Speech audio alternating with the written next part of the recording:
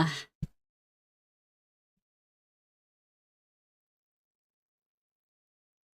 Oh, I should change the...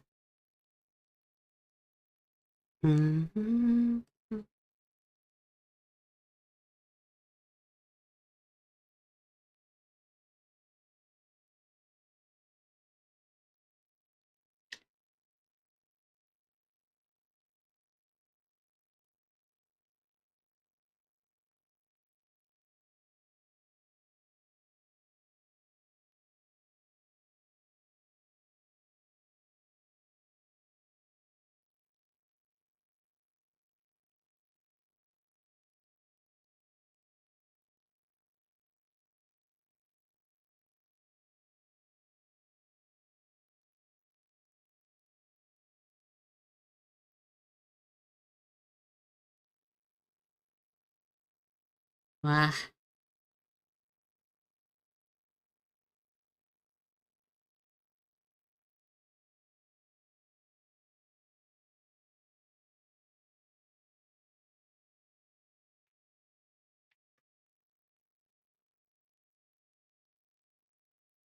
Okay.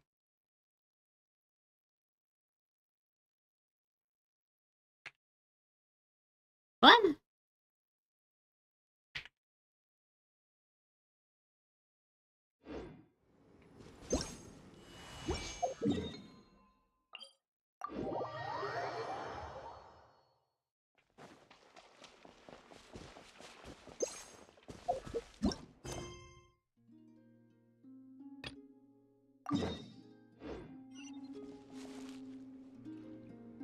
Oh my god. New patch, new story, new characters that I'm probably never gonna pull. I would like to get Dern, but I'm just never going to.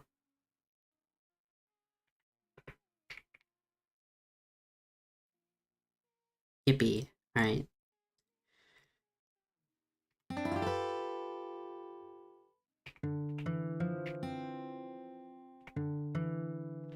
Or whatever, I messed up. Okay, time to do this story.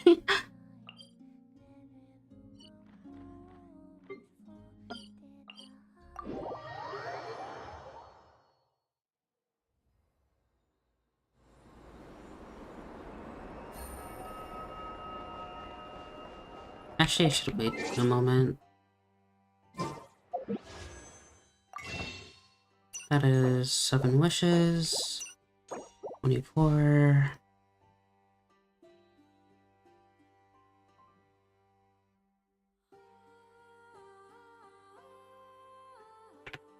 Columbina Day is like 42 days, 5 wishes. Welcome Moon is at 38.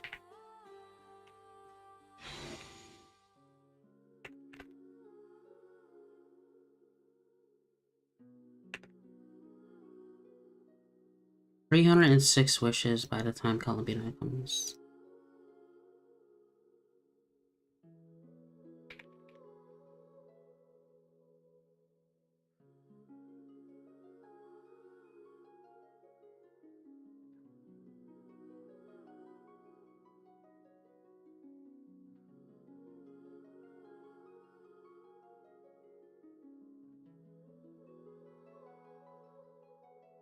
Okay.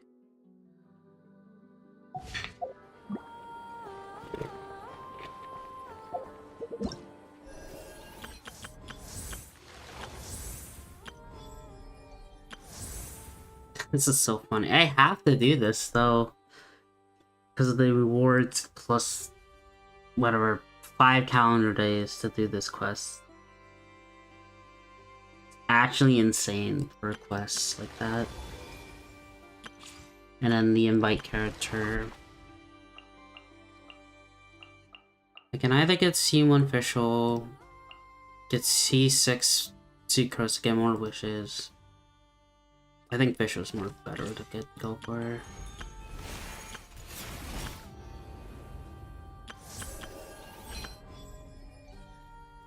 Okay. I've been waiting for this for like as soon as the last story ended.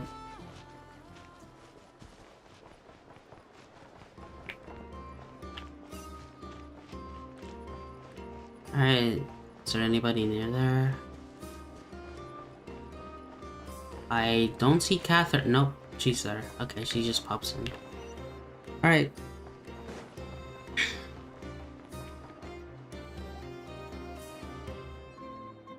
Thank you for waiting.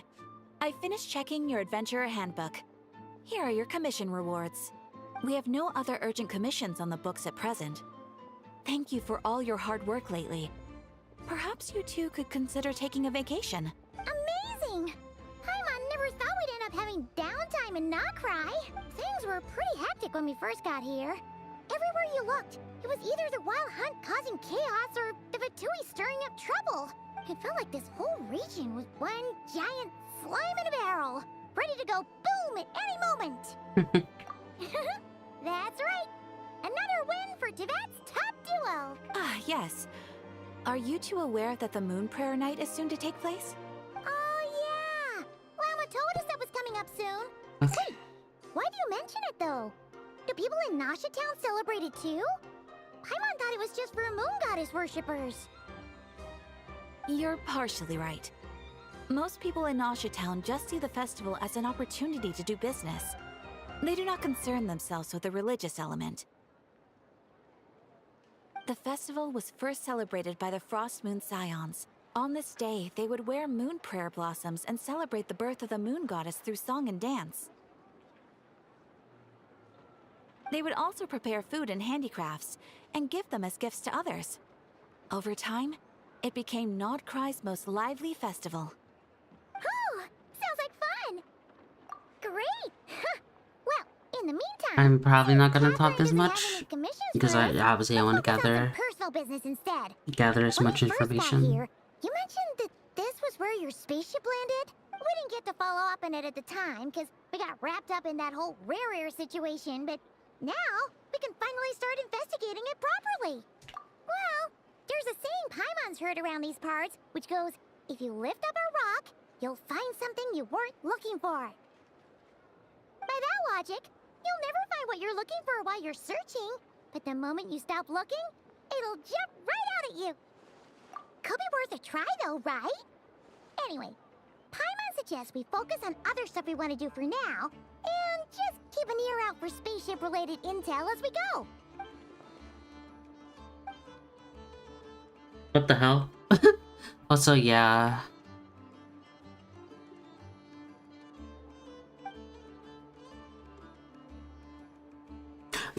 Don't mention his name. Look. he's definitely gonna be a weekly. What's wrong? You look super serious all of a sudden. Huh? Paimon gets why you'd be concerned about Columbina, but what does the doctor have to do with anything? Oh, that's true. And now that you mention it, we're definitely overdue for a showdown with the Fatui. It is weird that he hasn't shown himself this whole time. What could he be up to? True. Paimon would much rather deal with Marionette anyway. She says the meanest things, but when it comes down to it, she doesn't seem like a bad person. Maybe it's the pressure of being a Fatuse? Especially as a Harbinger. Does she feel like she's gotta act tough to keep up appearances or something? But then, every time we headed out with Rarier, she always wound up having to repair Polonia and her other robots. That's gotta sting. Losing face always hurts more for people who care a lot about their image. She's probably still furious about it. Oh. What? Relax, she's not even here. Huh? What's the matter? Oh, nothing. Sorry, we'll be on our way now. Where are we again? Oh yeah, Columbina? Right, yeah, let's go see Columbina. A Nocturne of the Far North. Act 5.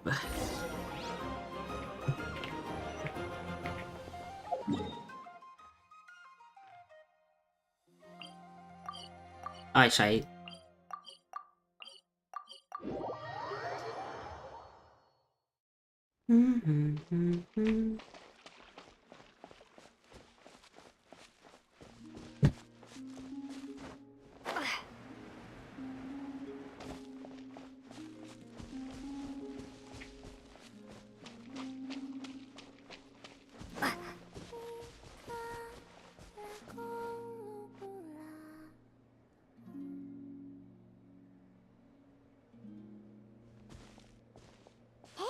she's sitting up. Is me sitting here a rare sight? No, we just thought you'd be resting. I forgot she talks. I forgot Traveler talks. Oh my god. Perhaps I would have been, were it not for the sudden arrival of some unexpected guests. Not that I consider it a disturbance. After all, you are the only ones who are free to enter. Would it not be a little unfriendly of me to lie down while we speak? I didn't realize you put so much thought into little things like that.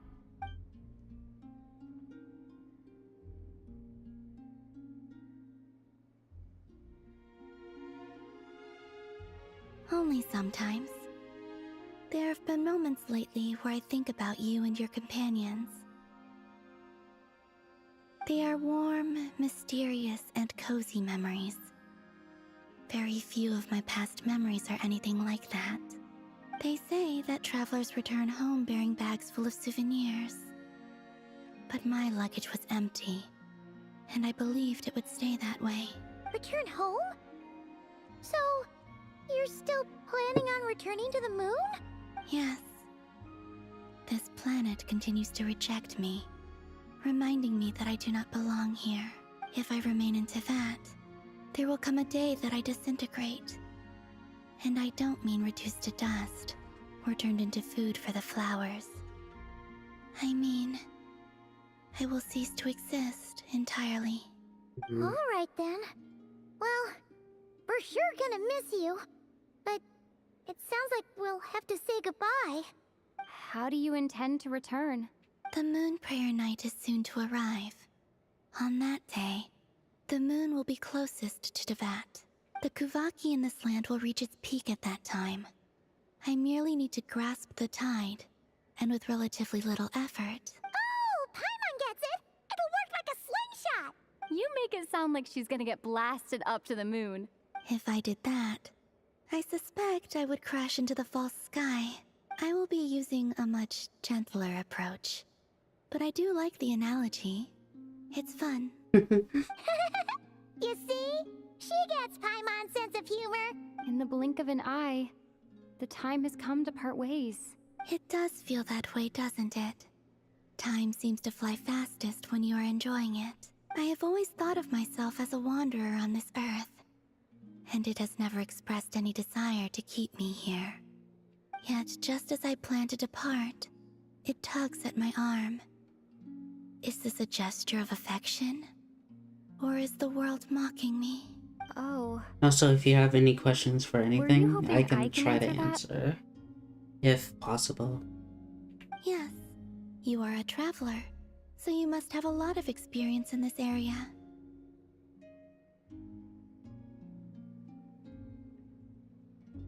Obviously, like, yeah, Then I'm gonna try what to I would enjoy the say story is- as much. enjoy the moment.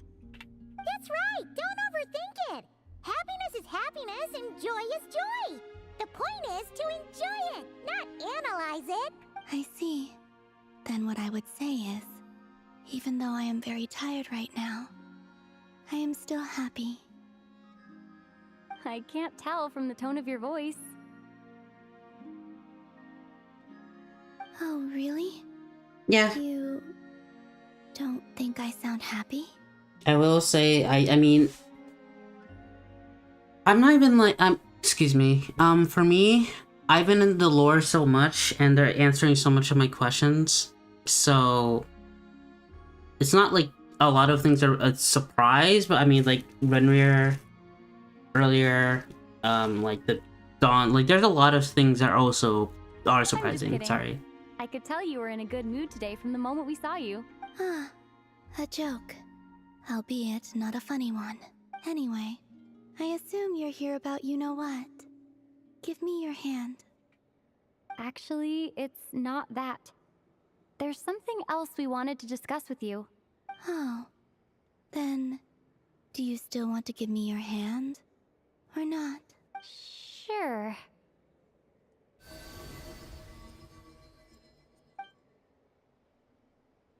Thank you.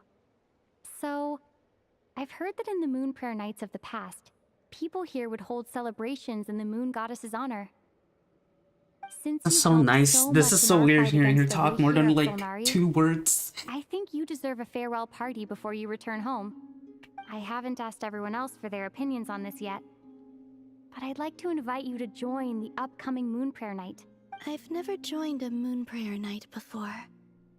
I'm not sure what I would even do. Oh, don't worry about that. We take care of everything. All you need to do is show up. Of course, there's no need to force it if you're not feeling strong enough. It's just, this kind of felt like a golden opportunity. But they call me Kutar, and the Fatui have an arrest warrant out for me. I shouldn't appear in public right now. I'll make it work. You have my word. Yeah, we got your back. Well, she does. Paimon's actually not too sure what she's planning. All right, if you're sure. I will not refuse your invitation. I suppose it wouldn't hurt to pack a few more sights from this world into my suitcase before finally learning what my homeland looks like. Oh, if you see Lauma, please tell her that my answer to the question she asked me is neither yes nor no. Rather, it is, there is no need. That was kind of cryptic, but sure. Guess it's between the two of you. We'll pass along the message. Bye for now.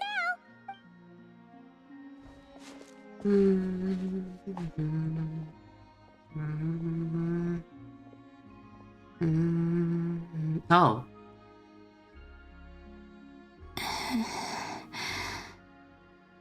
Or wait. And also, I do not know. Interesting. Since she's agreed to join the festival, let's go see who else wants to take part. Oh, I can't enter. Lauma's gotta be the person Anymore. most familiar with the Moon Prayer Night. We should start with her. Also, Shit. Not sure yet. I'll figure something out. what? Are you serious? And Paimon even gave you her vote of confidence back there. When did you become so sneaky?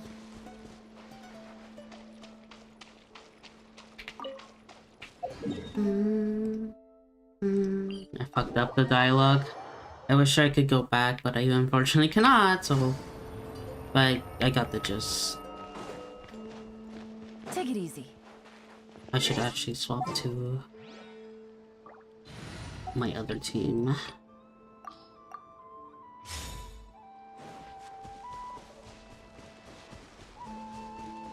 Oh!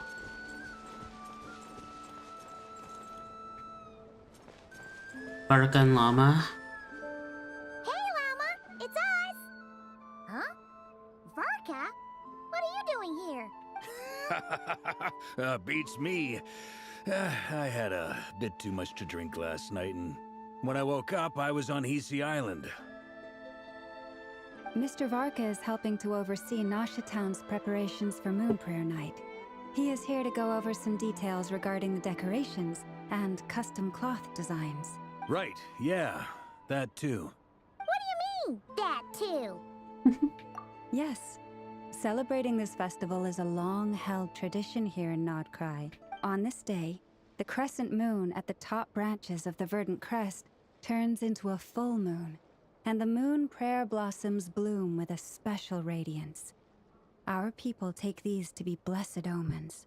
It's an should especially move my welcome mouse. event coming off the back of all that nasty business with raaaaaaaaaaaaaaaa. Everyone got put through the ringer recently, and now they're looking to turn their fortunes around. The big shots in town all agree that a big, lively celebration is just what we need to rebuild people's faith in this place. No wonder Okay. Catherine Yeah, oh said yeah, that you weren't Varka. so bothered about the religious element. Now you know he's the That's Grandmaster right. of It's Mondstadt. become more of a local custom by this point.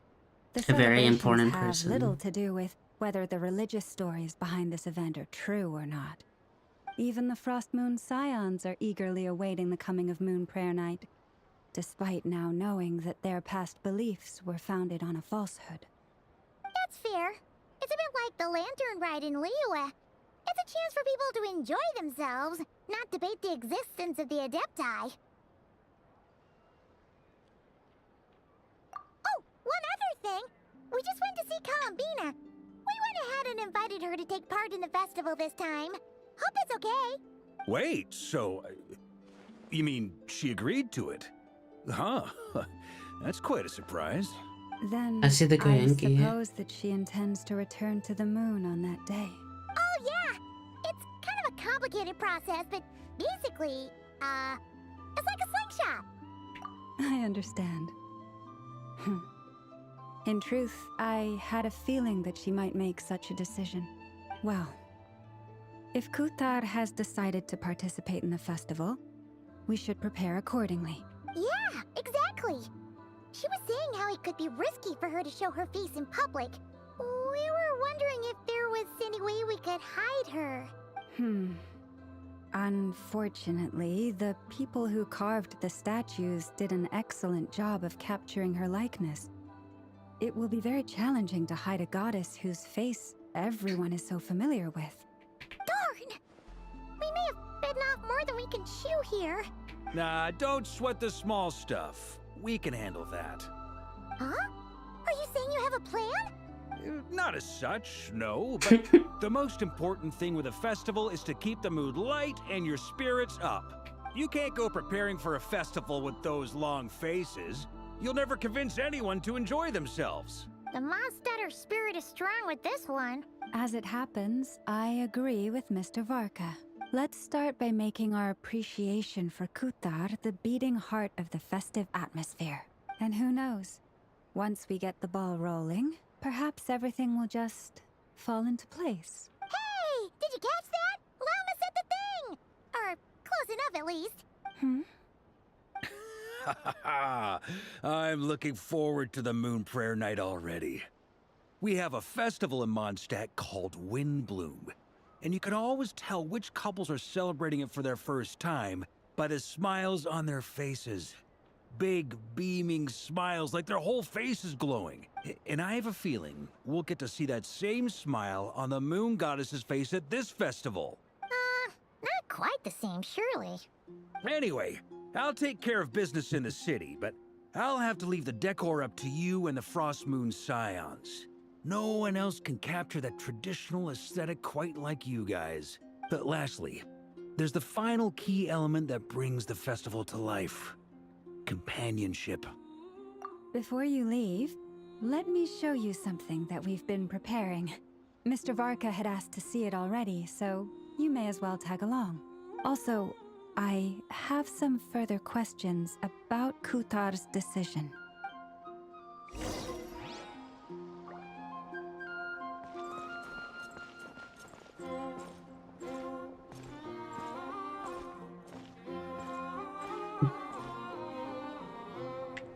Huh? What's this? They sure look like they're having fun. I believe so. Kuhenki seem very skilled at playing drums like these, although I'm not sure where they learned it from. Maybe it's an innate talent? In their eyes, they're probably just playing with toys. Luanatar! You wanna play too? Yeah. She looks more confused than anything. Maybe we can teach her next time if we get the chance.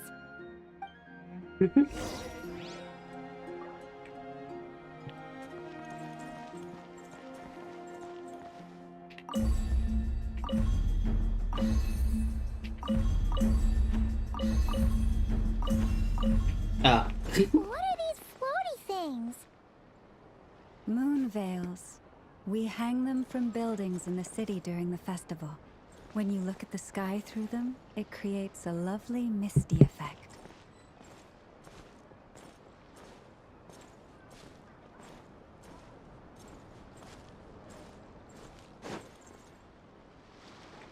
Everyone seems hard at work.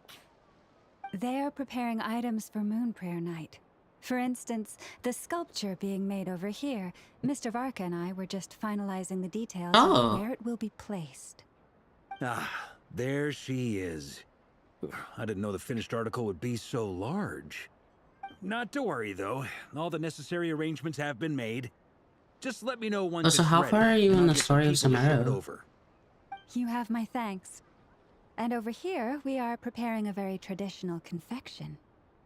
Oh, look at all these colors! It looks great!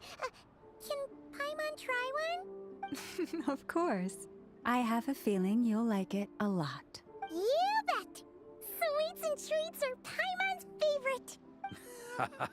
If you included those in the Feast of the Moon, I bet Paimon would have joined the Frost Moon Scions by now. There will also be verdant crests like this present in Nasha Town during the festival. The timing of Moon Prayer Night is not completely set in advance. We make a rough estimate, then observe the changes in the verdant crests and moon prayer blossoms to guide us. As such, the wait itself is a fun feature of this particular festival.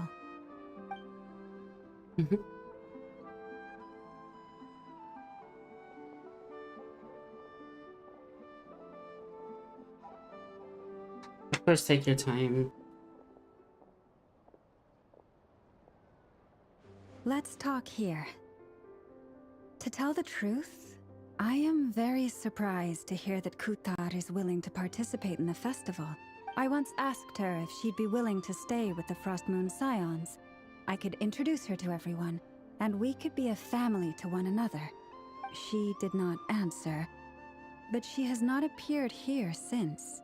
I took this to mean her answer was no, but if that were the case, she would not have accepted this invitation. Ah, I see. Maybe she is right. Maybe the Frost Moon Scions of today no longer need a moon goddess. But my wish was not for her to come here and be worshipped as a deity. I simply wanted to offer her a place to stay. I'm sure she believes that showing herself here might invite Fatui intervention, and as such, she does not wish to cause us trouble. But what really pains me about all this is that this is her birthplace. She ought to belong here, yet no one has been able to grant her shelter. I think I'm qualified to weigh in here. When someone's about to depart on a long trip, what they need is blessings, not burdens. We should wish her the best, not make the journey harder than it already is. Anyway, she's agreed to attend, hasn't she? All we need to do is simply respect her decision. I see your point. Yes, she will soon depart after all.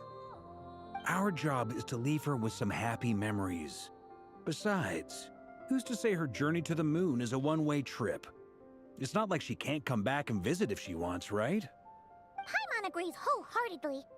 Festivals are all about having fun, so let's keep it simple. All right, I'm gonna head back to Nasha Town soon. Want to come with? I'm guessing you have some other folks to visit there. Sure thing, let's go! Bye for now, Wilma! Thank you all. Goodbye.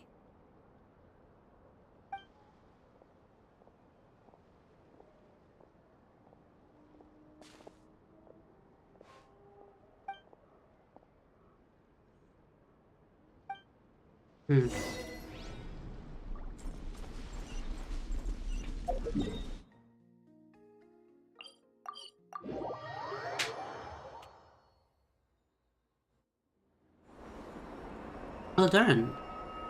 Huh? Hey, over there! It's Durin and Albedo with twins! What could they be chatting about? Your guess is as good as mine. Ah, Grand Master, and the Traveler and Paimon. Hello there. It's been a while. Perfect. We have some new volunteers for our investigation. Wait, let me guess. The righteous Lightkeepers are finally ready to hunt down the Abyssal Dragon? Haha. Yes, that too. Yeah, right! Oh, wait! Why does everyone keep saying that too? Well, to be precise, the facts match, but not the causality. Wait, so I guessed right? Half right. Don't act so impressed with yourself. Maybe I can explain. We ran into Mr. Flint's north of Nasha Town. At that time, we just noticed a few abyssal creatures out in the wild, but the strange thing was, I didn't detect any traces of abyssal energy on them at all. On closer inspection, we realized that they were not real monsters, but something akin to reflections in the water, or perhaps a mirage. Huh? What do you mean? Like, you could see them but not touch them? Exactly. It was very peculiar. They roared and tried to attack us, but we could not make any physical contact with them. I think I've heard of things like that happening in Notcry before, but I don't know much about it. Yes, it's a known phenomenon. Mirage-like illusions tend to appear in Notcry in the run-up to Moonprayer Night. From a distance, they appear quite real. I myself thought that Misters Durin and Albedo were locked in battle with abyssal monsters when I first arrived. But after sharing intel and investigating a little further, we can confirm that these illusions are harmless. There is no great cause for concern. All the Mirage stories I've heard are either animals, rocks, or small houses. Abyssal monsters, though? That's a first. It's a first for me, too. So I'm planning to look into it further just to be on the safe side. I intend to inspect a few more locations. What about you two? Any plans? Alice contacted me a few days ago. She'd like me and Durin to assist her with an experiment. But we lost contact shortly after receiving the message. I'm sure that comes as no surprise to anyone familiar with her. We don't know when the wind will blow, yet when the wind blows, we will know. That, in a nutshell, describes how Alice operates. Yeah, that tracks. Okay. Well, I suggest we investigate this Mirage business in the meantime. It's piqued my curiosity, and I'm pretty sure I know someone who will already be 10 steps ahead of us. Well said. You're so gay. Right? Whatever's happening in Notcry, she always seems to be the first one to know. Let's go see what she knows. We can invite her and her staff to the festival while we're at it.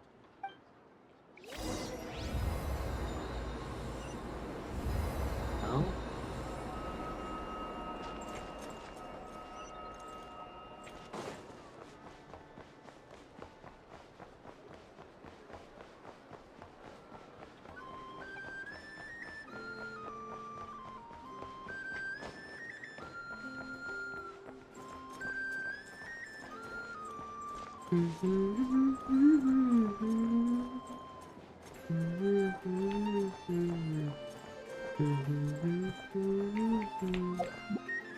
Ah, 42 more days till Columbina's release.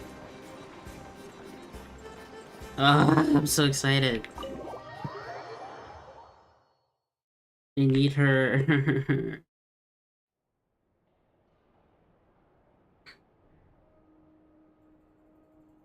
You're right, I have noticed.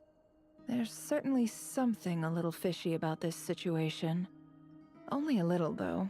Records indicate that this phenomenon can occur in the days before and following Moonprayer Night. That said, it has always been a rare sight in the past. The odds of encountering these phantoms are similar to looking up in the night sky, happening to see a shooting star, and managing to make a wish before it disappears. But this time, either everyone's getting lucky, or they're appearing far more frequently than usual. Yehoda's out gathering intel as we speak. In the meantime, let me check off some points of interest. First, the Abyss. The ones we saw seem to be abyssal monsters. Indeed. But we have identified one location where many more of them have made an appearance.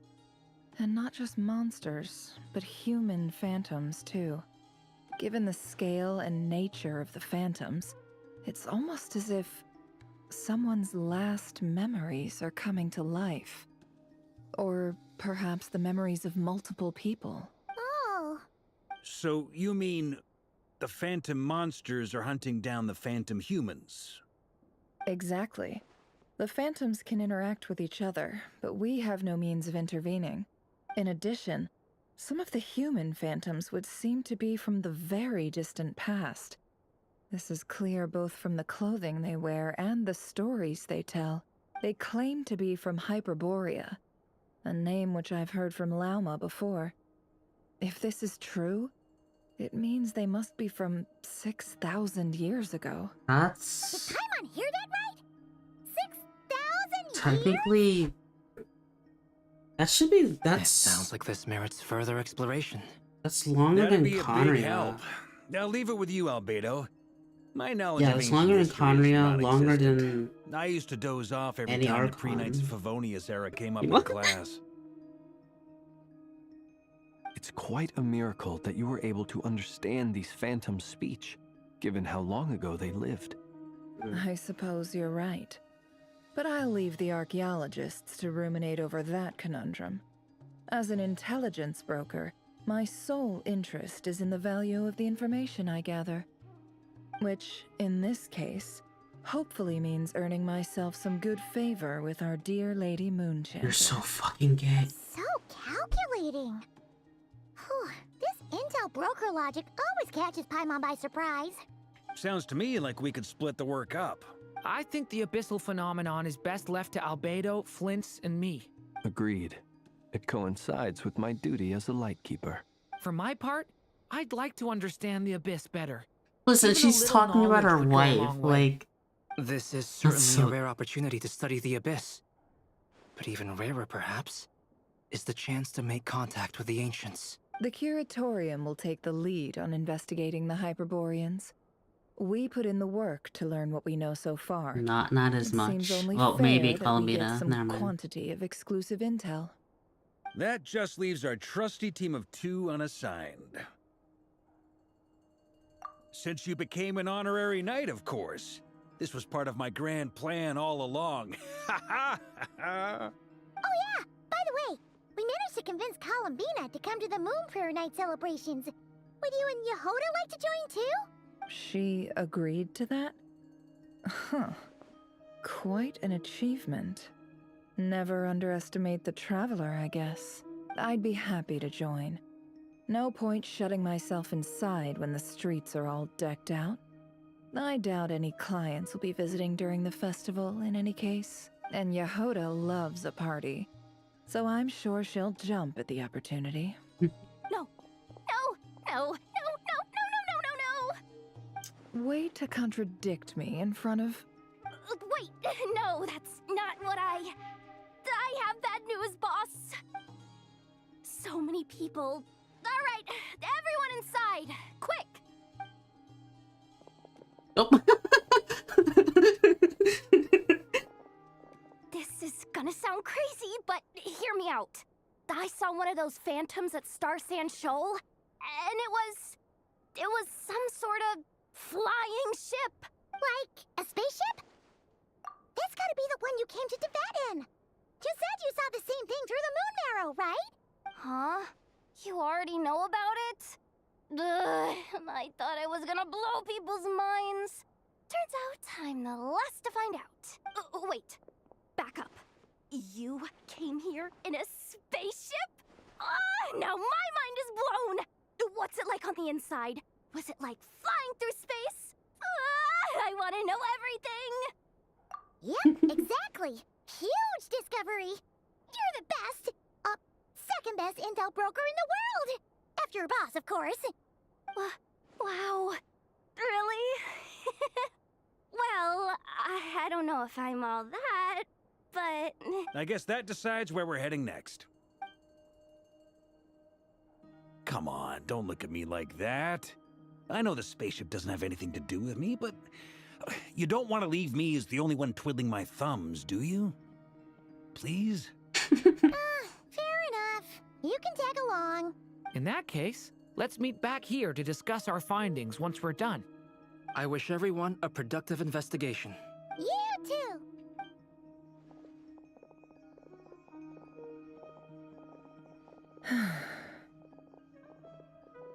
What's up, boss? Aren't we gonna head out? Tell me, Yehoda, when did the Curatorium start giving out intel for free? Oh, sorry,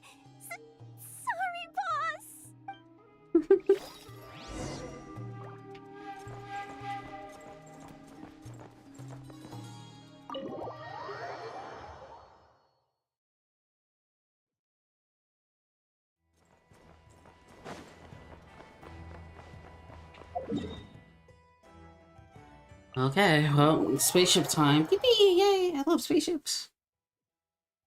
Okay. Oh.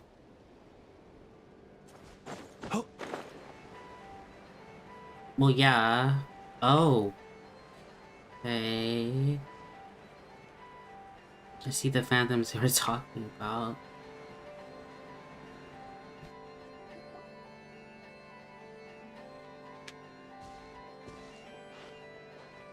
Wow, what do you know? Yehoda was right on the money.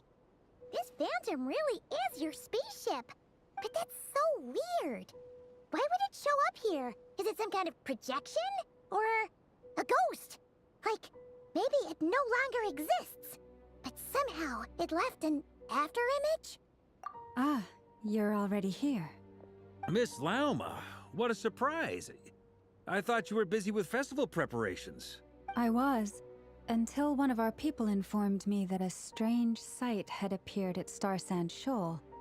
No one's ever seen something quite like this before. I thought I should see it for myself. Same here. Oh, so we heard that these things appear around the festival period. Any idea why that is? Unfortunately not. We have very limited information about them, since they can't be interacted with. And no human phantoms have ever made an appearance before now. The most we've been able to deduce is that these sightings appear to be connected to the increase in Kuvaki energy around this time. Yeah, seems like that's all we can do. This is all so confusing. Allow me to lend you a hand.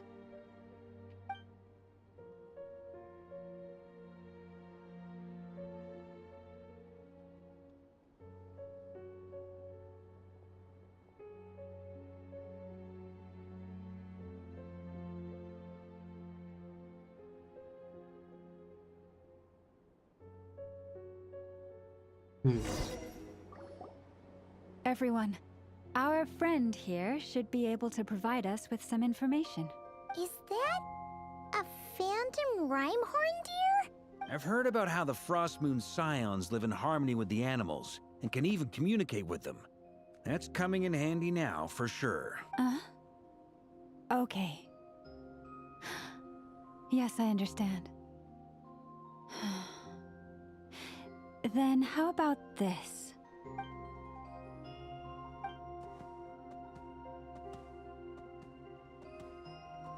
Oh, it's leaving. It appears to share our curiosity about this giant spaceship, so I asked it if it wouldn't mind investigating along with some friends. In return, I told it about some nearby spots where the wild fruit grows abundantly. We may live in a different era from these phantoms, but I trust that the terrain, climate, and ecology here are more resistant to the effects of time than some things are. Let's give them a moment and hope for the best.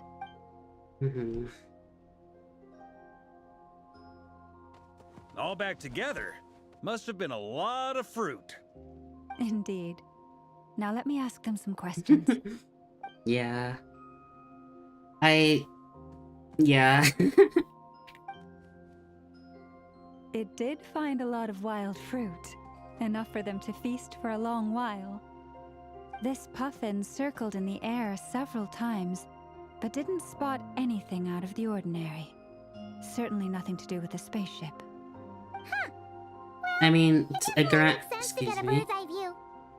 Granted, Indeed. this is the most Other than that, I was also interesting thinking the that story has ever the been. world these phantoms see And actually is solving, also different from ours. answering, or Oh, I don't know. what you mean. We're actually getting The wild fruit answers and exist in questions both about times and ourselves spaces, but there as the might also be travelers, things that only exist in that space-time, which we can't see. instead of just helping people's problems, which is most Archon stuff. Good point. Great thinking, Lauma. Blunthorn rhinos can use Kuvaki to shift great rocks, But this one says it couldn't get that ship to budge by even an inch. The sniffer mole tried too, but despite being a skilled digger, it could not get through. They say that the spaceship looks robust and undamaged. It seems completely impervious to any and all attacks. Whatever lies within is well defended from harm. So, just like us humans, there was nothing they could do about this spaceship either. Yes, still, they deserve our thanks. We are grateful for all your efforts, dear friends. Now go, and enjoy your feast. I've noticed some other human phantoms gathered nearby. Come on, let's go talk to them.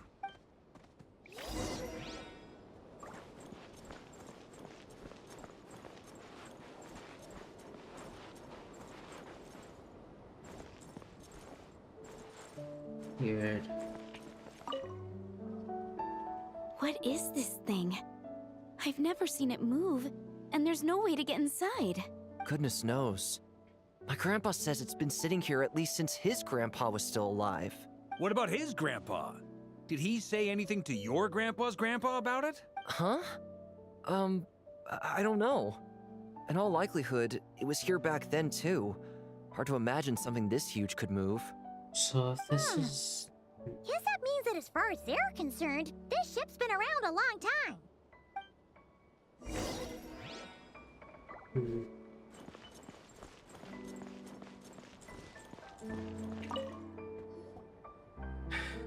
Come on, brothers. If we can get even a small chunk off of this thing, it's gotta be worth a fortune. Today is the day we strike it rich. Huh? You mean Paimon? Yes, brother, I shall join you. Let's make our fortune. We should go with them. What the? This thing is crazy tough. I can't even scratch it. What's it made of? Sorry, brother. Looks like we'll have to seek our fortunes elsewhere. Enjoying yourself? I was just seeing if I could influence this phantom's perception by playing. But nope, no dice. I'm sure we're all starting to build up an idea of what's going on here now that we've spoken to some of the people. These phantoms are reenacting real historical events in Nodcry. It's almost like we're in some kind of interactive stage play. We can talk to the actors, but the plot is fixed, and we can't influence it. It makes sense. History is set in stone. The objective facts of the past cannot be changed. Paimon totally thought you were just goofing around earlier. But actually, you were doing some serious investigating. Of course I was. Anyway, at this point, I think we're forced to conclude that although the Phantom spaceship is right there in front of us, we aren't going to learn much about it from these people.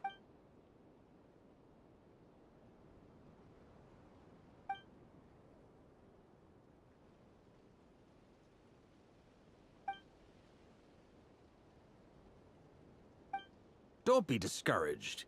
If nothing else, this is proof of the ship's existence. And think about it. So many people tried to hack their way inside, but no one could get the door open. It's made of very tough material. To me, that says that we'll either find the ship itself or the story behind it. It's just a matter of time. Huh. Every now and then, when Varka gets serious, he actually does seem like Grandmaster material for once. I wonder how the others are doing. Let's head back for now. Sounds good. Also, drinks are on me if Team Knights of Favonius is the first to finish. Wait, we have a team name now? Am I in Team Knights of Favonius as well? You're very welcome to join. We've even got a cathedral ready for you. Isn't that technically blasphemy? You wouldn't dare make a joke like that if Barbados was in earshot. Nah, I'm sure Barbados doesn't mind a little harmless blasphemy once in a while. What?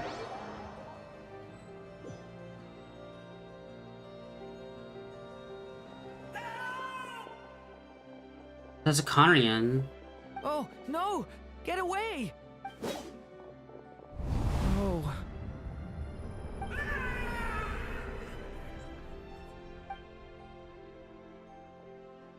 I know it's hard to stomach, Mr. Duran. But as I'm sure you've noticed, There is nothing we can do to intervene in that which unfolds before us. But we have to at least try. And try you have. But are you aware of how many unsuccessful attempts you've made now? I wasn't keeping count. I'm afraid this is the 39th failure so far. Or the 5th if we're only counting this particular victim. There are no indications that these phantoms may be altered in any way. You seem to have calmed down a little. I'll make us a fire. You should rest and have some water.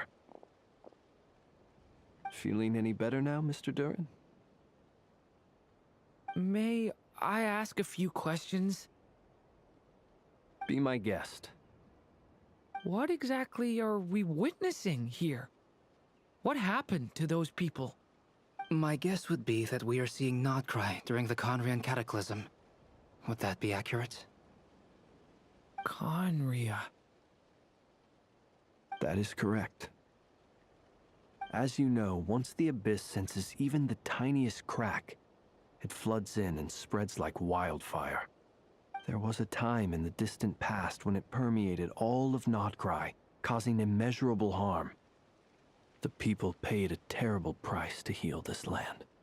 Then, 500 years ago, the whole of Teyvat suffered an abyssal disaster.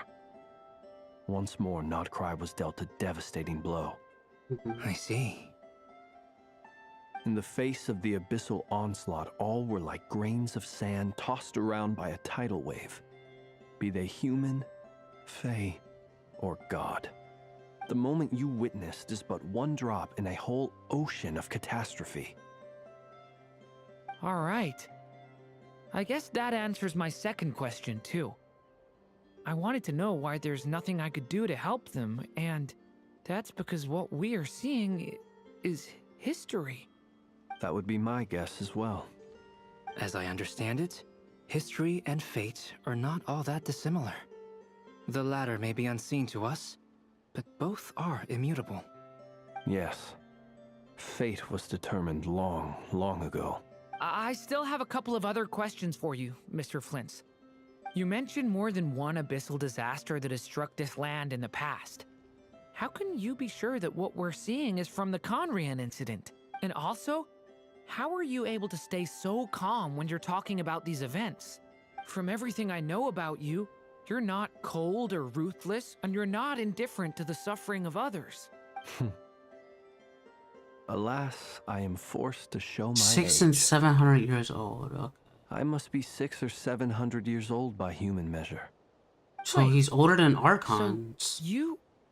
One is not easily He's moved by seen the history when one Arcana has War. witnessed the truth firsthand. I'm sorry.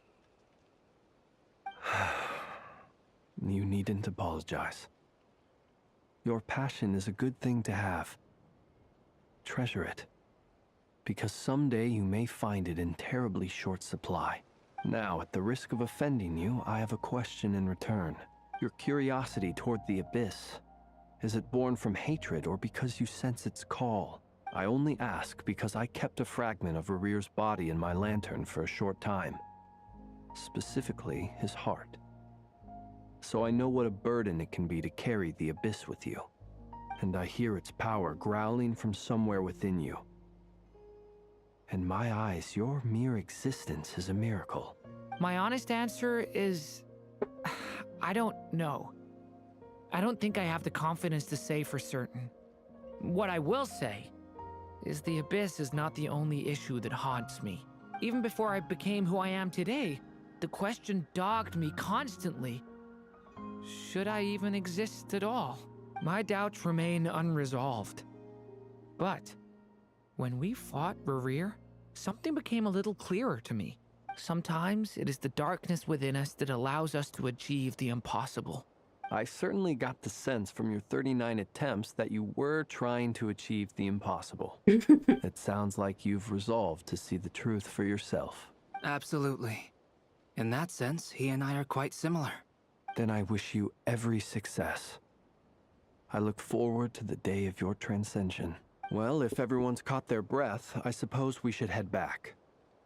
Oh, and one last thing. I'd appreciate if you kept our discussion about history a secret. I'm gonna look for my glasses real quick.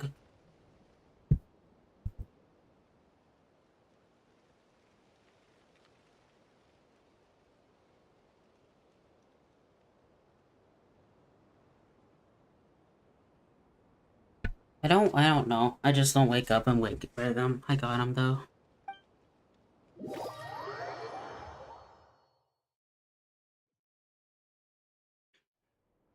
Incredibly, our separate investigations led us all to the same conclusion. Hooray for consensus! Yeah. I'm not entirely but blind. We barely learned anything though. I totally thought this would be the mother lode. Talking with the ancients? I mean, come on. But nope. All we got was useless snippets of conversation. Yeah, I'm not And all this entirely stuff blind about about them. moons and hyperopia. What a load of baloney. Seems like people back then had a few screws loose. I understand your frustration. We found the same issue. Each phantom only showed a very brief moment in time. There isn't much value to be found in these miscellaneous fragments of a civilization's history, no matter how glorious it may have been. If there's a silver lining, it's that these phantoms are harmless to the present reality. They shouldn't get in the way of the festivities. Paimon agrees. And not just because it's the first thing she understood in That's this her whole hair. conversation. You look disappointed, Nefer. Is something the matter? What do you think? We all worked our tails off, but the only one to gain anything from it was you, Lady Moonjanter. Well, please do share the Hyperborean records with me. I will gladly inscribe them in our people's documents. Oh, duh! Yeah! That was it! Hyperborea! Hyperborea. I'm serious. Only an expert in the Frostmoon Scions and their history can turn these records into valuable research material. The alternative is to let them gather dust on the Curatorium's storage shelves until the pages turn yellow. Nefer, you're wise enough to know that cooperating and sharing the profits is the best course of action here. Well, that goes without saying. Sure, let's do that. Huh? But didn't you say we aren't supposed to give out intel for free? Sorry. Shutting up. Shutting up. Now is not a good time to push Nefer's buttons. Anyway, back to Moon Prayer Night. I'm thinking that we should prepare something a little special, aside from the usual decorations and so on. You mean a parting gift? Yeah, a cool fact about visions is, excuse me. Will go bad on the moon? Visions and moon wheels are, Perhaps a lantern would be a better choice. It might be are dark up there. personalized. They can It could increase prove and difficult to light a decrease in lantern on the size moon. depending on the person. Magical stones might serve that And purpose better. in a way, What you've about seen it in a Izuma. clockwork In a way, they mechanism are from their Fontaine? memories, I've and got a if whole their vision bunch is at taken home. away, I use them for fighting practice in my free time. excuse me. None of these sound like things she would be even remotely interested in. But we don't interact with her enough to know what she likes. That's true. Yeah, for visions and moon wheels are just the same as visions, but they're blessed by the goddess, the Kuta or moon goddess. That is what allows them to do lunar reactions. And for visions, this is just same thing. They can use the conversion of whatever element to use the element. So, like, for example, Nefer and Llama use Dendro lunar moon wheels. But Aino, and Yehoda use visions. I don't know why they have moon wheels or the Nod Cry symbol, but it is not the same as moon wheels for some reason. I don't know why it's not, but they should. It's probably a game balance thing. But I'm assuming it's a out of lore thing. instead of moon wheels, because like, I'm assuming they are moon wheels for Aino and Yehuda, but for gameplay's sake, I don't think they had to make it just visions. I feel like them being visions is weird, because they're born and raised in Notcry. They're not born in Notcry, but they are raised in Notcry. Back to the visions, yeah, they're personalized. For example, Nefer is like on her back. The Flins is on his back. Nefer is like on her waist. Yoda is on back of her head. I think Aino is also like behind her on her back. But I think Nefer's also on her back, like behind a cape. A lot of them are on their backs, but there's also unique ones, like Yaimiko on her earring. Charlotte on her like purse bag thing. And I think Durin doesn't have a vision. Like there are some characters who don't even use visions because they are born of unusual things. Like us, the Traveler, we're just have the only ability to use every element in the game.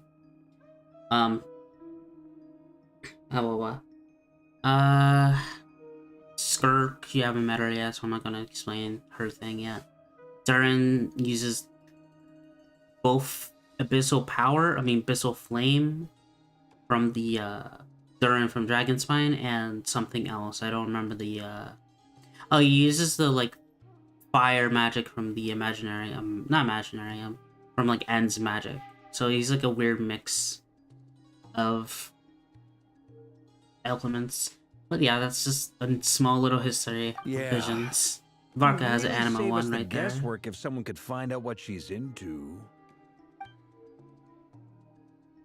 Wait, what the? Oh yeah, maybe I did explain that. I forgot. They're all looking at you. Great! Haha, problem solved. Now, I need to stop by Dory's. Gonna need her help sourcing a bunch of stuff for the festival. Then let's leave it there for now. We all have our own business to attend to. Traveler, if you find out what Kutar likes, let us know right away.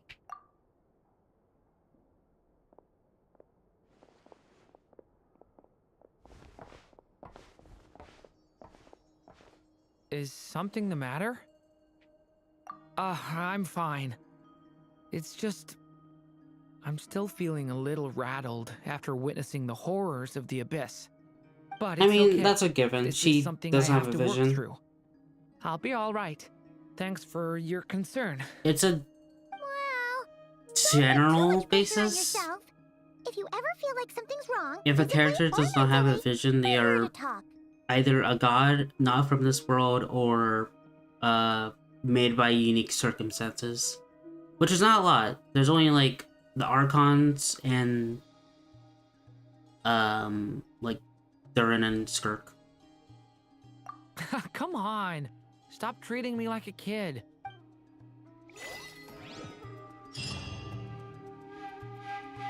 I'm gonna do a little history lesson.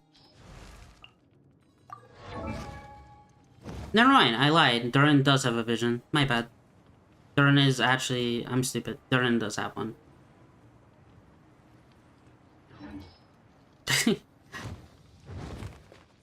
Also, yeah. Yehuda's the back of her hair. Well, bow ties, tied her hair. Same thing. And Nefer. Yep. And then, for example, the Pyro Archon Mavika has no vision. Not a single one on her body. You can look as much and harder as you can, but she does not have it. The main thing that makes them unique is their eyes of the Archons. They have the most unique eyes in the game.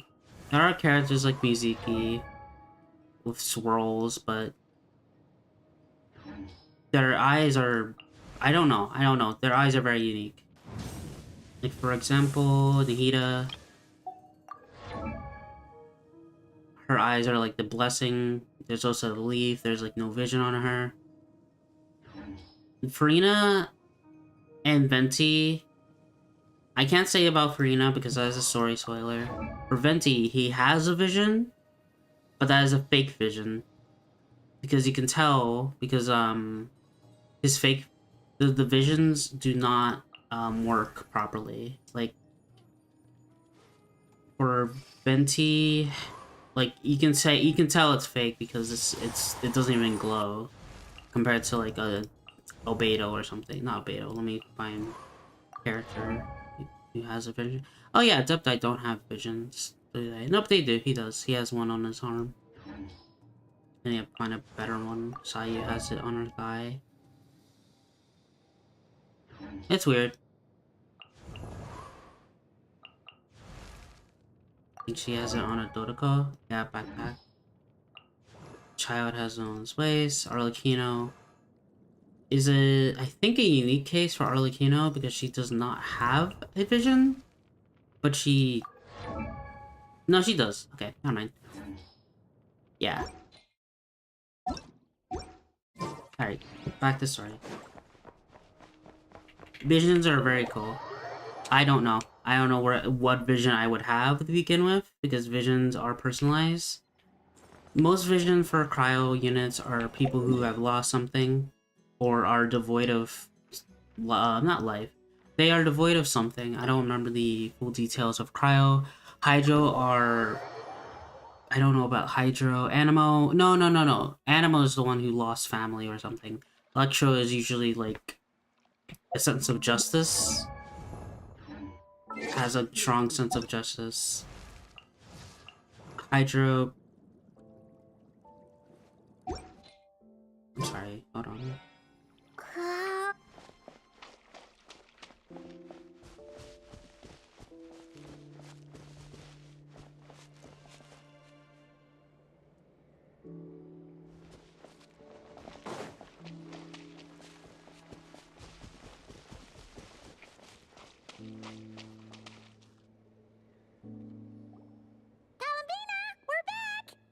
Huh? She's not here. Weren't there a few Kuhenki here last time, too? Where did they all go? Walkies?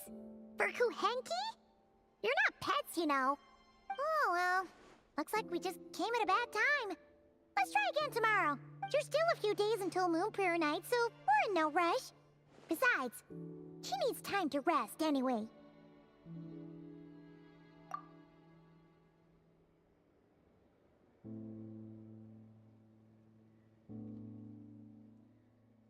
Kalamina! Are you back yet? Oh, how strange. Looks like she still isn't here. Right? It's not like her to spend so much time outside. Especially since she's worried about attracting unwanted attention. What about Luonatar? Luonatar, you there? Hey! Do you know where Kalambina went? Sorry, didn't understand.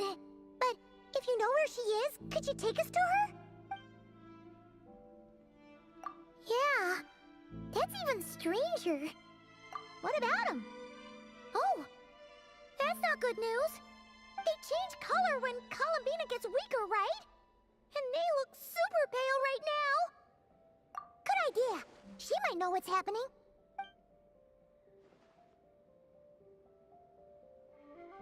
Llama! Ah, it's you. How is Kutar? Is she okay? No, she hasn't. I came here to check on her after I noticed the flowers had changed color. Based on past precedent, she must be very weak right now. Even getting up to walk would be a struggle. It seems unlikely that she wandered off outside. Not to mention that she doesn't do that at the best of times either. So yeah, this is super weird.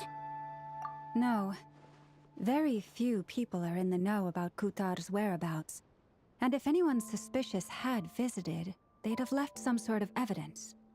Come on, let's go to Nasha Town. If anyone has seen her, someone there will know about it. It's not Cry's information hub after all. Makes sense. Let's go!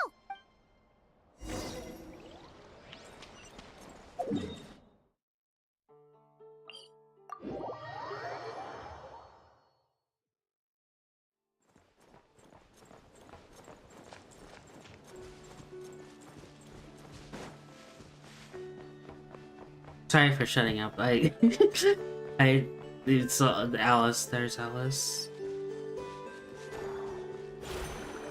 You can tell because of the style. Wait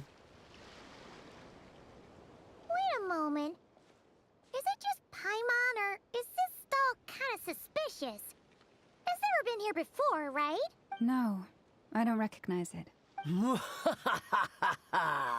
Alas, your free and easy adventure time is over.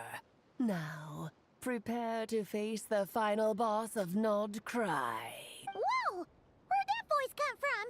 Not sure, but it's definitely hostile. No, not that way. The final boss is right here. The sniffer mole? That's the final boss? Surely... Okay, the jig is up. I'll stop teasing you. Turn around. I'm right behind you. It seems I've managed to leave quite an indelible impression, even though you've never seen my face. Oh, nothing could make a great mage more pleased with herself. Huh. Little fourth wheel. Okay, that's cute. See the little fourth wall breaking. What is going on? I've heard that all the big shots in Teyvat have long, wordy titles that stun people speechless when they make their entrance. Her design is so weird to me. Unfortunately, none of them are affiliated with the Hexenzirkel, and we ourselves keep a very low profile. The notorious name-dropping doesn't quite work for us. Still, I, for one, think I'm really quite amazing. So that didn't stop me from coming up with a title anyway. The more I look at it, the more I'm like, okay, maybe it'll grow on me. It's really you this time? Not a lantern or a Dodoko, but Alice in the flesh? Oh, that's right. So, what do you think? How does it feel to finally meet me? You look like... Oh, that's the first thing you thought. A little surprising, but that actually makes me very happy. Because that means that when Klee grows up, she'll be just as stunningly beautiful as her mother. So she's a friend of yours? Kind of. This is actually the first time we've seen her in person. I see. Madam Mage, that was, quite a powerful entrance. I certainly won't be forgetting it anytime soon. It's okay, Lauma, don't force it. Paimon will do the honors. This is Alice from the Hexenzirkel. She's a friend of ours. And of Arcus, too. That's right. She's a good person, just kinda... unpredictable. Well, what is the human heart if not unpredictable? If we could not do as we please, how would we differ from machines? I am Lauma, Moon Chanter of the Frost Moon Scions. It is a pleasure to meet you. Oh, I know. Before you got here, I spent a good, 15 minutes getting up to speed on Nodcry's present situation. In other words, I've read the whole in the last episode part, so we can skip the pleasantries. Fair enough. Well, Miss Alice, I can already tell that you have quite a unique personality.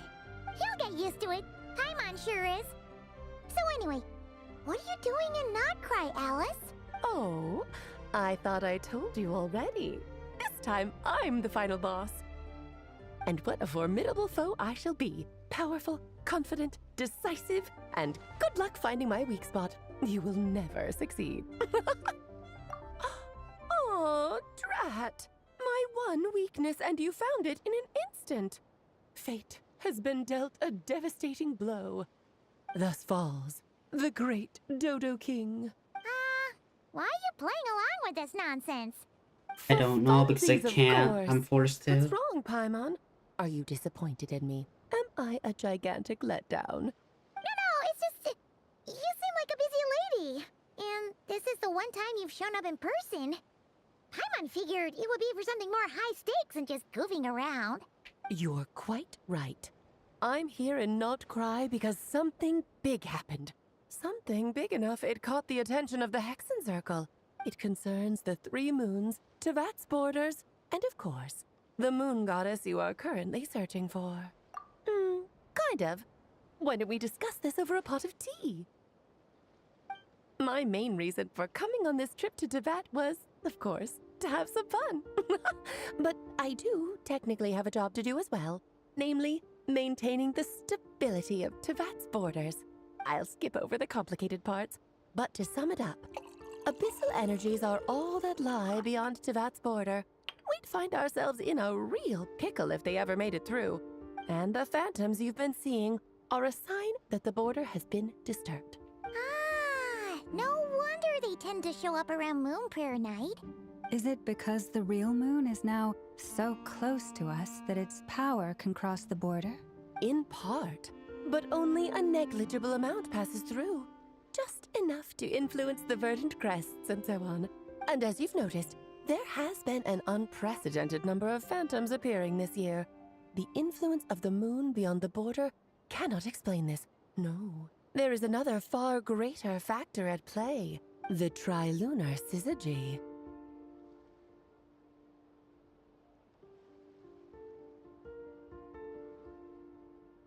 A trilunar syzygy. Eons ago, before the heavenly principles came to Tevat, sorry. It was the then 3 moon goddesses who controlled the laws of this world. Oh, that's exactly it! The 3 goddesses split these powers amongst themselves, promising never to consolidate them into one singular body. This was meant to keep the world stable. But, fast-forwarding to the present, the eternal moon's marrow is with you, while the iridescent moon's marrow, which should never have appeared in this world, has been retrieved. Add that to the presence of a moon goddess in the flesh and... the power of all 3 moons is gathered here in Notcry. There hasn't been an event like this since the War of Funerary Flame, and it's having a noticeable effect on Tevat's borders. Because I wish to give my darling daughter a peaceful, sunny environment to grow up in. Is that a good enough reason? Kinda sounds like you're dodging the question, but it does make sense. Well, that's one reason anyway, and the most important one. The others are a little complicated to explain. For instance, I cleaning know who up Miss after R DSQs is. are. Albedo could tell you more about that if you're curious. But right now, I have a more important question to ask you. Why are you collecting the moon marrows? I see. Nicole told me about that legend once. Nicole? You mean Mage Anne? Oh, so you remember. Yes, of course. That was a story about fate, her area of expertise. But back to the story of our dear moon goddess. I'm afraid her intended method of returning to the moon is unlikely to work anymore. What does that mean? She may be missing, but she hasn't gone anywhere. She has disappeared.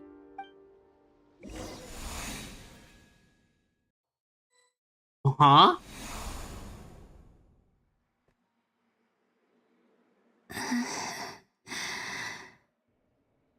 My body is so heavy.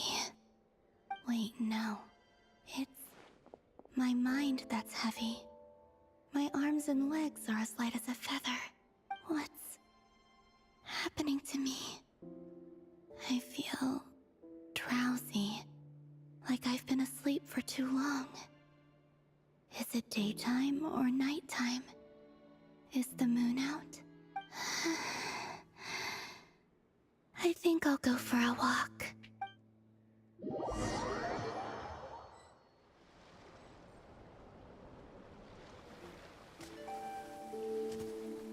Animated. Are you out for a walk too? Huh?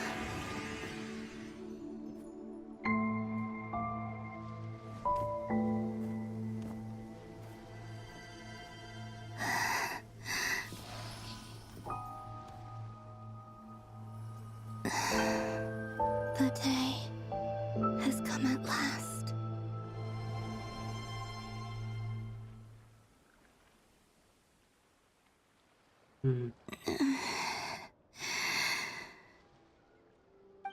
grown so weak that I can't even sustain my physical form. But Moon Prayer Night is nearly here. I was so close to returning home. Death is near. Is this how it ends for me? Will I return to the moon after I disappear? Or... I don't want it to end like this. So far, at least, I still exist. Even if not physically, I can still feel. But as my power wanes, I'm sure that too will fade. I suppose I might take one final look at this world. The world where I was born.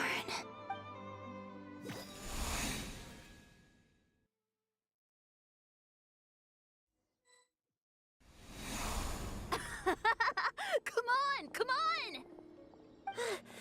Wait for me! The Frost Moon Enclave. How much it has changed since I was born. These decorations, they're so heavy. It's times like this when you kind of wish men could be priestesses and acolytes. How fascinating. I've never had the chance to be privy to people's private lives in this way. In the past, people would get so solemn and serious the moment I showed my face. Like they were frozen stiff. Karina, Lametti, it's time to eat. Coming! I want to watch them a little longer.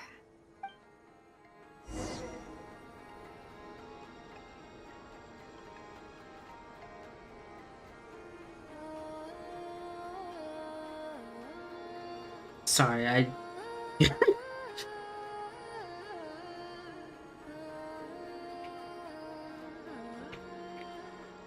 Oh my god, I hope she's...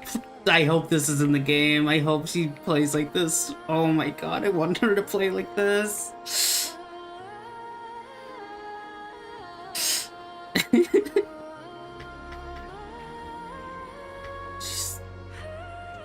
Please, let me play, just walk like this.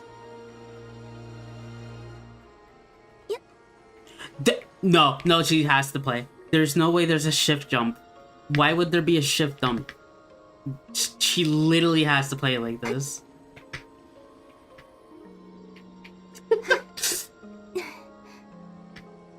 Yep.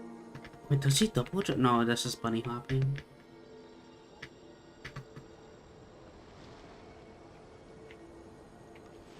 I need it. I mean, I need it. I need it. I need it. I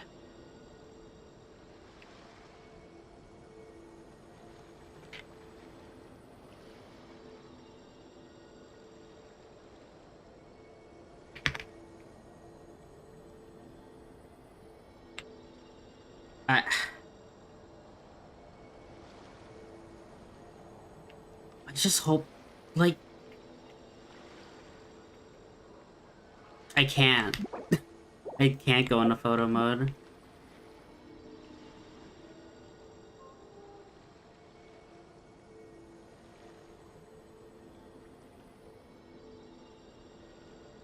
The only thing... That's so interesting.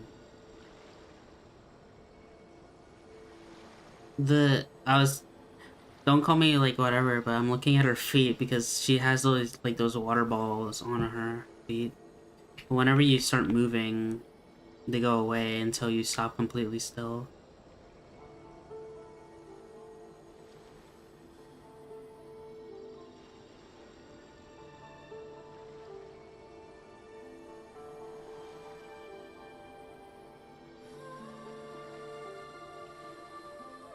The fact that she makes no noise on the ground. Not a single step.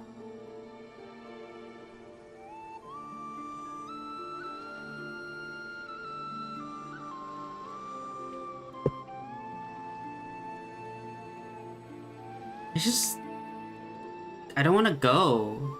This is genuinely... Can this skip like 40 days? 42 days already? I don't want this anymore. I want this.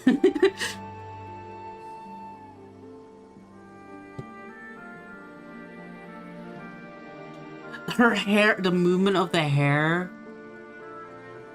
literally a wave. Oh my god.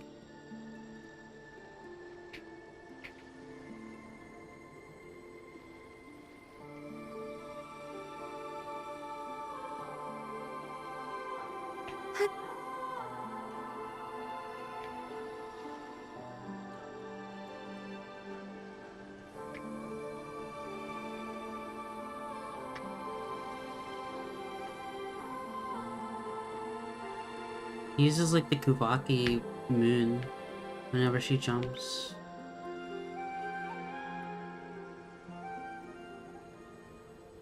Okay, I should actually play. I don't want to.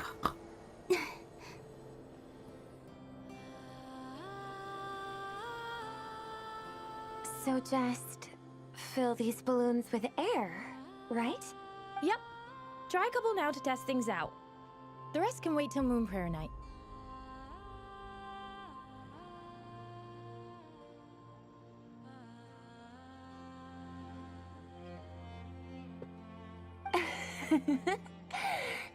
Think fast. Rita! Teasing an acolyte of the Frost Moon Scions? Surely that's a punishable offense. Take this! Huh? Alright, enough horsing around. Lady Lauma gave us a task. We should get back to it. After, sorry. The story's gonna kill me if this is an hour and like a 30 into the game in this story. And I'm really feeling like this is, oh my god, this is gonna kill me when she comes out. The task is just to check that the balloons don't leak, right? Doesn't matter if we fill them with air or water. Yeah. Okay, you got me there. And you got me there. But still, we can't use all the balloons before the festival even starts. We won't use all of them. And as long as Lady Lauma's trusted acolyte doesn't snitch, this can stay as a little secret between friends. A couple more can't do any harm, right? Oh, you menace. Then, think fast! Is pumping a balloon full of water really so much fun? Sorry. Dude! I just...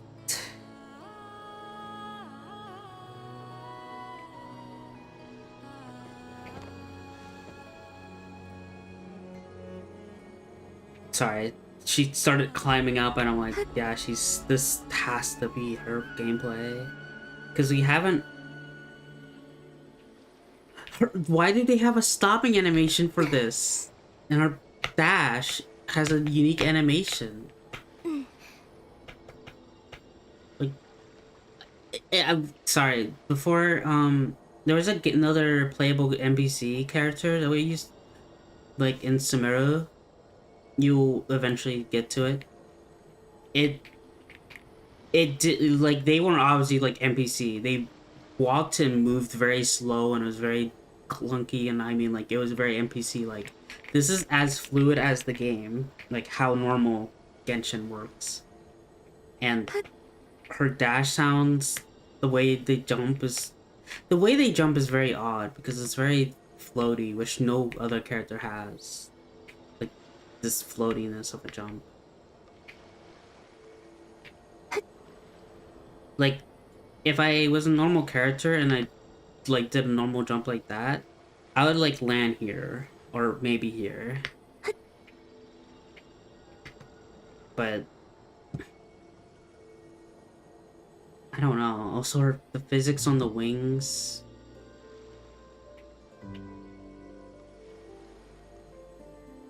I feel like it will be as floaty as this.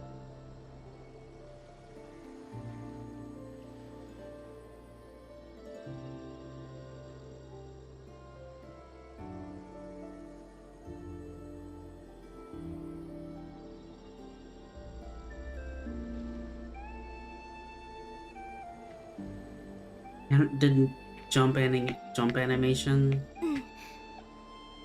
I doubt she has idle animations.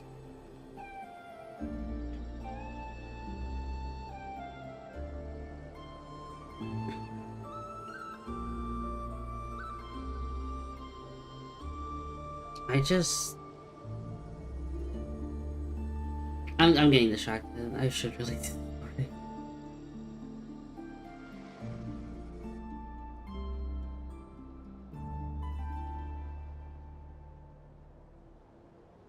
I'm sure you're both tired from playing all day. Come on, eat up.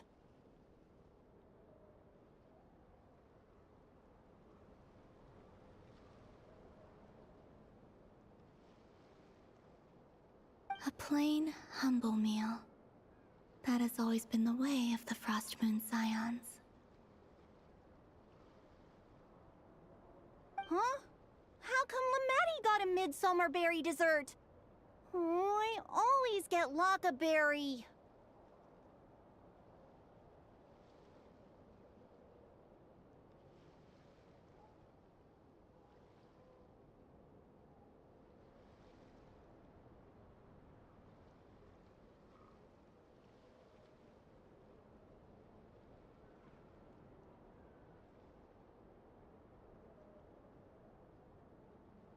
Sorry, I'm texting a friend right now.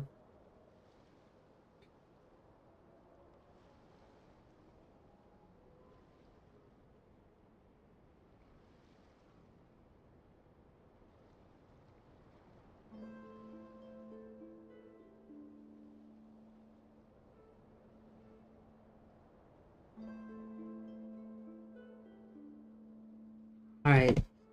I don't mind sharing. You can have a bite of mine if I get to have a bite of yours. They're sharing food? I've never shared food with anyone before. Even at the Harbinger tea parties, everyone just ate off their own plate. And when I couldn't finish my food offerings from the Frost Moon Scions, they'd leave the leftovers out under the moonlight for the animals to claim. Hey! That was 2 bites! Oh, then you can have another bite of mine. Oh, you too. Oh, don't fret now. Here, have some of Granny's too. So this is what it means to be family.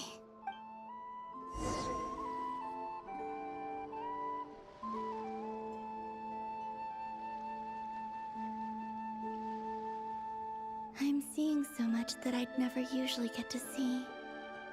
They'd never act like this when I was around.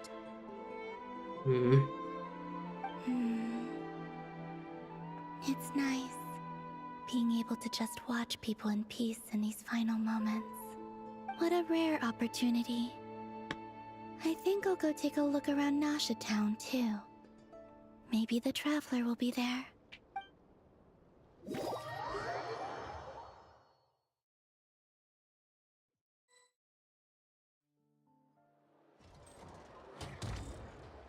After the War of Funerary Flame, the Moon Goddesses were no longer recognized by Teyvat. They lost the whole foundation for their existence. That's why the Moon Goddess's strength is fading. She cannot withstand the world's rejection of her. To be more pedantic about it, the Moon Goddesses did something to offend the Heavenly Principles, and that's why they were ousted. Something of a recurring theme in Teyvat's history. Theoretically, speaking so candidly should put me in their crosshairs too, but they can't tell me what to do. I'll say whatever I want. Anywho, the Moon Marrow energies were but a drop in the bucket for her, and that battle against the Ray Hair of Solnari only weakened her further. Fortunately, it happened close enough to Moon Prayer Night, when the Kuvaki concentration here is high. That's the only reason she managed to survive this long. What do you mean, Unfortunately. You said she disappeared. We're too late. Ugh, what a headache. I thought this was all common knowledge. I guess I have some more explaining to do. Okay, buckle up. It's time for another lecture. I did not test. If I can, I'll check.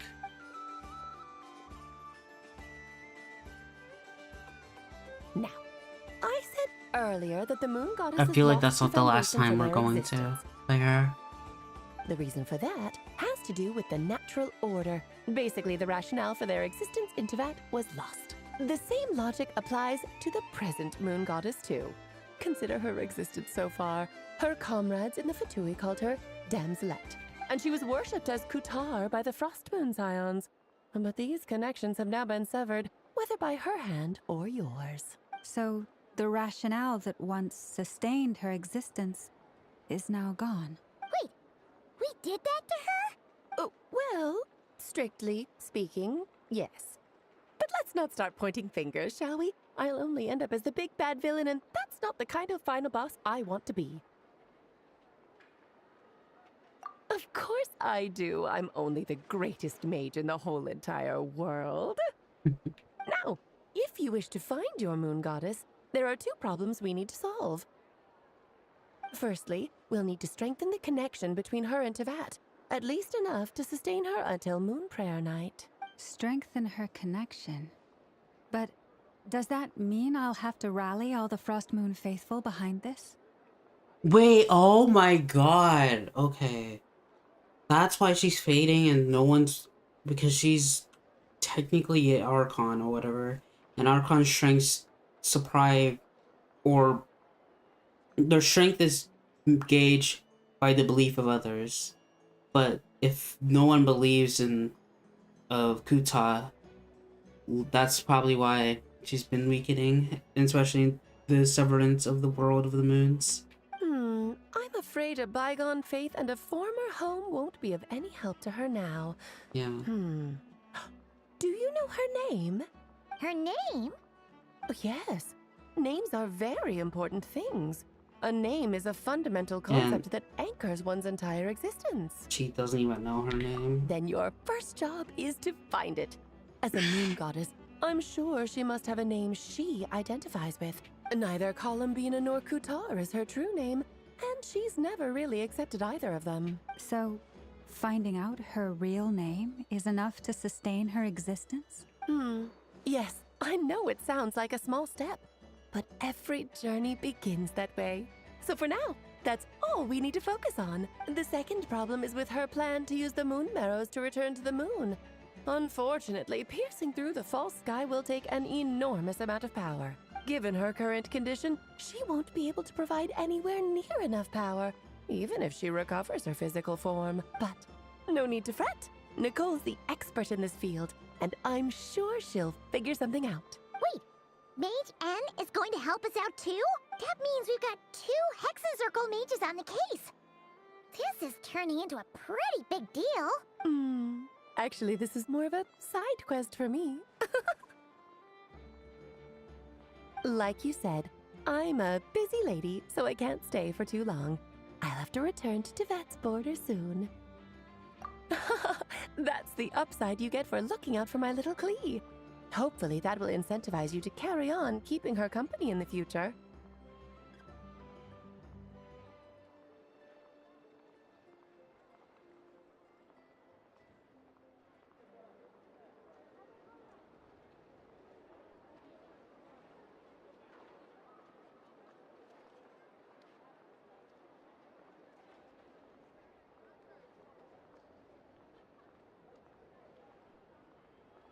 Anyway, jokes aside, you'd better get moving. It will take quite a miracle for the moon goddess's consciousness to hold out till Moon Prayer Night. Oh, I suppose I might as well tell you where Nicole is before I leave. Off you go now. Time to meet your new friend. Oh, yes, and a little suggestion. Don't forget to mind your heads. What? I wonder how Duran's doing. I should really go see him before I head back. You really are super busy. That's why Alice is not. I most certainly am. There's so many children I have to keep tabs on just in Mondstadt. Durin, Albedo, Venti, Varka. Klee didn't make the list, huh? Of course not. Klee is my pride and joy. I have no qualms about her, because she's the best child in the whole wide world. She literally sounds like Klee. Yep. Klee's a little angel. I'm glad you agree. Well, all the best. See you when I see you. And there she goes. She left in a hurry. Yeah, she didn't pack up her stall. Should we handle it for her? I must say, I'm now very curious about her daughter. Klee, wasn't it? What's she like? That's a long story. Come on, we'll fill you in as we go.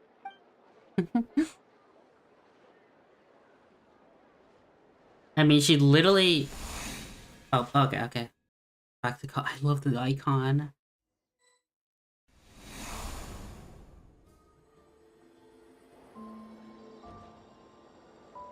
What a lively place. I've never experienced Nasha Town like this before. Hey, you old geezer! Your hammer's rusted through! Who are you calling old geezer? Are they... quarreling? I'm looking right at him! You've really gone downhill since giving your daughter free rein in the workshop. Can you even swing a hammer anymore? It shouldn't take you days just to fix a single chair. You might as well use that hammer to massage my back for all the good it's doing. Don't run your mouth, or you'll get a back massage that'll put you in bed for the rest of your life. Look, the materials haven't arrived yet, all right? You know how busy it gets in the days before Moon Prayer Night.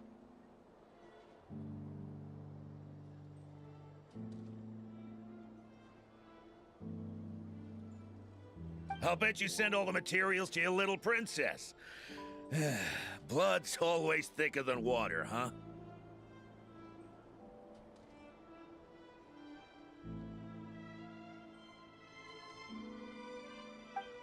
All right, you've made your point, Uncle Koski. As soon as the materials arrive, fixing your chair will be the #1 priority. And Dad, if you've got time to chat, why don't you lend me a hand, hmm?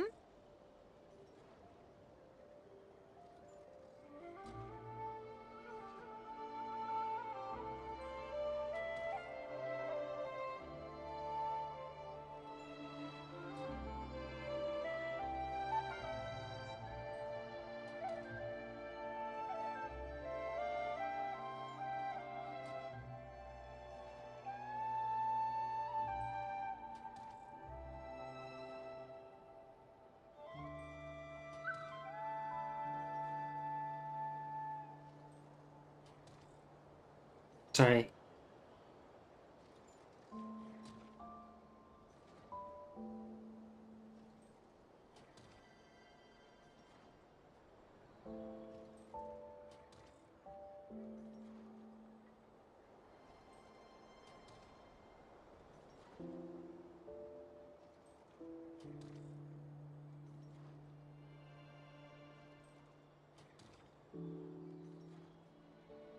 See? Lolka knows what the score is.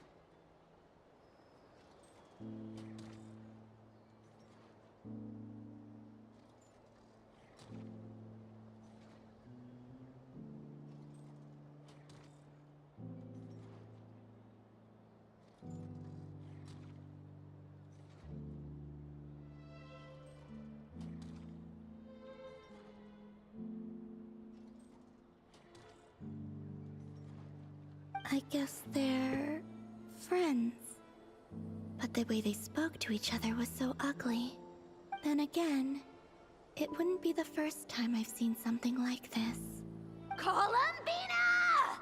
Sing outside my door in the middle of the night one more time, and I'll unscrew your vocal cords. You hear me? Oh, Sandrone. You're so gay! So Sorry. that was her way of trying to be friends with me. Sorry. What a pity. I won't get the chance to say any ugly things in reply.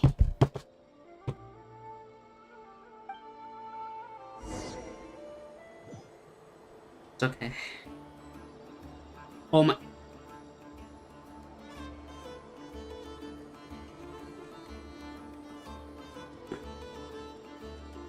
Sorry, the walk. Yeah, she's... This is definitely her movement in the game. I can't wait for this. Have you decided what to give her for Moon Prayer Night? I sure have. She's gonna get the surprise of her life when she's least expecting it. Then I'll whip out the ring and pop the question. The surprise of her life. What a fun turn of phrase. Cool, I get the picture. You can spare me the gushy details. Ooh, looks like we have a customer. Hello there, ma'am. Would you like some Moon Prayer Night candy? Huh? Is he talking to me? Can he see me? Here you go. Oh. I'm gonna... Come back anytime. Right. Now, where were we? I don't know why, but I still held out hope.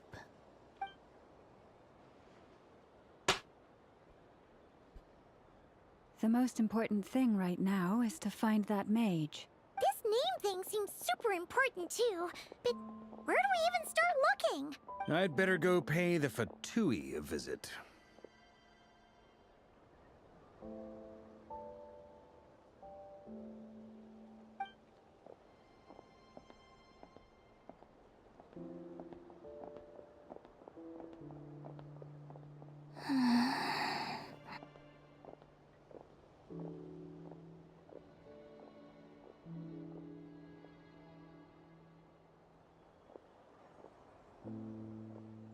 Columbina?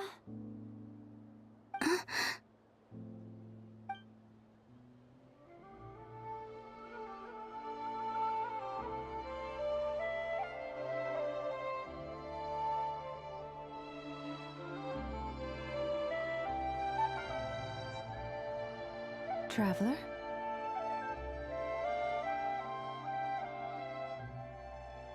Let's go! This is no time to be spacing out!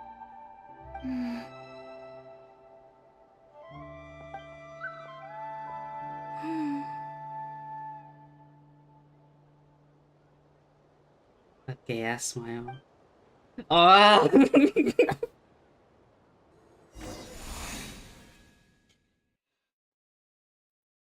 Oh, it's fine. It's fine.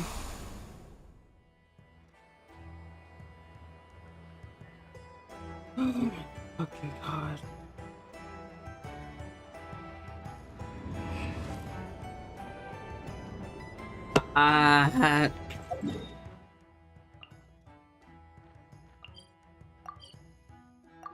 Oh my god. Where are they going? They mentioned a mage and... a name? So, Mr. Varka, are you acquainted with this Nicole? Or should I call her Mage N? Ah, not really. We've never met, though she has come up in conversation. From what I've gathered, Alice kinda took Nicole under her wing. Taught her how to speak in a more ladylike fashion, that kind of thing. Huh. Hard to imagine Alice as an etiquette coach. Yeah, Alice is a larger-than-life personality, I'll give you that. But then again, that's why she's able to draw such an eclectic mix of people into her inner circle. If I remember correctly, being an interesting person is actually one of her main entry requirements. So, if you ever wanted to join the Hexenzirkel, I'm sure you'd both be eligible to apply. Hey! Don't go around making promises on Alice's behalf! I wouldn't dare. I'm just trying to paint a picture of the Hexenzirkel for you. Okay, sure. Anyway, since none of us have ever met Nicole, how are we supposed to find her? We can't just go up to every woman in sight and ask, "Hey, are you Nicole?" Maybe this is the character I've been waiting for as well. Like, a windbloom pinned to her chest or something. Wait a minute. Alice never said Nicole was from Mondstadt. Oh, true. That would be this young lady? Oh my god, then? her dress is so pretty. Her wings! What? Hey there! Sorry to disturb you, but are you Miss Nicole? Varka, Knight of Boreas of the Knights of Favonius. Alice might have mentioned me before. Mm-mm. If we got the wrong person? Sorry. Well, this is awkward. When I shook my head, I meant, no, Alice hasn't mentioned you before. Oh my god! Huh? Where is this voice coming from? She's doing the thing. My apologies. For certain reasons, I am unable to speak. This is the only way I can communicate with you. It might take some getting used to, but I hope you can understand. Hey, it's fine. I'm more shocked by the fact that Alice never speaks about me. As for you two, we have crossed paths twice before, but it is nonetheless a pleasure to finally meet you. It's really you! Thanks for all your guidance in the past. You're quite welcome. This time, She's things are the different. first mute We character have in this reached game, the in unwritten pages of the technicality. story. You might say that we stand at the crossroads of fate. Now then, Oh allow my me to God. formally introduce myself. My name is... The unappreciated master sculptor, immortal literary giant. If only they write, and the silent angel, yet the orator, the instant they utter a word, etc., etc. In summary, to remain silent is to be observer of the world.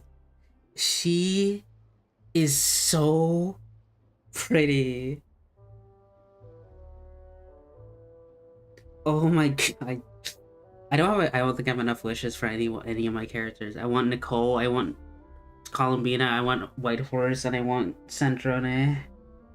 No, stop! Alice! I can't believe it! I had a whole speech prepared. I'd agonized over every single word. She always picks the worst moments to ruin other people's plans. I'm so sorry about that.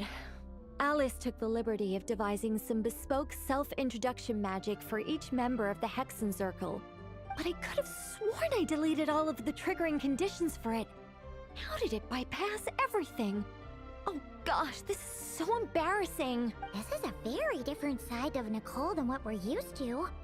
Is she not used to face-to-face interactions? Don't worry about it. We've seen that introduction magic once already, so it wasn't too much of a shock. Please go on, Miss Nicole. We'd love to hear what you have to say, or, well, communicate. Huh? Are they talking to this lady? But... Will you all promise to forget that horrendously embarrassing introduction? Sorry? Embarrassing? When? Yes, my name is Nicole, and I am one of a very few angels who have retained both their preferred form and their power. The Traveler and Paimon should be no strangers to this concept. There is another of our kind in Natlan. They call her the Lord of the Night. This might be spoilers for you. Yeah, you know. Alright! Paimon remembers her! Yes. Well, I have retained more of my power than she. It's because I don't have a long-term duty to fulfill. I say might. No. I mean, this is obviously We'll be here spoilers. all It's day the if I get post. into the specifics. Moving on. If I'm not mistaken, you are here because you wish to learn how one might reach the moon beyond the sky. That's right. Is that something you can give us any guidance on? Yes, I do know a way. It began with the Hyperboreans, who lived after the War of Funerary Flame. Blank looks. Maybe I should start with the background of the war. Or maybe not. It shouldn't be an issue. I'll fill in the gaps for you when we have more time. Anyway, after that war ended, the three moons retreated to beyond the false sky. The Hyperboreans were humans I once aided. They accepted the civilization and creations bestowed upon them by the angels. But despite accepting many blessings of the angels, many among them still held on to their faith in the moons. They were reluctant to accept the new order, even after the War of Funerary Flame. They sought to contact the moon goddesses beyond the sky and receive their guidance. But all three had passed away by that point. This mage has a unique method of communicating. Is she talking about the moons? Yes, but they did not know. And so, still they prayed for the moon goddess's mercy. After building titanic structures that consumed vast amounts of Kuvaki, at last they glimpsed the moons and heard their voices. But of course, they were gravely disappointed. For it was then that they realized the three moon goddesses were dead. Didn't know all three sisters were dead. Oh, that's such a sad story. It is. Humanity was in a very sorry state at that time. The angels who had once aided them were gone, and the War of Funerary Flames had left them homeless and destitute. Just a second, I gotta ask. How relevant is all this history to the task at hand? Well, I mean, it's... Okay, it seems we've drifted into irrelevant narrative waters. It's been a while since I've had the chance to speak inside someone's head. As soon as I got started, I lost control, and the words just flowed out like a waterfall. What I'm trying to say is... Right, yes, that's it. The relevant part is the ritual created by the Hyperboreans. Just gonna take a picture real quick for no entire reason. And putting that in my drive for a concerned ref sheet for no reason. The fact that they bypassed the false sky and saw the true moons implies that they successfully built a connection between Teyvat and the outside world. Which means, with enough Kuvaki and a sufficiently stable connection, it should be feasible to send one person over the border. Okay, so they built some kind of portal? Oh, yes. A portal. Yes. Why did she look like that? Why is she so sad? Is something wrong? You sound disappointed. I just didn't expect you to summarize it so well. It turns out I could have said all that in one word, if only I'd managed to think of it. No, please, it's fine. This is invaluable knowledge. I'll be sure to record and preserve everything in writing. Oh, really? Well, in that case, I suppose I could backtrack and add some more detail. I did gloss over a few things so far. Whoa, whoa, whoa, time out. Let's summarize what we've got first. The Hyperboreans were the last ones to use this method, right? So we somehow need to find whatever structure they built and make sure there's enough Kuvaki to power it up. Luckily, we have the moon marrow of both the eternal and iridescent moons, so we're all good for Kuvaki. Which means the key issue we need to focus on is finding the place. Yes. Although I expect the structure is long gone by now. Well... That said, what if we could take advantage of the phantoms to travel back to a time when it still existed? Well, travel back isn't quite accurate. It's more like we'd be creating a handshake between 2 points in space-time. We wouldn't even have to pick a time when it still existed. It could just be a time when it still appeared in phantom form via projection, or we could project our own phantoms, fold them together, and... You look lost. Was that too hard to follow? Yeah, things got a little... I don't know if I have enough money or anything for them. Emma's brain is reaching capacity. Alright, let me think about how to put this more simply. Okay, got it. Over the next few days, I'll search for phantoms that we can use. Once I find one that meets the criteria, I'll let you know and we'll regroup. By completing certain rituals, specific individuals will be able to enter the Phantom and make it to the Hyperborean structure. If everything checks out, and it looks feasible, we'll just need to wait for Moon Prayer Night, and we can send the Moon Goddess back home. I'm really skimping on the detail here. Is this making any sense at all? I think so. For now, we'll just wait to hear from you. Yes. Basically, yes. Great. Counting on you. In the meantime, we'll focus on finding the Moon Goddess's name. My name? Are they looking for a way to stop me from disappearing? Excuse me, Miss... Go on, Miss Nicole. This conversation was a little all over the place. I didn't catch your name.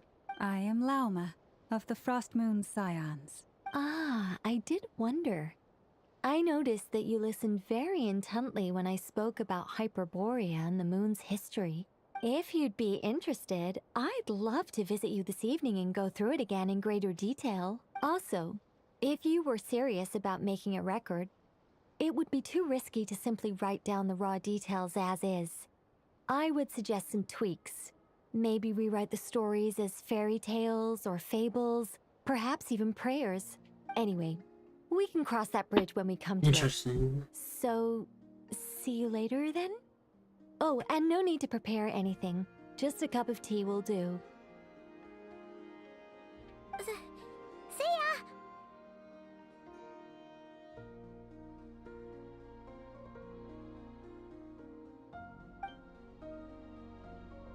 She seems friendly. It's just... It's so nice to find someone who's actually willing to listen. I've been dying for a chance to finally go through all this systematically from start to finish. Any longer and I'd probably start forgetting it. Now Paimon gets why Alice told us to mind our heads. Ha ha ha ha! What did I tell you? A lot of quirky people in Alice's orbit. Now then, the next order of business is... where do we start looking for the Moon Goddess's name? Maybe the rest of what Nicole has to say might give us some clues. Once I've heard her out, I'll summarize the salient points and share them with you all.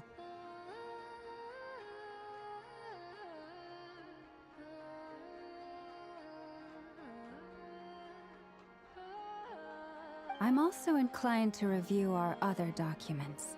Yes, our faith was first established by our Hyperborean ancestors,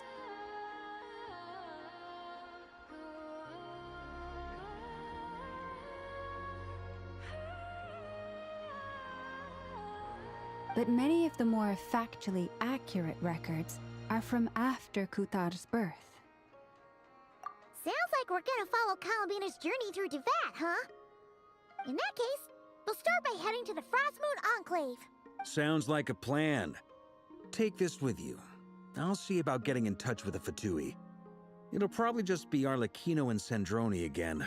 They're the only ones who would want to help. Thank you, Mr. Varka. Ha ha ha ha ha! Don't mention it. Honestly, I'm more comfortable dealing with the Fatui than prying into the details of a young lady's childhood. Catch you later. I should follow them, just in case there's some way that I can help.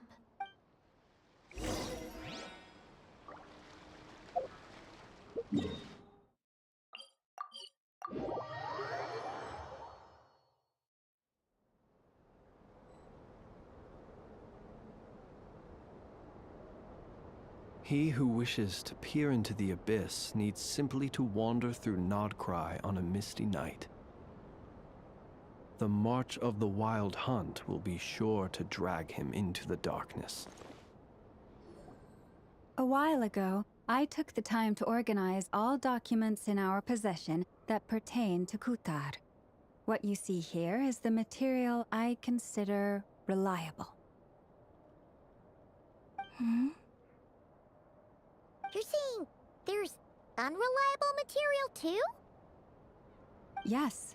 Most of the information we have was transmitted through an oral tradition. Inevitably, some of her stories were mythologized and deified over the years through countless retellings. That's why I organized them into reliable and unreliable. There's no sense seeking answers in history unless we can ensure the veracity of the historical record. Makes sense. All right, let's take a look through.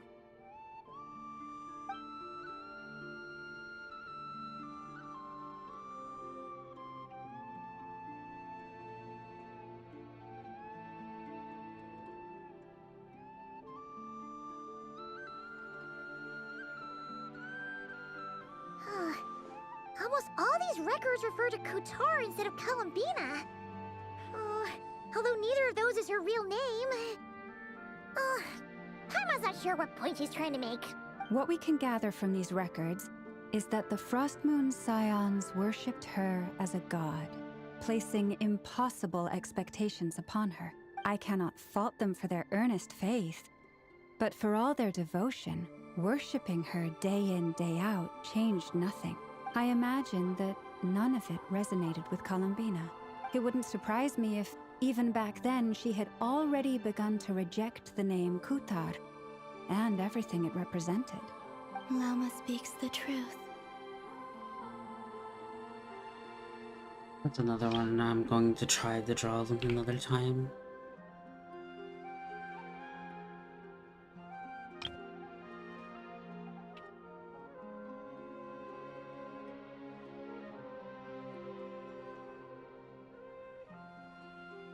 When I heard them call upon Kutar with hope and expectation in their voices, they may as well have been calling upon somebody else.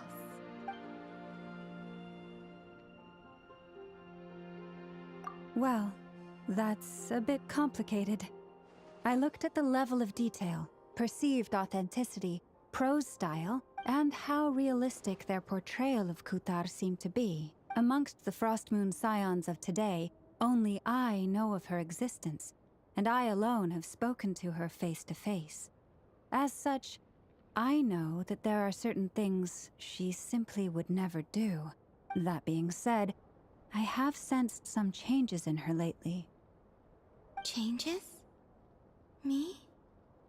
Seems like this is getting us nowhere. For what it's worth, why don't we check the unreliable sources too? Sure. Give me a moment. Oh my god, there's so much more. Exerting but a fraction of her divine might, Kutar sheared a great mass from the snow-capped mountain and cast it into the sea, upon whose surface shone the mirror image of the moon. Thus was formed the island of Hisi. Yeah, right. That doesn't even begin to pass the sniff test. The 3 moons are not but lies through and through. Only one moon has ever shone for us, and Kutar is her name. The vast majority of ancient texts are filled with fanciful tales like these. I trust you understand my criteria a little better now. Kutar did not speak, merely gazing into the distance in silence. And where her gaze landed, this was her prophecy.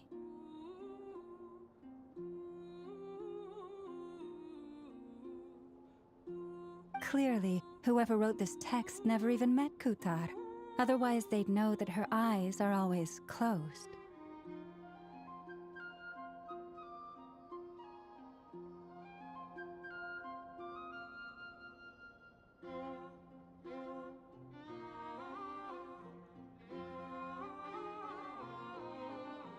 What about you, Traveler?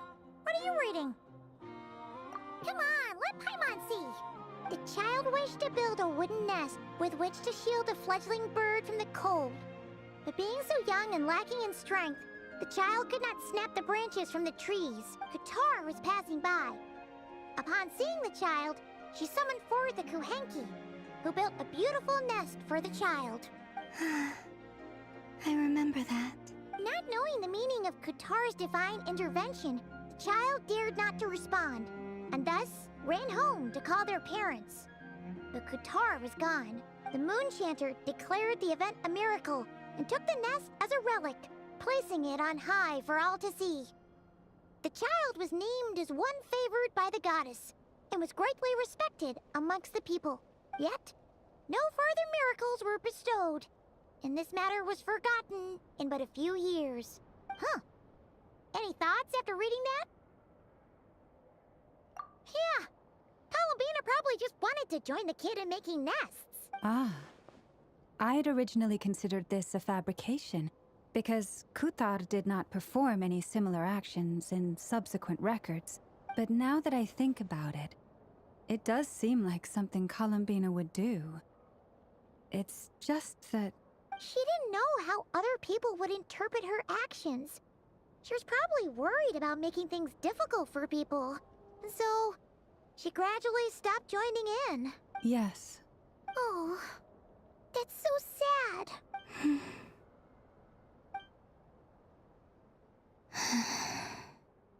And now, I can make no such gestures of warmth, even if I want to.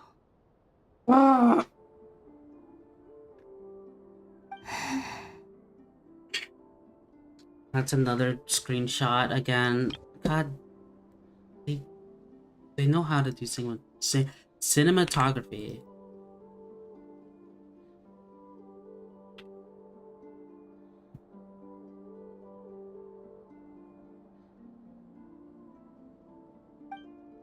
Still no name. That's a bit of a shame. But we did learn some interesting stories. That's gotta count for something. Barca said he was gonna set up a meeting with Arlecchino and Centrone, right? Let's go back to Nasha Town and see how he's doing.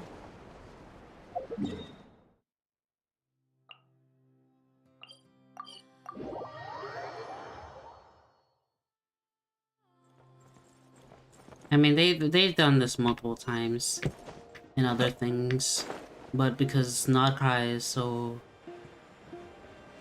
fascinating to me. But I should plunge. I realized I was gonna fall. Let's see. There's Varka. Oh, and it's Durin and Albedo too. Yeah, this is pretty much the same place we bumped into each other last time. I convinced them to stick around a little longer. We were all waiting on people, so I figured having a little company would help pass the time.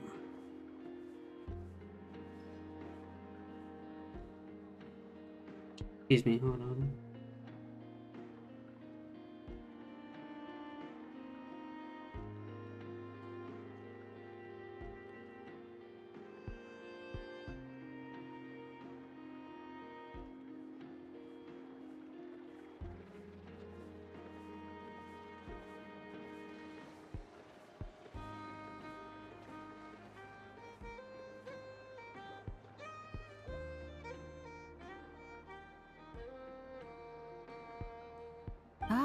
So you've been waiting for us? It's Does this also mean means a you've lot more already to me arranged things with the because Fatui? Nodcry is... I just love cold environments and north environments and all that. Now you're back. We can go meet History, up with them together. lore. How'd your investigation It of just the kind of Frost fits Moon me, Enclave go? like, as a person. Well, we didn't find out Columbina's true name. But apart from that, it went... Aha, just as well that I didn't tag along then. I'm sure our moon goddess wouldn't want every man and his dog knowing all about her private life. Still, desperate times, desperate measures, I guess. Someone had to do it. So, Varka was waiting on us, but what about you two? Are you waiting for Alice? Oh, no. We already met with her. We discussed that experiment I mentioned to you last time. Oh, and she also handed me this communication device. That's right. I understand she informed you about the relationship between the Phantom Phenomena and Tevat's borders, yes? She wants me to help her with some more experiments on that front. She said that she'll contact me through this device with more information. Ah, I see. Following instructions and making observations. Pretty common research method. Takes me right back to Albedo's lab. Wait, then who exactly are you meeting? Someone you know. Albedo's met him too. But I don't think Miss Lauma or the Grand Master have been introduced. Introductions are overrated. especially in cases like this. It's I will say so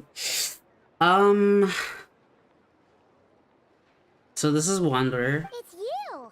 So, it's not like the His academia name has is prohibitions against going custom-made. abroad. Also, Because I of a applied certain for story leave. thing. I've been writing to Hat Guy since obtaining a human form. I've already brought him Yeah, up to his speed on canon name everything is that's been Hat going Guy on of in Wonder. Nodcry. Hat guy? Turns out, I actually have heard that name before. Oh? Then why did you react the same way I did? I only knew the name, not the fella. But since we're all here, let's do some introductions for what it's worth. I'm Varka, Grand Master of the Knights of Favonius. Lauma, Moon Chanter You of the probably First already Moon have seen him Scions. before. So And I'm a Drioche from the Vahumana Darshan of the Sumero Academia. Hat Guy, good to see you again, Mr. Guy. I believe we last saw each other on the boat ride here. Mind you, the only reason I came here is because there's someone I want to look into. Who's that? The Doctor, Ooh. also known as Dottore, second of the Fatui Harbingers. From the tone of your voice, it sounds like there's bad blood between you. I was reviewing our archives and noticed that a lot of information about him was missing. Left a bad taste in my mouth. That's all there is to it.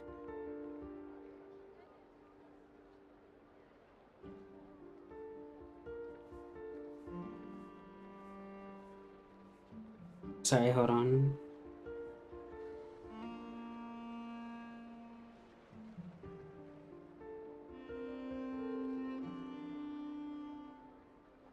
Dottore, or Zondique, as he was then known, once studied at the Academia, but he got kicked out before he could graduate.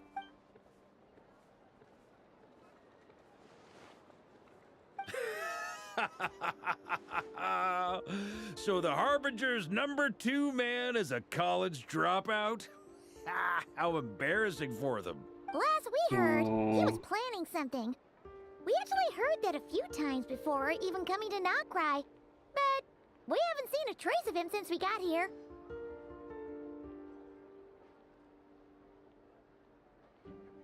Sorry, I'm just I'm so excited. He only appears when something interests him. For all we know, he might have left already.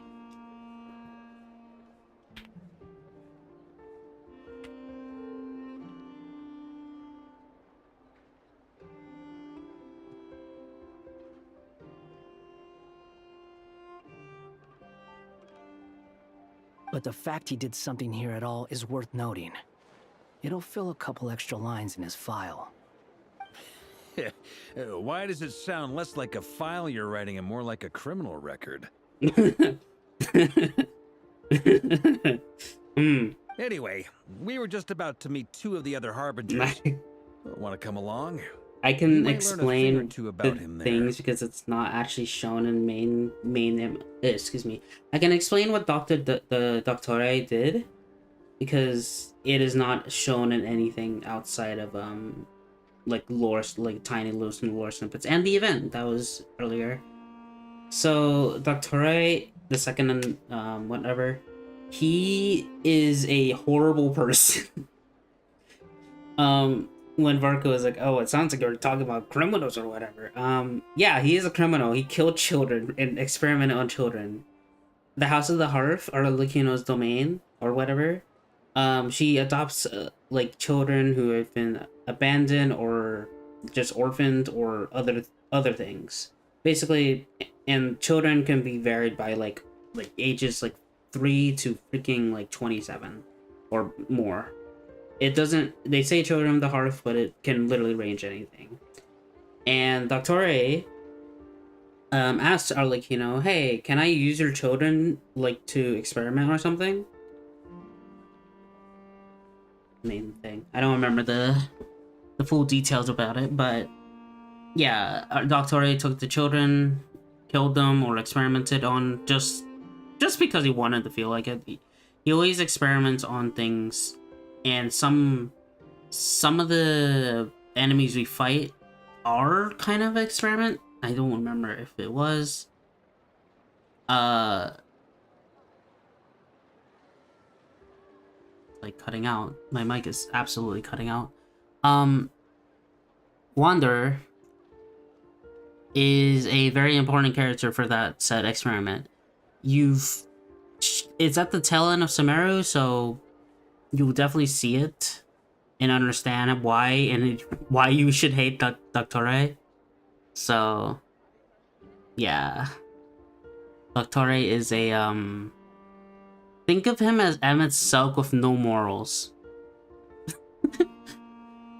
Like less morals than Emmett Silk in Final Fantasy. Sure. Even though they're harbingers, well, they're old acquaintances of ours, so, you know, when you talk to them, try to be... I got it. The Frost Moon Scion's relations with the Fatui remain tense. Forgive me if I do not attend. In that case, we'll continue assisting Miss Alice with her experiments. Good stuff. Everyone's having a fruitful time. All right, we better get going. I'll lead the way.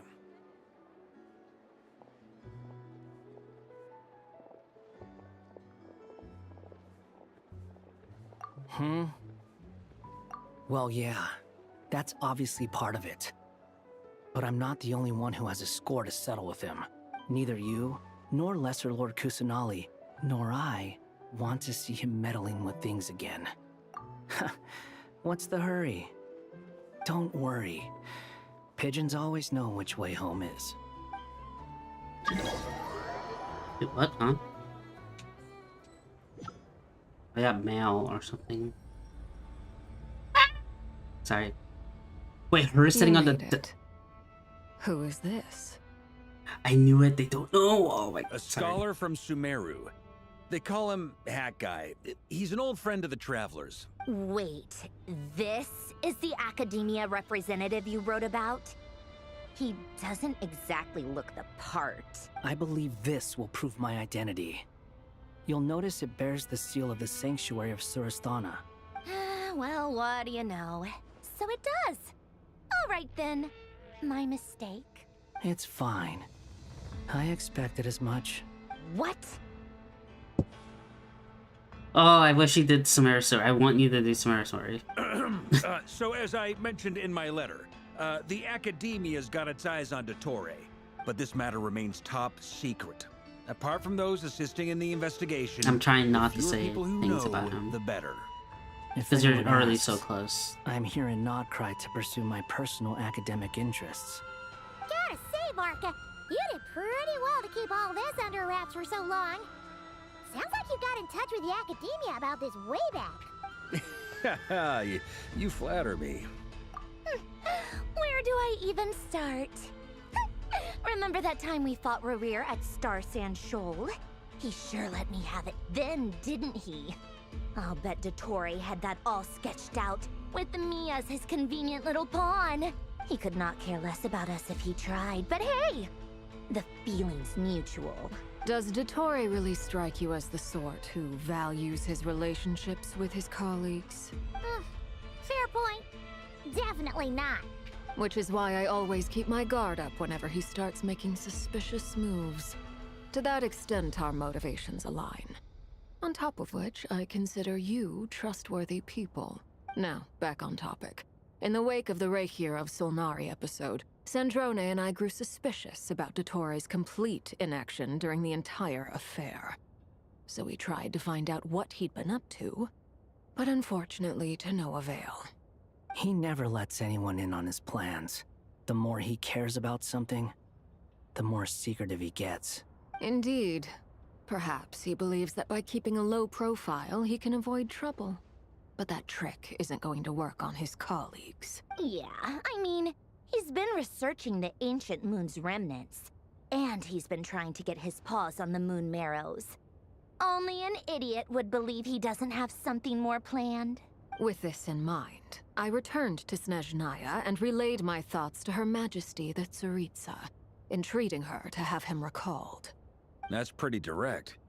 Did the Tsaritsa agree? Yes. I made it abundantly clear that the Fatui's business in Nodcry is almost concluded, and we do not need 3 harbingers in this territory. Her Majesty concurred. Accordingly, Dottore has returned at her orders. I imagine he is continuing with experiments, which no one besides he would ever have any interest in. Common sense might mean nothing to him, but he's not stupid. He knows that no good can come from opposing the Tsaritsa. Why did she say it like she's so fruity? She said it so fruity, like, that's Tsaritsa, or whatever. Smarts alone won't get him all the way. He needs the Rooster's resources and Regrator's Mora, both of which the Tsaritsa can strip from him So by gay when she waggling a says finger. Tsaritsa. But doesn't he have a track record of publicly following orders while going against them in private? He probably has it down to a fine art by now. Wouldn't put it past him. We worked together on a research project once. Only briefly, but it was enough to show me that we're fundamentally different people. He has no interest in doing things methodically, stage by stage. His thoughts jump all over the place, and the moment his curiosity is satisfied, or he gets the results he wants, he disappears. The only similarity we share is that, once we set our minds on doing something, we will see it done, whatever it takes. Well, we definitely saw some of that in your battle with Rerir. You got so competitive. Ugh, do not remind me.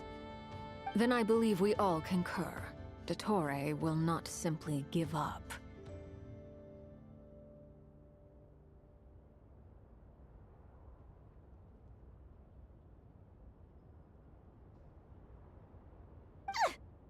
Fantastic. Now this is turning into a whole day of unpleasant memories.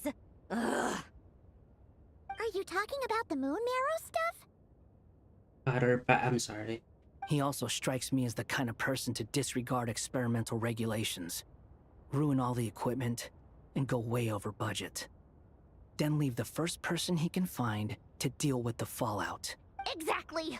This one time, he was running some high-temperature experiment and the substance exploded. But does he care? No. He orders his subordinates to open the device so he can observe the results, which causes the gas inside to leak out. That gas was poisonous. If I hadn't been there, who knows how many people might have died. And after all that, he left. I was still cleaning up after his mess. What a waste of time, he said. Sorry, they were so close. A waste of time? Oh my. The nerve! Poke up the cheek. He wasted my time! What is Sunshine? You've been bottling that up for a while, huh? Hat guy, I must say, you seem awfully familiar with internal Fatui affairs, especially when it comes to Dottore. Thank you, Lady Harbingers, for providing such valuable information. I have no other questions for now, so I'll be on my way. Wait, what? You're just gonna leave? You're welcome to join if you want. Ugh. Just when Paimon thought he'd finally mellowed out. He makes quite the impression. I'll say. I've met tons of headstrong people, but not many of them would join me in bad-mouthing Dottore. Anyway, back to the main agenda. Barca, you said that Columbina has gone missing? Or rather, disappeared. She's speaking right. Your wife is right behind you, ma'am. Yeah. We're working on building a connection between her and this world. The simplest method is to find out her real name. I'm taking a picture for no reason.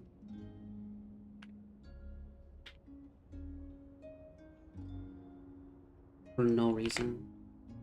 I've actually asked her that question before, but she said she didn't know. Considering our relationship, I doubt she was lying to me.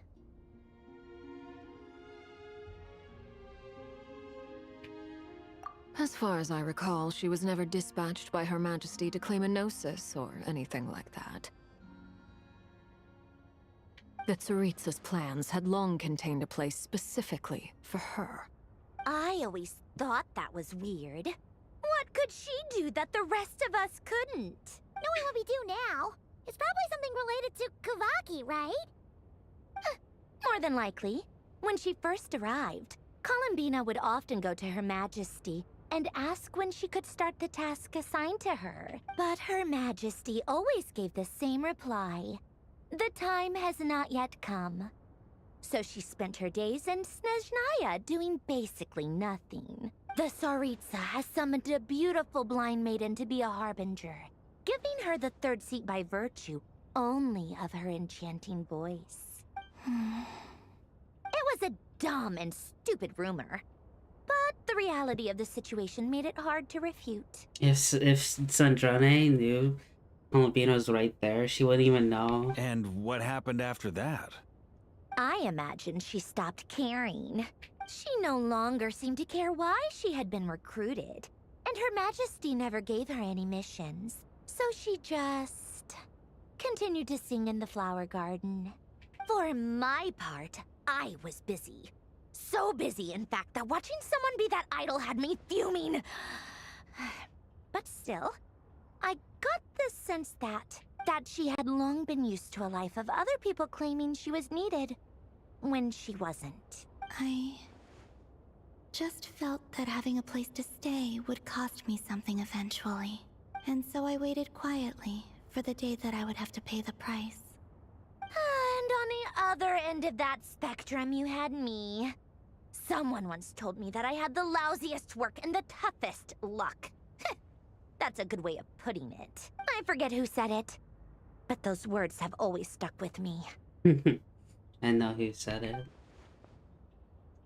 But you've done your job exceptionally well all this time. Because at heart, you are a conscientious person. What is it? Something come to mind?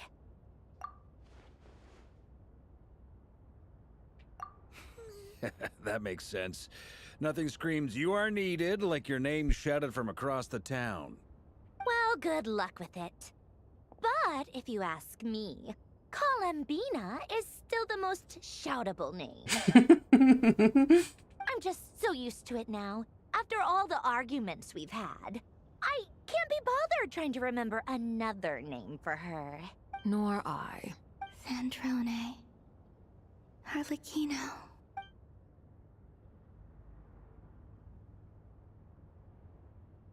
It's actually Huh! It's a Sealy! Does that mean Nicole has news for us? Ladies, I thank you for your hospitality. If the chance ever comes up, I definitely owe you both a drink sometime. I'm sure it will. You can make your own way out. Heck, you've been here enough times, you probably know your way around better than I do. It's alright, Sandrone is just... I love her. Oh my god. Okay! Time to do what adventurers do best. Follow that Sealy! Yep. It's also really nice seeing... Turn. Okay.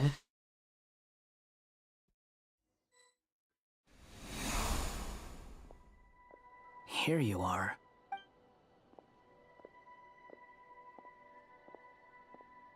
Oh, hat guy. How come you're back so soon? Did things go all right with the Fatui? Fine. Dotori's been summoned home by the Tsaritsa. Couldn't get much more than that. How about you? Any progress with the investigation? Unfortunately not. We've tried everything. Different phantoms, different locations, different points in history. But the results are the same each time. Abyssal monsters roaming the land. People crying out in despair, with no hope of being rescued. Every time I see it, I can't help but think, is this what it was like in Mondstadt when Dragonspine Durin attacked? And if I fail in the task I've been given, will I create yet another tragedy? That's just meaningless speculation. When we encountered similar phenomena previously, I tried to interfere with those illusions, using sounds and lights to guide them. However, we could not change their fates. At most, we were able to extend their existences. The events of the past are like fate that has been written into Irminsul. There isn't a living thing in Teyvat that can escape its past. But Miss Alice instructed us to try to find ways to change the outcome that these phantoms face. It's an impossible task. Can't you just refuse? Since she asked us to do this, I feel like it can't truly be impossible. Or if it is, well, mages can make the impossible possible. I could not have been born as Durin otherwise. But you also said that your past 39 attempts were fruitless. That's true. But you're still going. Yes. After this many futile attempts, surely you realize that you're not doing this because you still believe what some mage told you. It's because you want her hypothesis to come true. It's something you wish for deep inside. So, think for yourself about what you want to do. As long as you don't believe it's futile, it isn't. Yeah. Previous experience indicates that we cannot touch the phantoms, which limits the effectiveness of our interventions. If we want to clear this hurdle, we need to break this rule somehow. Same thought here. Following the same rules means repeating the same failures. So you mean we need to figure out a way to make contact with them despite knowing that we can't? Yes, and I suspect that's something only you are capable of. Everything in Tevat is logged in Irminsul, but the withering that once occurred in Sumeru was a sign that the Great World Tree was being corrupted. This corruption allowed things that should not have existed in Tevat to appear. This is tantamount to rewriting reality to an extent. You're saying abyssal power might be able to affect those phantoms? No one's ever tried it before. If you're gonna try it, it'll take courage. And you have to be confident that you can control it. Is anyone there? Has anyone seen my daughter? She's missing. I have to find her. I hear someone inside. Spargana? Are you in there? Ah! If I can use my abyssal powers to warn him that there is danger here, maybe it'll change his decision. Maybe he'll stay away. Yes. The important thing is not the nature of the power, but rather how you use it. To intimidate and obstruct. Sounds about right for the Abyss. Let me try. I should be able to influence that thing. Have you seen a little girl? What? This isn't the time for that! Just run!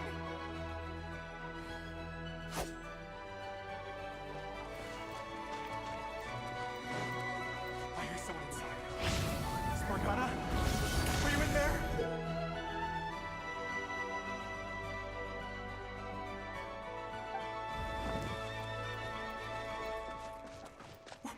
What is this? Looks dangerous. I should get out of here.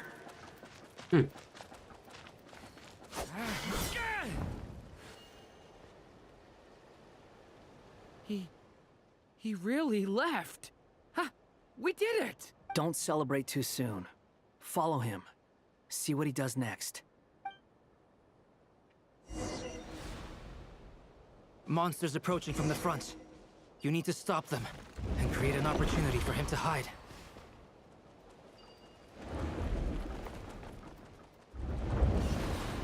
Shit. Okay, I see what they...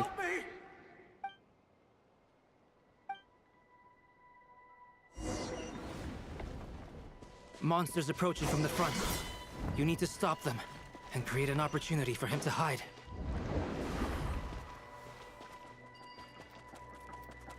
No! There's monsters ahead!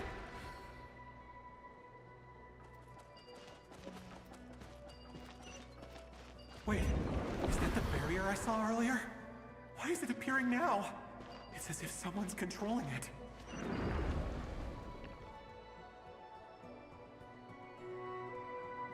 The monsters are gone. Is it safe? This is cool.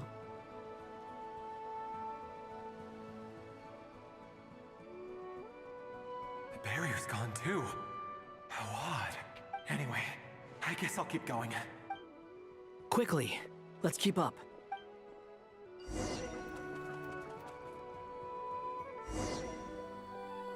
Wait, there was someone else here? Don't go any further. We've got anti-monster traps laid out everywhere. But my daughter must just be up ahead. I have to go. This way's blocked. Oh.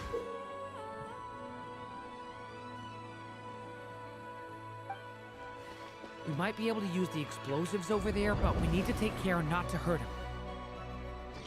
I'll use the barrier to keep him at a safe distance. This barrier seems to be helping me somehow.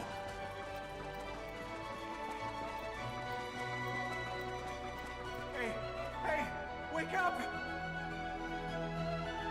Oh, no good. Gotta keep moving ahead.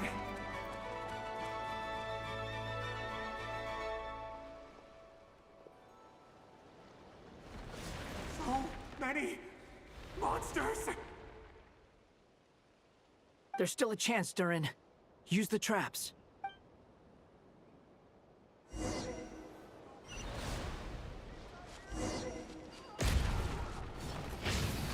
Watch out! Dang it. Have to wait.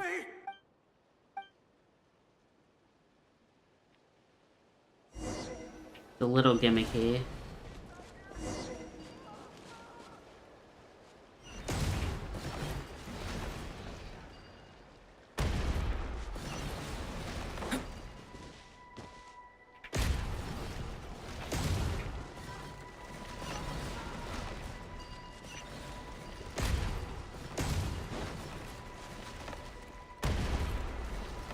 So where are these barrels coming from? This is a new development. I've never seen this happen before. We might just be able to save this person.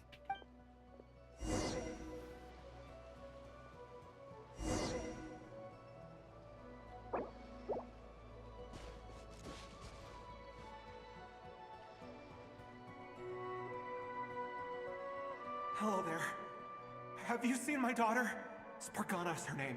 She's carrying a large backpack.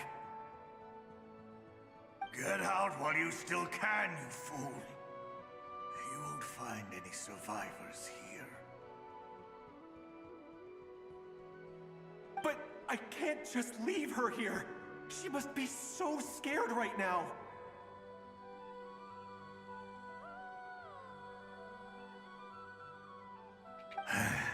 Sorry. Wish I could help, but I haven't seen her. You'll just have to keep looking. Okay, thank you. If I do find her, I'll get her to shelter and come back for you. Don't bother. I've got nowhere left to go. What's that noise? Monster! No, if he goes inside, he'll be walking into a trap. Let's try this once more. This time, we have to stop him.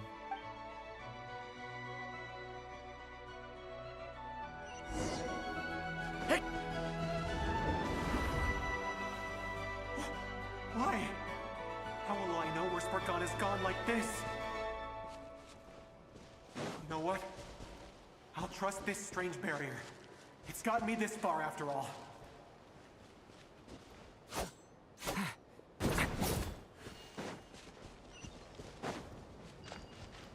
What? Hey! Let us out! Spargana, are you there?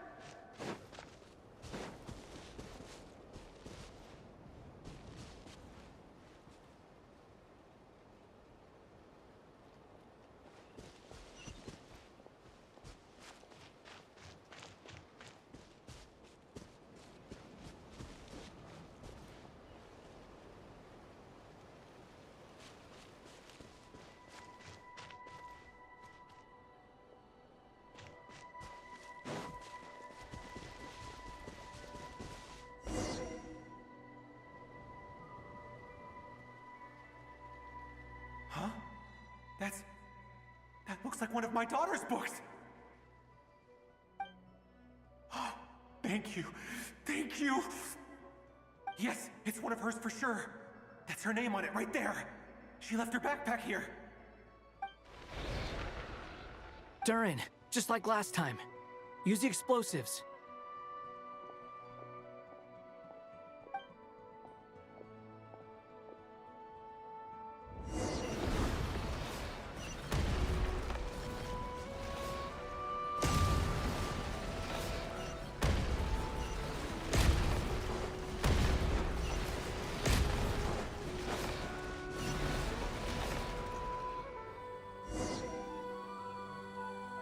It won't work. There's not enough left. If he makes it in, he'll die. But then, this clue could be the key to him finding his daughter. It might not be the only one. Better he misses that clue than loses his life. I guess so. This is really interesting to... Stop him, Durin. We can't let him get any further in. It's my daughter's book! She's passed this way! Why? Why won't you let me go in? I've searched and searched and searched just for this! But how will I find her without any clues? I no longer have anywhere else to go.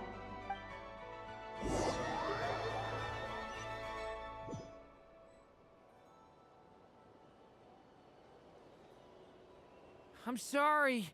I'm so sorry. He refuses to go anywhere else. Whether he opens this door or not, all that awaits him now is death. We couldn't change his fate. Albedo? Hat Guy? Let's try one more time. I don't know how we're gonna do this, but I don't want to give up either.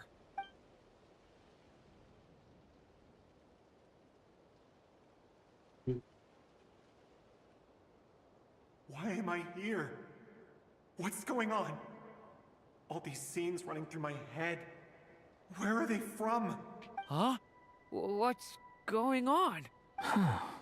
His reactions have changed. How many times have I... What's happening to me? Huh? Wait. Who are you? You can see us now? I feel like I always could, but that I only just realized you were there.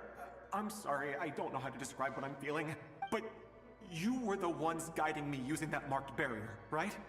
I haven't done anything yet, but those monsters, those deaths, they feel like memories. Like things I really did experience. I won't find my daughter. In fact, I'll ultimately die trying to find her. Isn't that right? No, it isn't. Yes, it is. Even so, we're trying to find a way out of this. You've not seen my daughter either, have you? It seems she really isn't here.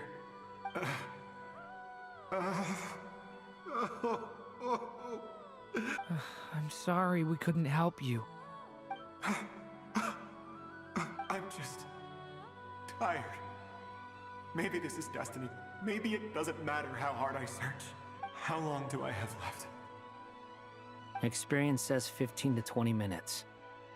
15 to 20. Thank you for all your help. Let's rest a while. You look exhausted too. Now's not the time for you to start pitying us.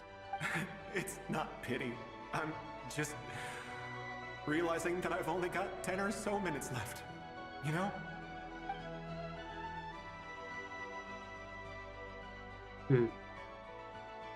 You say you're from Mondstadt, yes?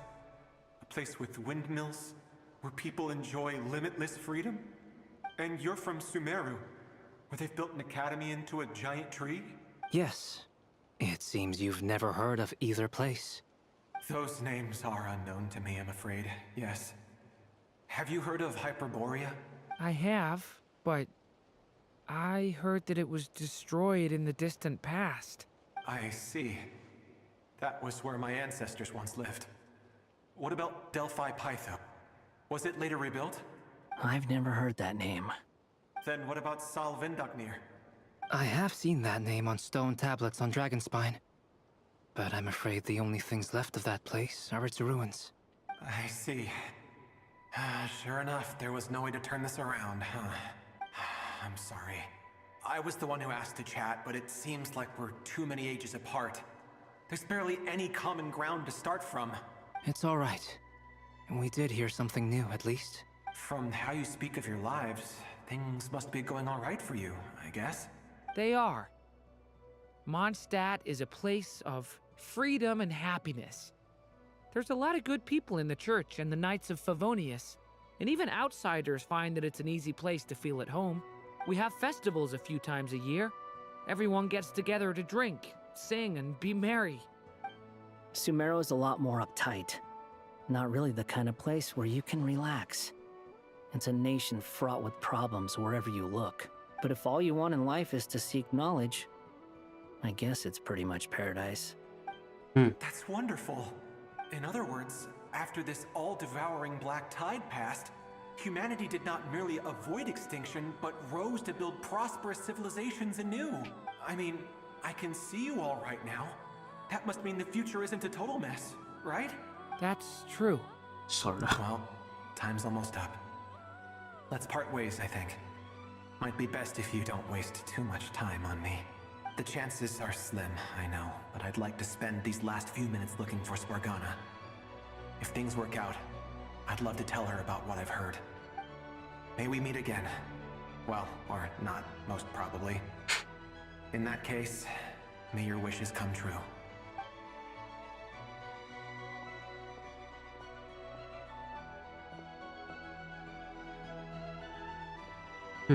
He's gone. In a few minutes, he will meet the end that was his to begin with. The ending of this tale did not change.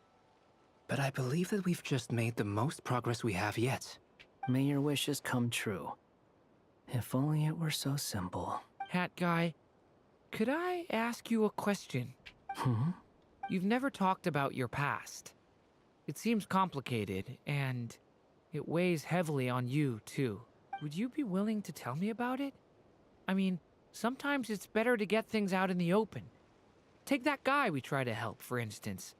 At least he said goodbye with a smile, right? I know about Albedo's past. Our experiences are very similar, and he created me. As for you, you're my first friend, and you've witnessed every step I've taken. But by comparison, I know nothing about you. Either way, I mean, we're still best friends. But if I knew more about you, I might understand your thoughts a bit better. I've told you about myself. I'm a student at the academia. And what did you do before that? Prepared for the entrance exam? All right. If you really don't want to talk about it, I won't press you any further. I was a puppet built from the branches of a white well, tree. okay, using technology left behind by the Conrian schools of mechanical engineering. A white tree? You mean an Irminsul tree? Yes. A branch of Irminsul that was once connected to the main tree. So you had a human creator too? Yeah. But my creator abandoned me after deciding that I was a failure. After that,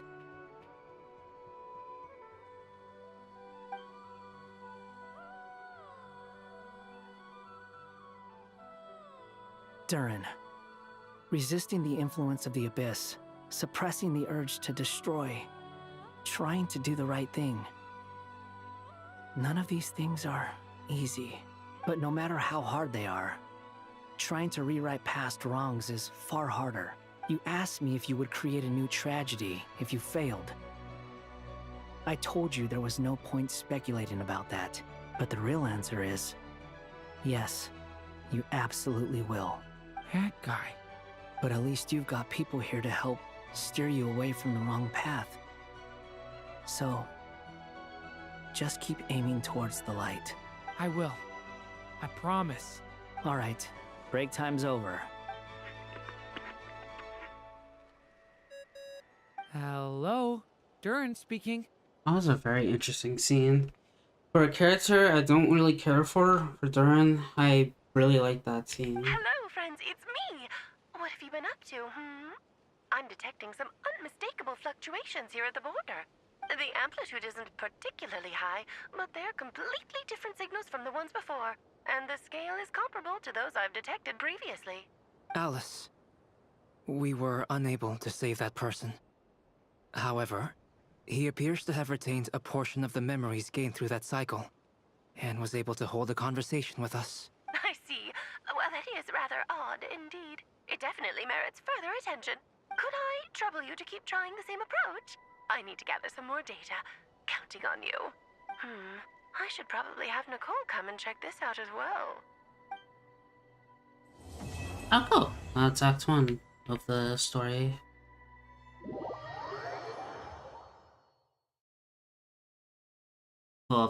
such. There you are. I was worried you might stop to collect treasure chests opened by the Seelie along the way. It would have taken you so much longer to get here.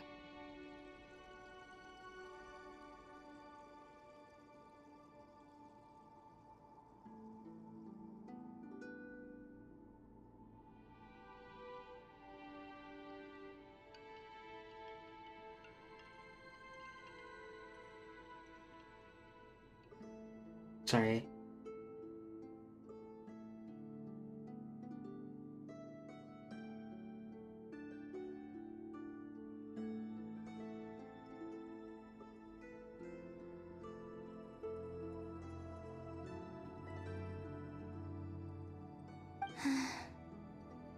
Another conversation I cannot hear. I am delighted to see that you understand what takes priority, and that your adventurer's instinct has not swayed your resolve. Really, I must applaud you for it. You should know. Paimon's head. Okay, I'll try and keep it short. My senses are telling me that this is where we shall find the entrance to the ruins. Oh, cool! Well, what are we waiting for? Let's open it up and see! Patience. This was a sanctuary of great importance to the Hyperboreans. A special process is required to open the gate. Oh! Like the place that housed the Eternal Moon's marrow? Okay, so what's the plan? Need us to do anything? And just the short version, if you can. Ah. Alright then. I was planning to start with some background on the invention of these techniques. Are you sure you don't want to hear it? It's quite informative. Remember what you were saying about priorities? Fine. Simply put, we need 3 human representatives to successfully undergo a process of Kuvaki resonance. Think of it as a test from the 3 moon goddesses to see if the entrants are qualified, with the most recognizable qualification being Kuvaki. Pretty sure Lauma would ace that test. Oh, wait. But we need 3 people. I also have no doubt that the Moon Chanter would be qualified. But we would need 2 other people with the same constitution. Arlecchino and me? Therefore, the most feasible method is not so much to follow the rules, but to figure out how the test functions and find a workaround. I've done some research, and it turns out the mechanism is rather crude. We'll simply need humans to stand before it who have sufficient Kuvaki energy within them. I'm with you so far. How do we get the Kuvaki in them? The easiest way would be transfusion. Take some Kuvaki from Nodcry's soil, put it into the bloodstream, and get it circulating in the body. Hold on, I'm sorry. I'm so sorry, I'm so sorry, I'm so sorry, I'm so sorry, I'm so sorry, I'm so sorry, I'm so sorry. I'm very sorry. Okay. So we're going to cheat on the test? Precisely. There are other methods, but this is the simplest one. Cheating the system is much easier than trying to hide from it. Huh? Ah! Sorry? Does the idea of cheating upset you, Miss Lauma? No, that's not it. I suddenly had an idea. Oh my god. I mean, Bennett's really good, Farazan is okay until you get C6 for certain anima DPSs, and Yehoda is a good... Well, I don't know. I don't know if she's good, but she's a healer. It's about Moon Prayer Night. She might be better than Sucrose in some join cases. in the festivities. Huh? But as Paimon said, we need to have our priorities straight. Let's get back to the test. I'll follow up with Nefer on the festival arrangements. Oh, okay. Anyway, is this really the best method we have? A Kuvaki transfusion sounds dangerous, no matter how you slice it. If you think that's dangerous, wait till you hear the other methods. I'd be more than happy to go through them if you'd like. There are several. No need, we're good. Let's go with this one. Very well. Kuvaki transfusion it is. Now, I should mention that the risks can be greater or lower depending on individual compatibility. It would be rash to simply infuse the Kuvaki and hope for the best. And also, yeah, If the Bennett's body rejects it, the reaction can be quite severe. The symptoms are similar to another condition that some people living here suffer from, known as congenital Kuvaki sensitivity. So, before we execute our plan, I will perform a simple test of my own to see who is compatible and who is not. Once that is done, we will have to complete the resonance process as rapidly as possible. The participants must remain stationary while the Kuvaki circulates and bonds with them, and they mustn't eat or drink anything. What? No eating or drinking? That's some hardcore fasting. They'll all be monks by the time they're through. 3 days. No. Oh, that's so long! And we still need to find Damn. 2 more people who are not just compatible, but Well, are it's- also willing to volunteer. Listen. That's what you get for rash pulling. And also another thing is, you've been pulling. You pulled Nefer, C2, C2 Farina, her weapon, I think, Arlecchino and her weapon. Like, it had to end at some point. Fasting? What are they talking And by about? by this way, this is actually not a bad character to lose on. Like, Durin's great, or Venti, they're both great, but they're not as strong as Columbina will be. So it's fine to lose the banner. Really? Don't you want to think this through? Haha, count me in too. 3 days without food? I can handle that. Miss Nicole has made it clear that this is the easiest way. The way I see it, there's nothing else to discuss. It's time to step up. Yeah, you're right. In that case, Paimon volunteers to be captain of logistics. She'll keep the fires lit and grab some spare clothes to keep you comfortable. Who knows? Excuse me. Who knows? You might get The most 6 Columbinas in a row. 7 Columbinas in a row.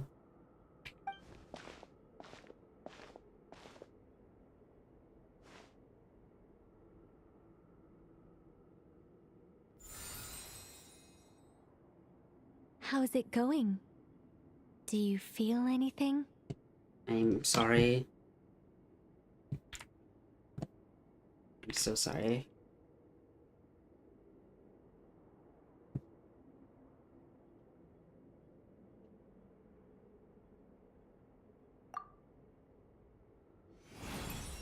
How about now?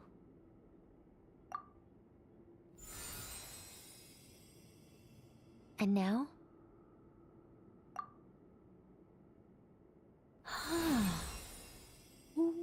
What about now?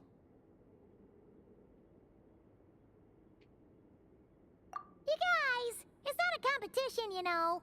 All right, I'm officially impressed.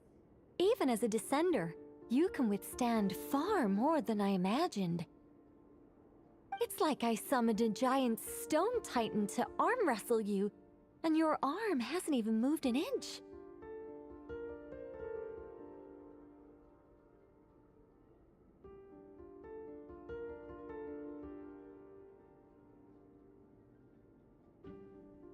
In my last attempt, I infused 5 times the amount of Kuvaki required.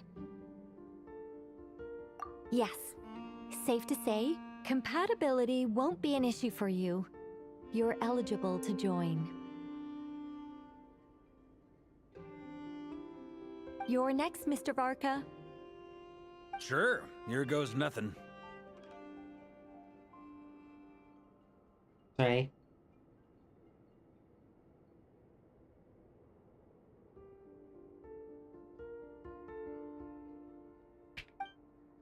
All right, I'll start where we left off.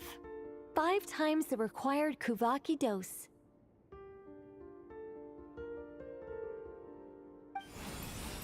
Whoa, whoa, whoa, hey, wait a minute.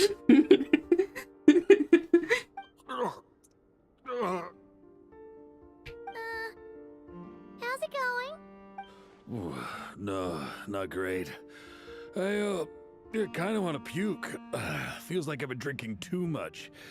A few bottles of wine, then a big stein of Dark Horse, with some hard liquor from Liyue mixed in. You think this is funny? I just lost to a young lady in an arm wrestling contest. I'm never gonna live that down. My apologies. I'll lower the concentration and try again. Oh. How's it going now? I'm not as dizzy as last time, but I can still feel it pulsing around. In that case, you wouldn't be an ideal choice, Mr. Varka. Let's try someone else. Okay. Let's go ask some of our other friends then.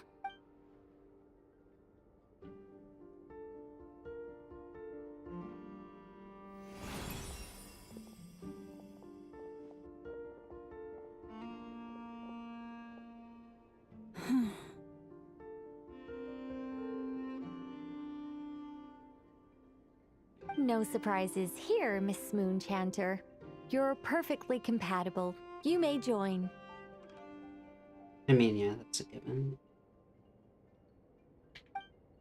Never. I'm getting a slight headache. Shame. You were so close. Whoa, I'm itching all over. Allergic reaction. We can't have that. Huh? Well, are you gonna start a what? The Hexenzirkel is an organization that cares for and protects children. We will not have them do dangerous things. Not even tests. And that fast. Is something the matter? The candidates have to be human.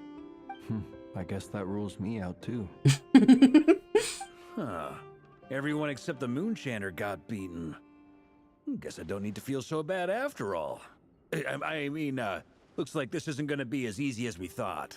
Perhaps I could ask for volunteers among the Frost Moon Scions. I'll see about talking to some trusted Lightkeeper colleagues. Oh! Itlua springs to mind.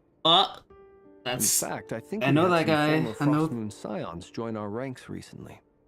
Can you give me the scientific explanation for how the test works? I can probably make some kind of test bot. Then we can just zip through Nasha Town, going up to people and pressing a button to check their status. Wouldn't that be way easier? No. Wow! No elaboration for once. How about I contact the Knights of Favonia's garrison in the Wave Chaser plane? Shame that Lohan's already left. And that guy's even tougher than I am. Strange. The moon goddess is clearly revered by many people. So why is she on the brink of disappearing? She mentioned that the world has rejected her from the very beginning. And when we fought the Reikir of Salnari, it seemed like she exhausted her power for our sake. Also, Paimon's not sure revered is the right word for how people feel about her. Gratitude, certainly. For my part, anyway.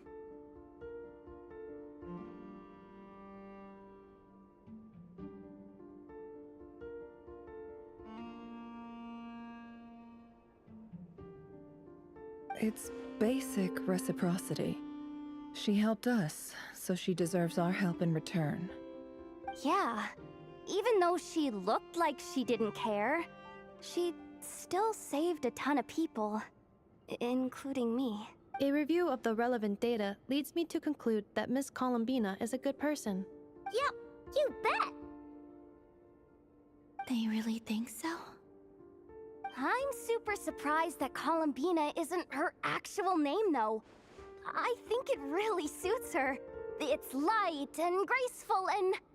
yeah, just a really pretty name. I know, right? I know. Unfortunately, that's not our decision to make. Columbina. That was the code name the Fatui gave me. But it also came up in the song I heard when I was born. But... is that really all there is to it? What do I truly think of my own name? Is there anyone left who will still call me by that name?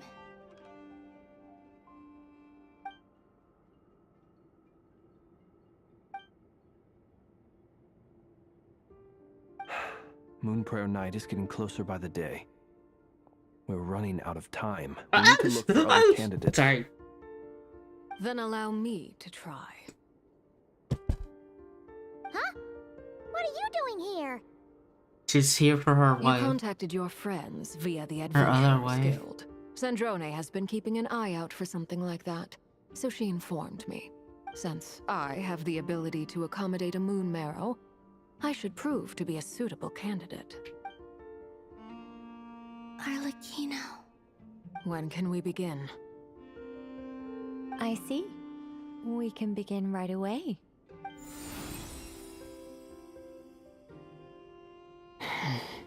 How was it? Did you feel any discomfort? Not at all. Then it seems we shan't need to look for additional candidates after all. Great! Cool. All right, like Paimon said, the rest of us can take turns making sure the three of them stay warm and comfy. Then, my job is to take care of the caretakers. I will ensure everyone receives food and accommodation. I'm ready as well.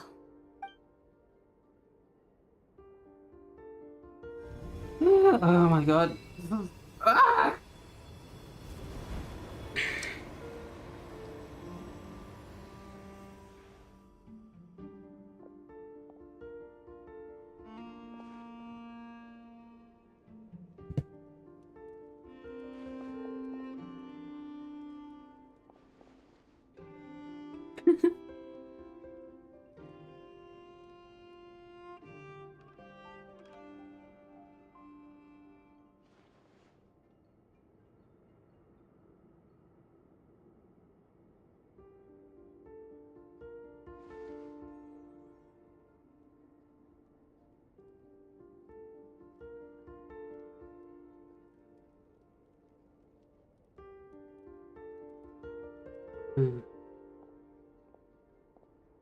The work is done.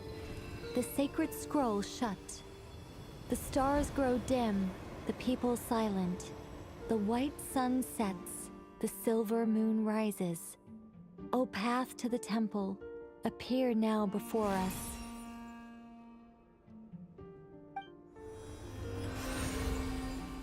Wow! It really opened! So that's what all this is about. They've been trying to open this gate. Come, let us enter. It might be best to eat something first. Take care to chew properly and swallow slowly. It will give your body time to readjust to the digestion process. They will head in soon. They will need to enter this gate.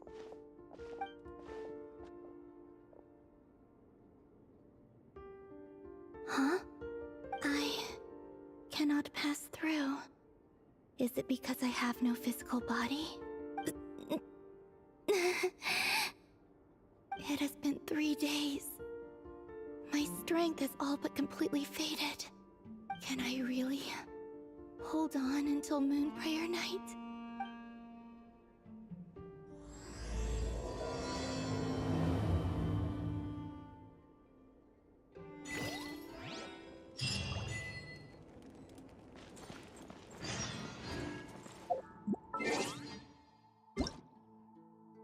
Oh, her birthday.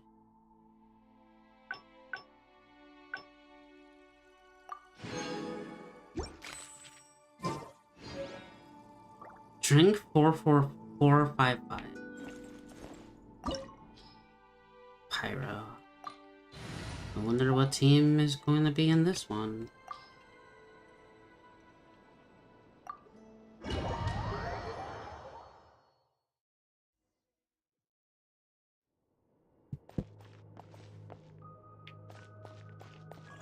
Probably more fitting for Arlecchino.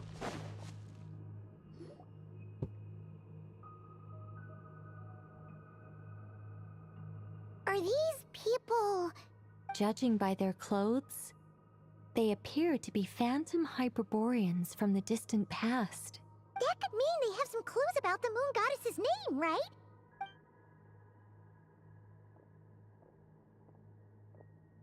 Hey there! Could you tell us what the moon goddess's name is? Sorry. That's probably a weird question, huh? How do we explain this? The moons are long gone, and their goddesses are dead. Their names no longer mean anything. When a new moon goddess is born, we will surely know her name. We have used every last resource at our disposal. All that remains is to wait, patiently and quietly.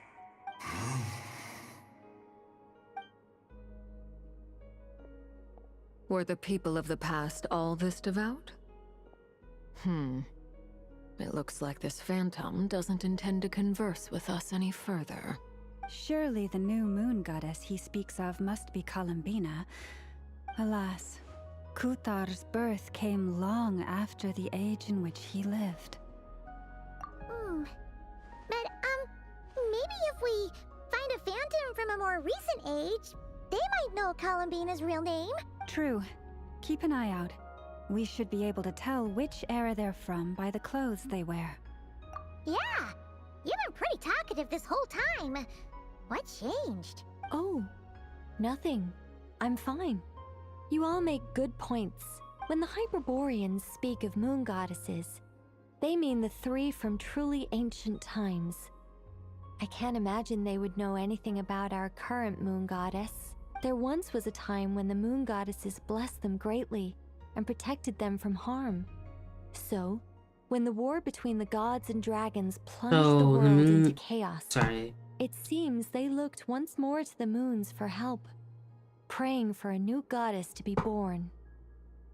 So about 600 to 700 years ago is when the moon fell. 500 years ago was the Archon War. No, it was 6,000 years for the moon, so never mind. How did Flynn saw the thing? That doesn't make sense then. Maybe Hyperborea lasted for that long, from 6,000 years ago to until the end of the end of the Hyperborea at 600 to 700 years ago. Yeah, that checks out. Let's continue on. Who knows what else we may discover. Which would have, I mean, 6,000 years is still a long time. Well, technically it would be about 5,700, 5,600. There's a door blocking this path. Not a problem. Try this.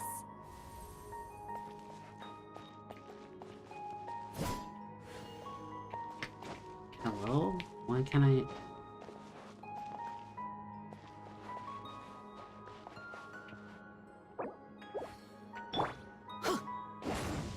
Hello? Try what? Okay, it was just not working for a second. Whoa! How did that door suddenly collapse? This device was maintaining the door's integrity. Remove the core, and the device stops working.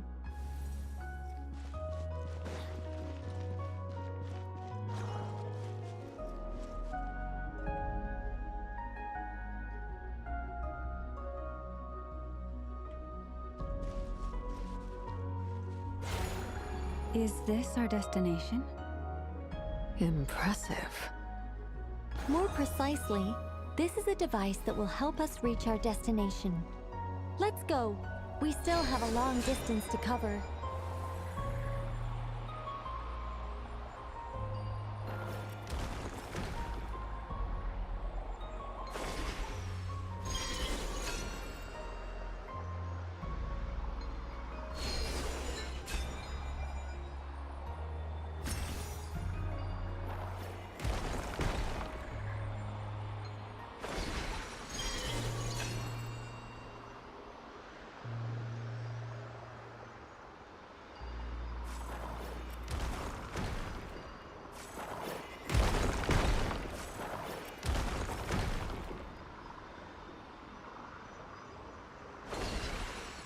Seriously, it's beautiful.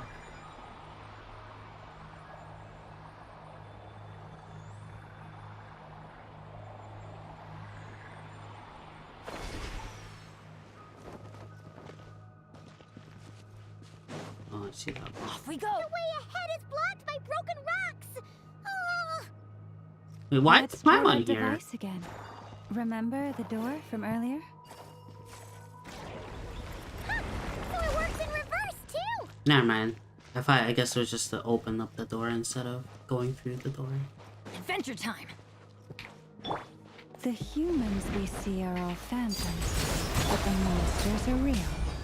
What a fascinating place. There'll be plenty of time to admire it later.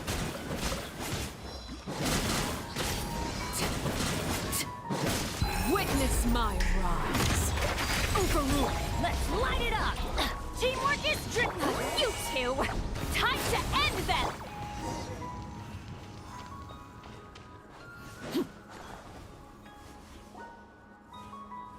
Ooh, there's a whole bunch of artwork in here. Seems pretty old. Nicole, this is probably your area of expertise. What do all these paintings mean? It's Eats Papa. Eat Papa. Eats Papa. I think Eats Papa. Okay, that's... To understand these murals requires some knowledge of the history surrounding the War of Funerary Flame. I shared a little of this with Lauma before.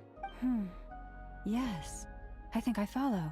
The dispute between the Moon Sisters. The transformation by Nibelung.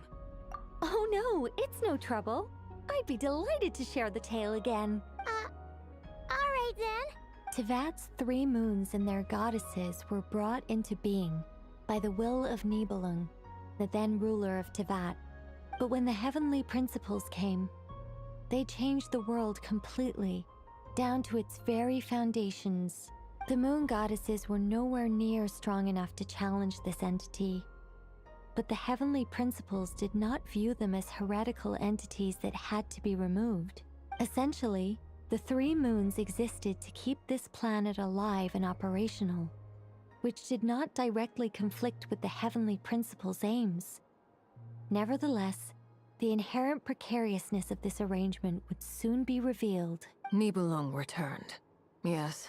He did, and thus began the War of Funerary Flame, a battle for dominance between Nibelung and the heavenly principles. Discord would soon emerge between the 3 Moon Sisters. One would voice the opinion that they should follow Nibelung, for it was he who first hung the moons in the sky. Another would argue that taking sides in the conflict would only bring the world closer to ruin. There was no telling where it would lead, especially since their creator had returned, bearing the perilous power of the Abyss.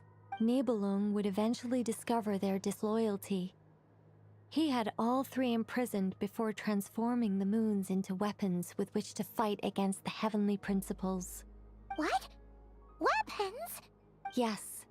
The very moons that had once defended the planet became instruments of death and destruction, striking terror into the hearts of all living things.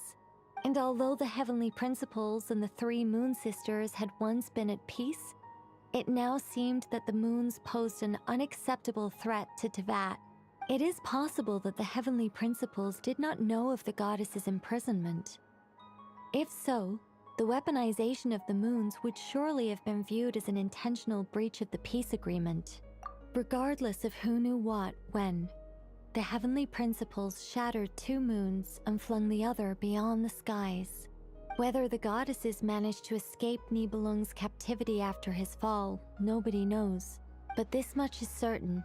From that day on, the moons no longer belonged to Tevat.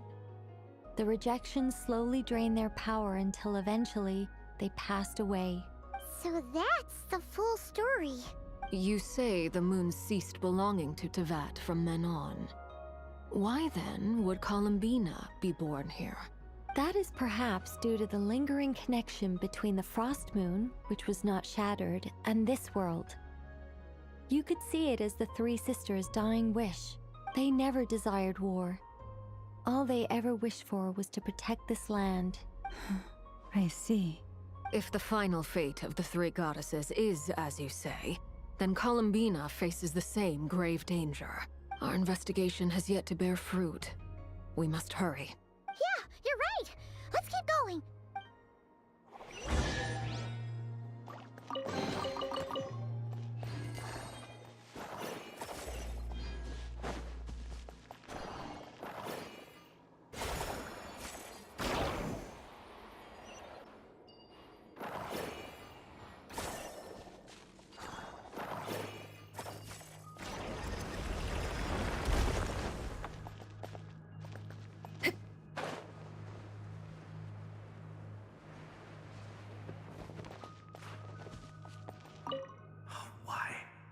Why do the creators of this world no longer show mercy upon their people?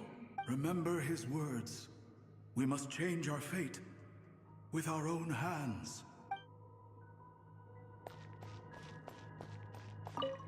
Should we trust him to keep his promise? We have to. There's nothing else we can do. Wait, that's odd. Who is he? Is something wrong? Is it? No, not really. It's just that over 30 possibilities emerged in my head, so I can't be sure who he is. It's been too long. My memory isn't as sharp as it once was. Okay. 30. Wow. Impressive. I think I know who the he is.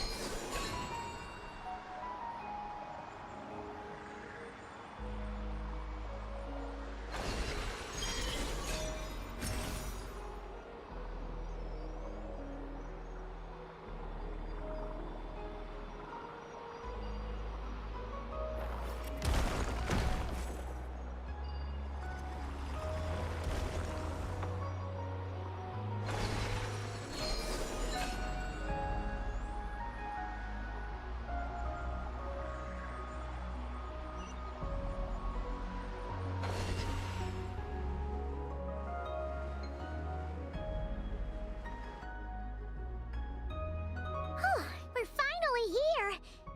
Guessing we'll need to activate this thing? Indeed. I was a little worried about that at first, but as we got closer, I sensed that the Kuvaki within it flows unimpeded. It should be functioning normally. The only issue is how to activate it. It's looking a little worse for wear. What about the cores from some of the other devices we've seen? Can we repair it using those? In all likelihood, yes. I imagine that would have been the Hyperborean's backup plan. Let's look for some cores.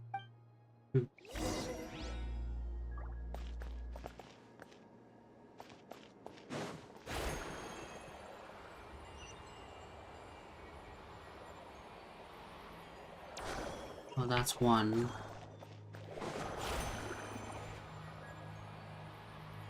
That's another.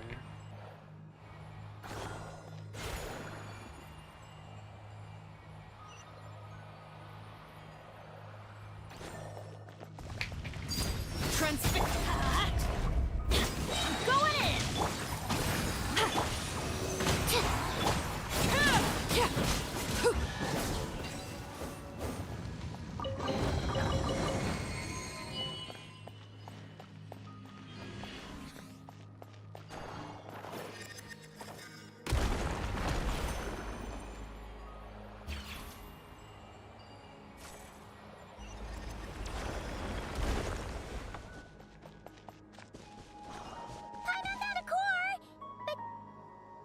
Get across! Walk up, then jump down.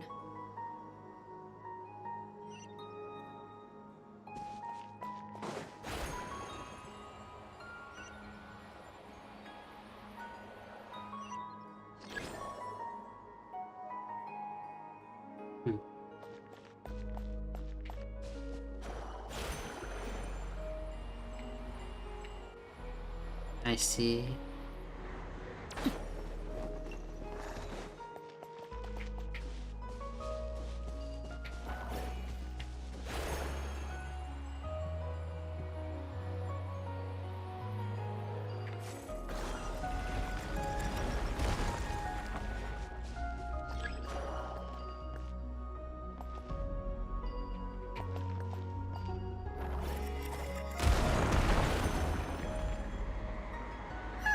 That should be enough cores. Let's head back.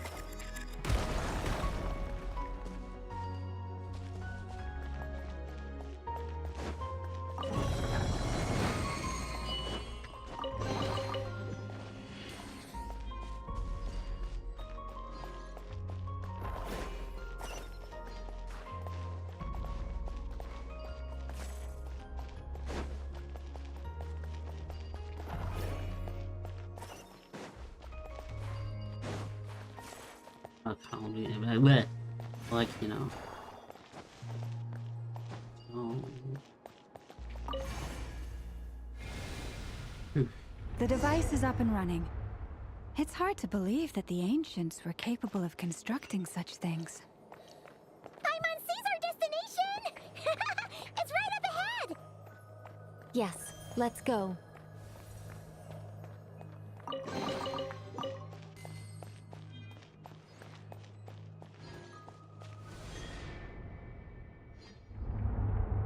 Been streaming for 3 hours now, but that ain't gonna stop me.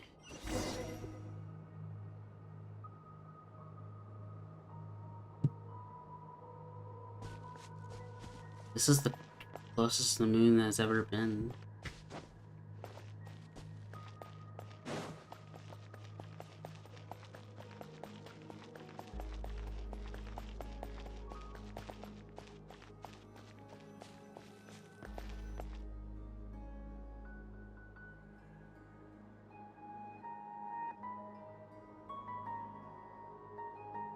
This is where the people of Hyperborea communicated with the moons. We need only place the moon marrow upon this platform on Moon Prayer Night, and we shall be able to open a portal to the moon and send our moon goddess back home. The assumption being, of course, that we can find her first. That's right. You want to know if it's safe there, don't you?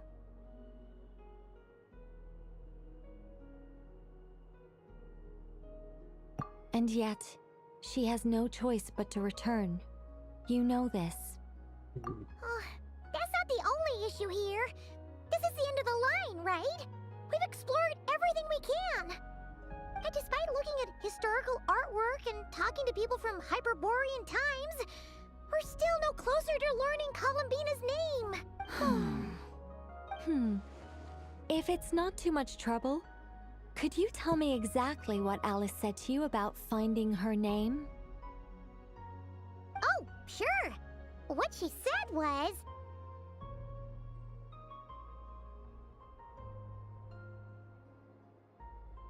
Then your first job is to find it. As a moon goddess, I'm sure she must have a name she identifies with. Neither Columbina nor Kutar is her true name, and she's never really accepted either of them. Is it not also possible that she has never had a true name? Not at any point in history? That would be a hard pill to swallow. But at this point, we may have to accept that that is the truth. No one knows how she came into being, and she certainly doesn't have parents in any sense that we're aware of. Perhaps she was never granted a name at all. But does that mean there's no way to get Columbina back? She's just gonna disappear and there's nothing we can do about it? Huh? Wait, why all this pessimism? Was it the way I phrased this question? You all seem to be taking this in completely the wrong way. Well, just because she's never had a real name in the past doesn't mean she can't have one now. What? Think about what Alice said again. She never once said that you'd have to find a new name, did she? Are you saying what I think you're saying? Yes. Names are anchors that connect us to the world. If she doesn't have one already, then all we have to do is create one, no? It's like... yes.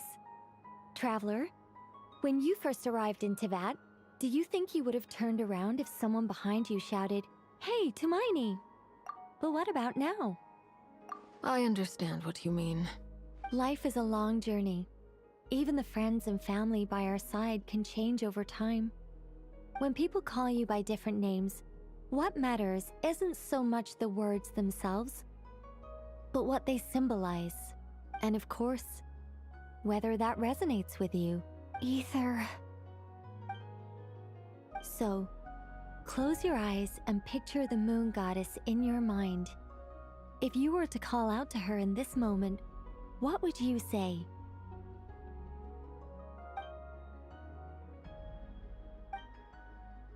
Columbina. Columbina. Paimon would call her Columbina too. Well, she has long forsaken everything that Kutar represents. I think from now on I should call her Columbina too. Well, it sounds to me like you found your answer. Are you sure? Is it really that simple? We haven't found her this whole time, and not for lack of trying. For a journey like this, the process is every bit as important as the outcome. Had you not searched far and wide, rejecting every other answer you were offered, how could you have come to an answer you felt was finally correct? Oh, it all makes sense now. This has Alice's fingerprints all over it. Are you suggesting that Mage knew from the start that Columbina never had a real name to begin with? I can't say for sure, but I can definitely imagine her chuckling in satisfaction somewhere right now, saying, "Ah, what fun." Llama! Your antlers! You should hurry. The festive moon has begun to rise. Do not worry, for when you called the name Columbina just now, I could sense that the power within was enough to summon back the moon goddess. The power within what? The name? Yes. So, the thing is... What's wrong now? This is so annoying. I really want to explain how that whole thing works. Starting from the founding principles of Tevat and... Oh, I could talk about this for hours, but... Deep breaths, Nicole. Deep breaths. You're an angel. A sober, sensible, solemn angel who has her priorities straight. Okay then. Sorry for asking. Clearly a bad call on Paimon's part. Anyway, you all need to hurry. Last thing, remember how it felt when you called out that name. Then it is agreed. By the name Columbina, we shall find her. Then we'll throw her the best Moon Night party ever! And at last, we will send her home.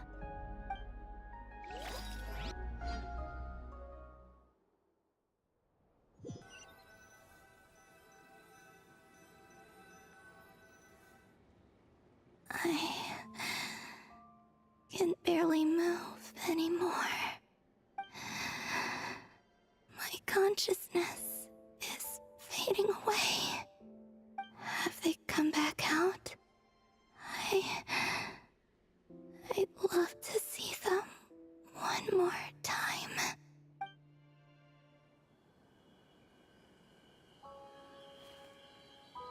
They didn't make it.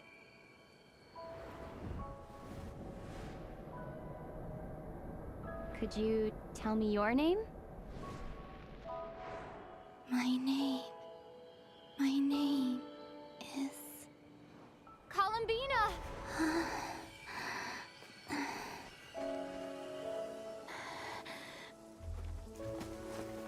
Columbina!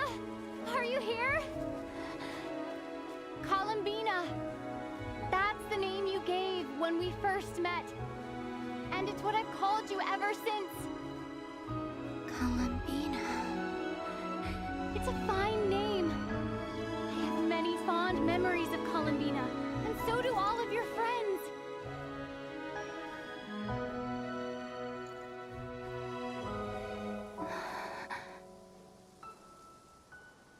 If you like this name,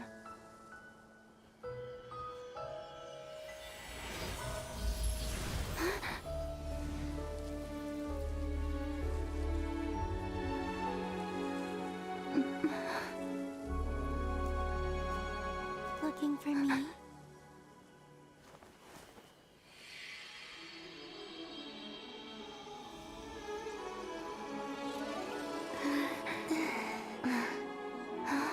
I like it.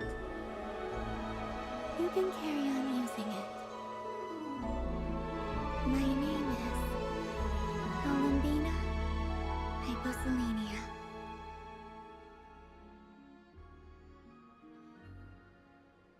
Columbina Hyposelenia. That's a wonderful name.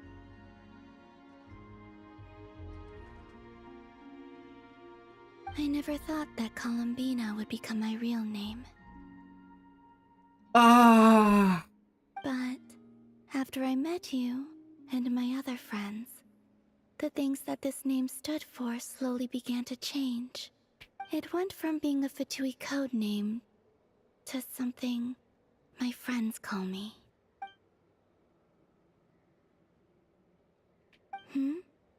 What is it? Why aren't you saying anything? I'm just so happy for you. Thank you. So, where's everyone else? We can go and meet them very soon. Everyone went to different places to try calling your name. Great. I'd like to thank them as well. Everyone's done so much for me. Searching for my name, entering those ancient ruins. Huh? Wait, so you were... Yes, I was there. Not physically, but my consciousness was still holding on. I followed you the whole way. Starting from when? You turned around and called out my name while you were in Nasha Town. Do you remember?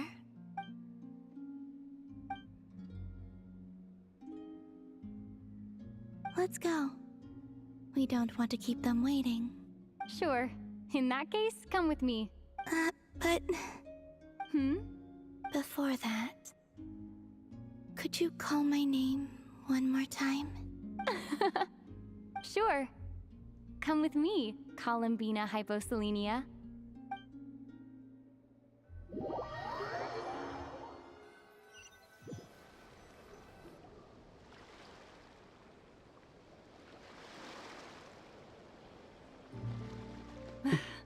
Columbina. Oh, this truly is wonderful. Oh my god, that's so fucking cute. Llama, I can't breathe. And yeah, I'm just gonna save that for a meme later. Obviously, I can't send it now because spoilers, but... Ha-ha! Just in time for Moon Prayer Night! It's good to have you back, Miss Columbina. Yeah, we were worried sick. Thank you, my friends.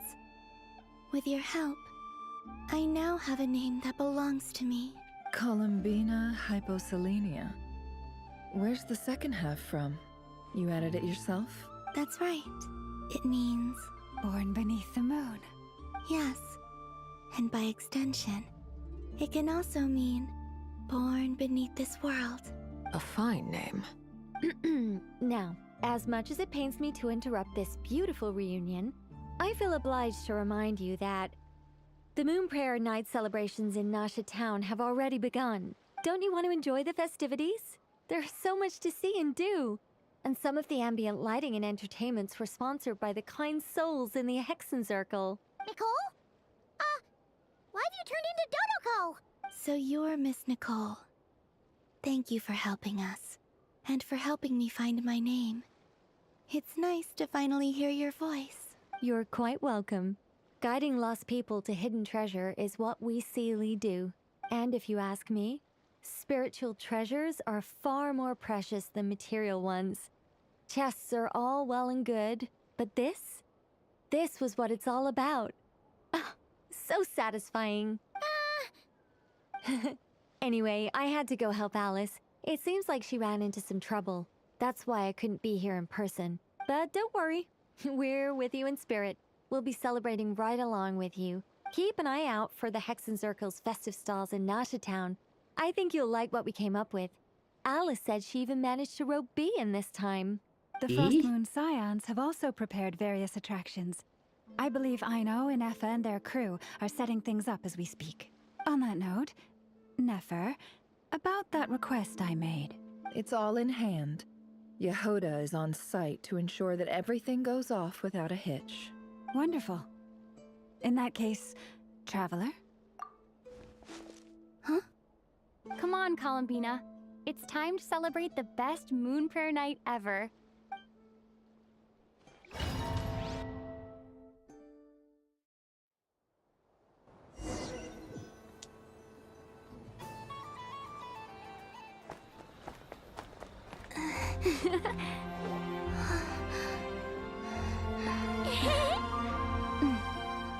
Hey, young lady! Would you like some Moon Prayer Night candy? Happy Moon Prayer Night. Oh, yeah. I almost forgot to say. Welcome home, Moon Goddess. I'm gonna cry.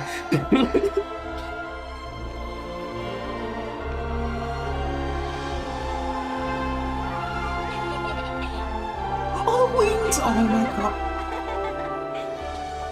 Welcome home, Moon Goddess. Welcome home, Moon Goddess. Welcome home, Moon Goddess. Turning Nasha Town into her home is a festive gift. A rather brilliant idea. Perhaps this is what Nodcry, Columbina's home, should have been like all along.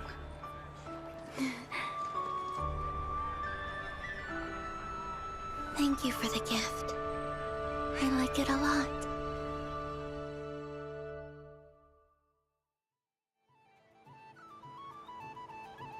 This feels like the surprise of my life.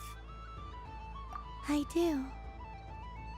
I never imagined I'd ever get to enjoy Moon Prayer Night with everyone so freely. If you're happy, we're happy.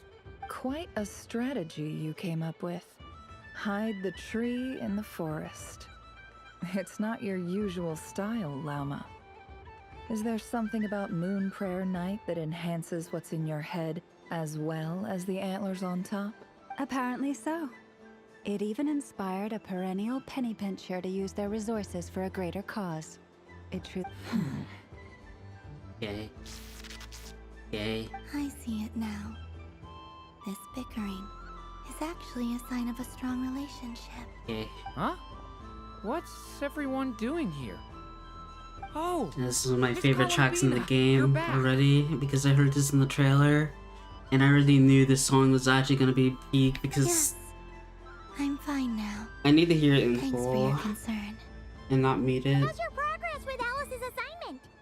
Very well indeed. I've never heard her sound so excited. Not like this.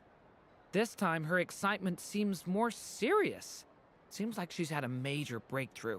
She said she'll contact us once she knows more. In the meantime, we're free to relax and have some fun. Enjoy the time off while it lasts. I have a feeling that our next task won't be so simple.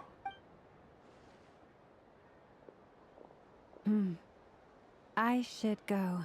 I still have a few things to attend to at the Frost Moon Scion stall. And I think I'll take a look around.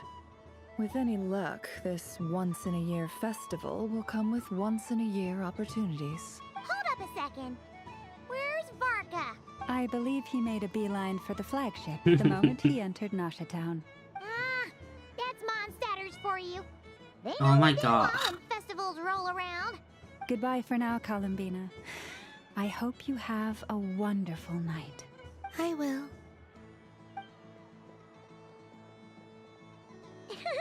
Well, in that case, don't just stand there.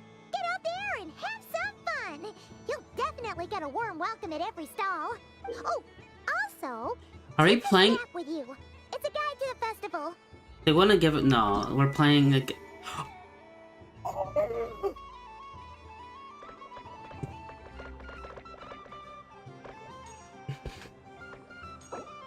Holy shit!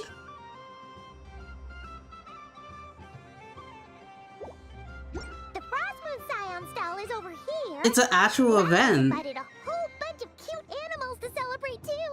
Over there is the Hexenzirkel section. Atlas seemed more excited than anyone about this festival, so she insisted on making it a grand affair. Oh, and then there's the Nasha Town local specialties, including...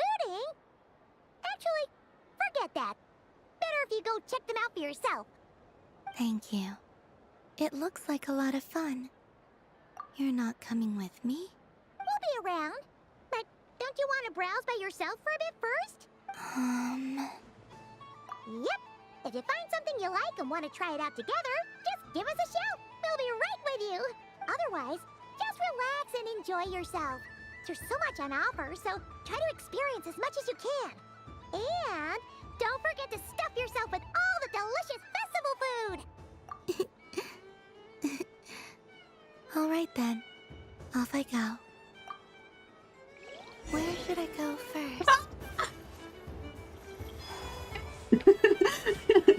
This must be the mage's stall. It feels like I've entered a fairy tale. Ah, how lovely. There are so many attractions here. Since I rarely get out, I might as well make the most of it. I need a moment.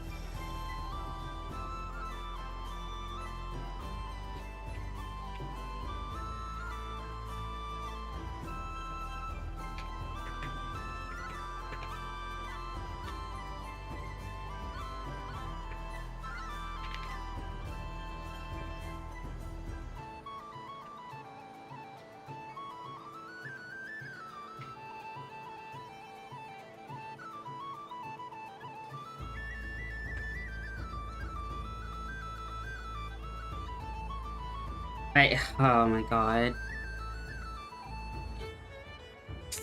Fuck, okay. I don't even know where to go first. I would obviously see Sandrane first. Okay, there's the witches. All the things, all the people. I will talk to Sandrane first. The fact that she's even here to begin with.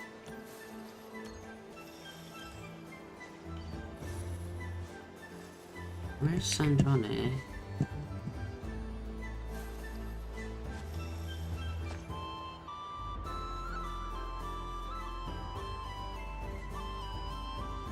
What is going on over here? It looks like fun. Hold it right there! You can't run away from me, Moon Goddess. Hmm? Are you talking to me? Of course. Do you see anyone else here dressed up as the Moon Goddess besides me and you? Hey, come on! Call me by my title.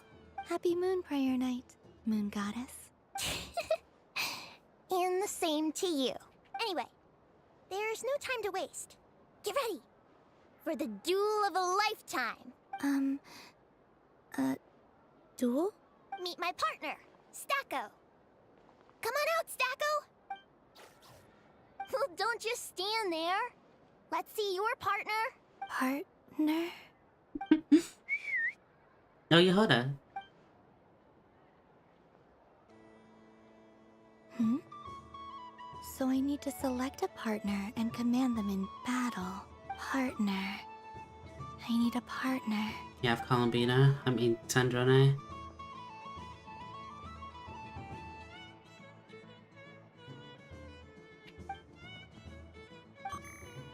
Whoa! Am I seeing things? Where'd you get a Kuhenki? They're super rare. That's great.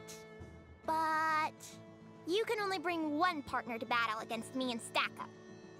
No. They all look so eager to be picked. I don't know what to pick. This sucks. I like all. Which one should I choose? Yeah, I think he's more fitting for Columbina. The robot's probably really cute, and the deer is probably like the best one. I don't know. Robot. I'm not sure what this bot is trying to say. Or maybe. But it seems very happy. That bow. Does it want to dress up as the Moon Goddess too? They all look so eager to be picked. This one usually lives in Nasha Town. She likes falling asleep to the sound of striking hammers. And I bet she's quite familiar with robots' weak spots. They all look so eager to be picked. This deer came to celebrate the festival with the Frost Moon Scions. It wants to help me with its antlers. They are its pride and joy. They all look so eager to be picked. I don't know. I like them all. This sucks. I want to pick. Which one should I choose? If I can replay these, this would be good, but I don't know. I'm not sure what this bot is I'll trying do to robot. say. Testing! Testing! Oh, this is an emergency broadcast! An exciting battle is about to take place right here at the Nasha Town Special Arena! In this corner, we have the Moon Goddess and her robot partner. And in the other, we have the Moon Goddess and her other robot partner. This announcer stuff is harder than I thought. Why does everything I say sound so dumb? If I could cringe any harder, I'd fold in on myself. Only one moon goddess can be victorious in this ultimate battle of destiny! But who will it be? There's only one way to find out!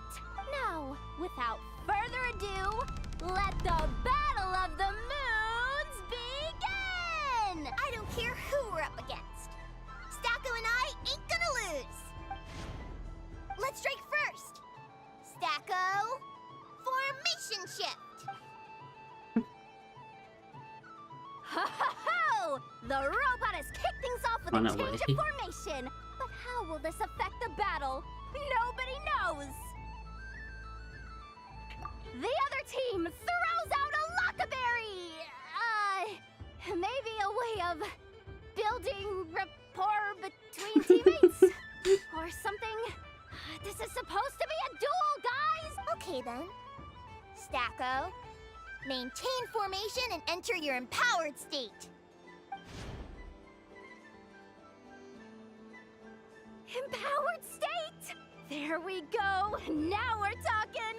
Absorbing the immense Kuvaki present on Moon Prayer Night, this lean, mean machine has greatly increased its offensive power! Here it comes! A lockaberry! Oh, what could the Moon Goddess be planning now? Frankly, I don't have a clue, so your guess is as good as mine. The battle is heating up fast! I'm about to start sweating machine oil over here! Go for it, Stacko! Set Kuvaki to maximum! Can their opponents withstand this blow? And what will this Moon Goddess do? Don't be afraid. Fight however you wish. And it's the empowered state! Both robots empowered now! The attack comes in, but oh, attacks repelled! Opposites attract, but likes repel. And now you've seen it in action! What a powerful repulsion! The robot crashes into the wall! Can it keep going? Stacko! Oh, Stacko is down for the count! Our winner is the Moon Goddess! The slightly taller one, I mean. You did your best, Stacko. I'll take you to Ainos for a checkup right away, don't you worry. Well, you beat me fair and square, I guess. Honestly, I underestimated you. Won't make that mistake again. I think my partner deserves most of the credit. Just you wait. When I'm a little bit older, I'm gonna come back a whole lot stronger. Be ready for a rematch.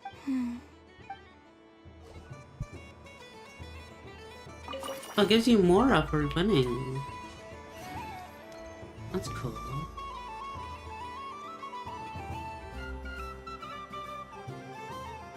Well, well, look who it is. This is gonna be another like hour of just hanging out. They looked all over for you. Frankly, I didn't Why she have think you'd cat be back ears? for Moon Prayer Night. Were you worried about me, Sandrone? You would like that, wouldn't you? Do you even hear what you're saying? It seems to me like you disguised yourself with festive headgear, just so that you could come see me on Moon Prayer Night and make sure I'm okay. You didn't even bring Polonia with you. You? I thought you couldn't see. I cannot. But I sense the confusion of those around us rippling through the Kuvaki currents. Based on what I know about you, let me guess what you're wearing. Is it cat ears? Shut up! I'm only here to protect the Fatui's interest in this territory. Running into you was pure bad luck. Really? But you were the one who asked Arlecchino to help everyone find my name. Columbina! Ugh! Just one more word, and I'll unscrew your vocal cords. It's Columbina Hyposelenia now. Tell someone who cares. I've missed you, Sandrone. The whole time I was gone, I was thinking. You're blushing. Sorry. I hope I get a chance to say some ugly words to you. Is that supposed to be a joke? Anyway, let's go play that game. What? You mean that frostfin whale? Yes. It's some kind of game where you get bitten if you step on the wrong tooth. Seems like fun. Who in their right mind would wanna... Because you're not a scaredy cat. Fine! You wanna play? Let's play. Don't complain when I kick your sorry butt. Lovely.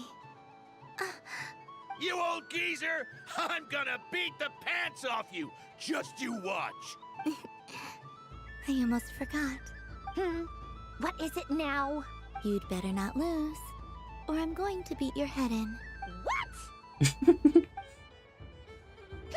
Allow me to demonstrate. I since want to I'm feeling animate so this if I can. You just step on the teeth. Like this.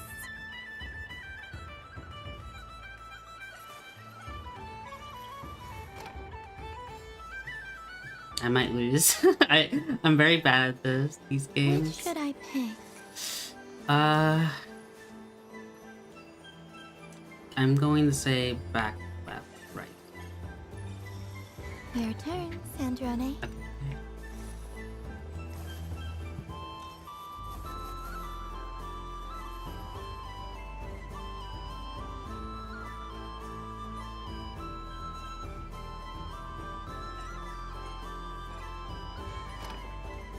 Don't come crying to me if you get bitten.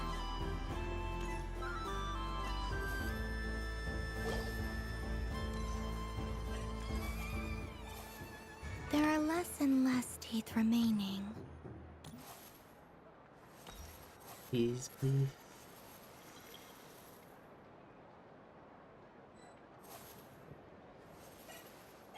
Huh? What's that noise?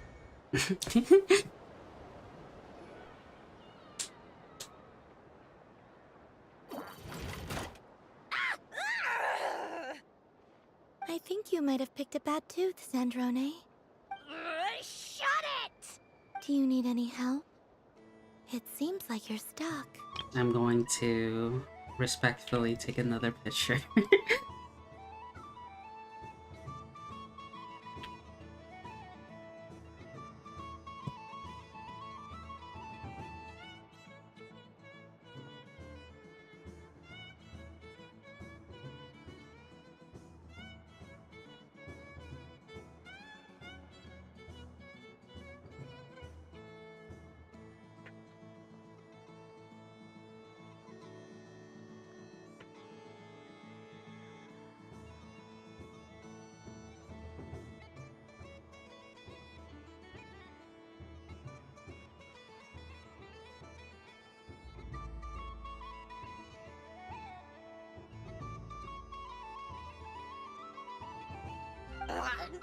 No! It's just a blasted toy!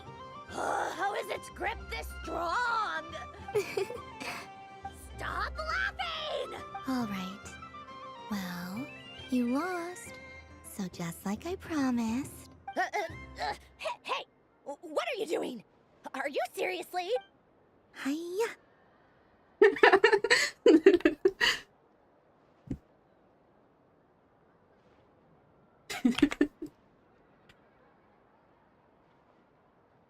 If I can even animate to begin with. Why, you... Oh, just you wait! Rematch! Are you all right, Sandrone? That was quite a strong bite. Are your clockwork parts? Quit your fussing! I don't need it! All right. I'll go first this time.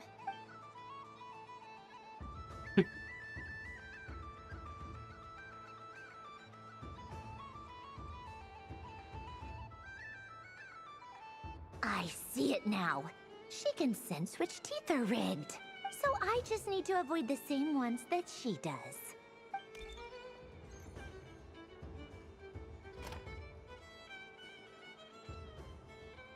This one...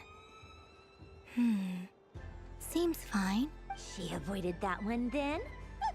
Now I've got you. All right, my turn.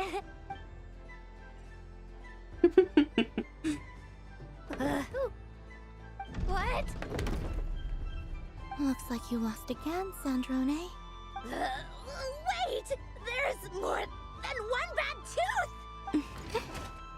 Bonk.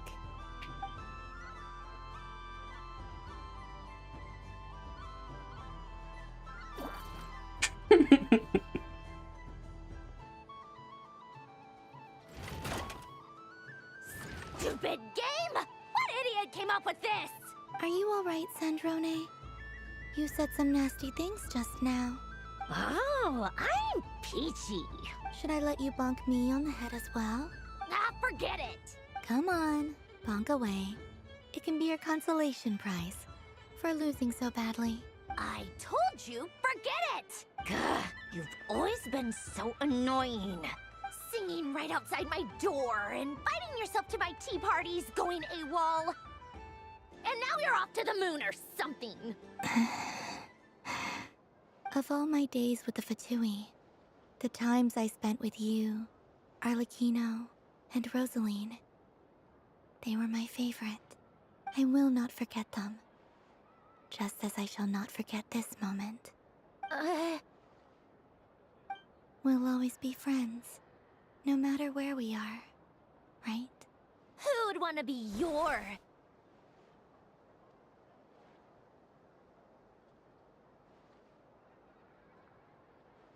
I'll miss you, Sandrone.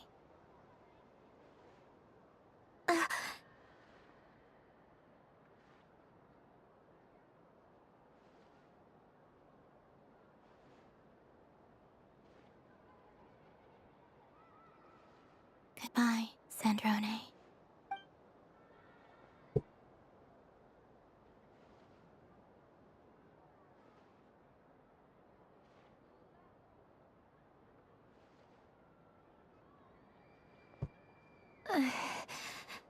I'll miss you too, Columbina.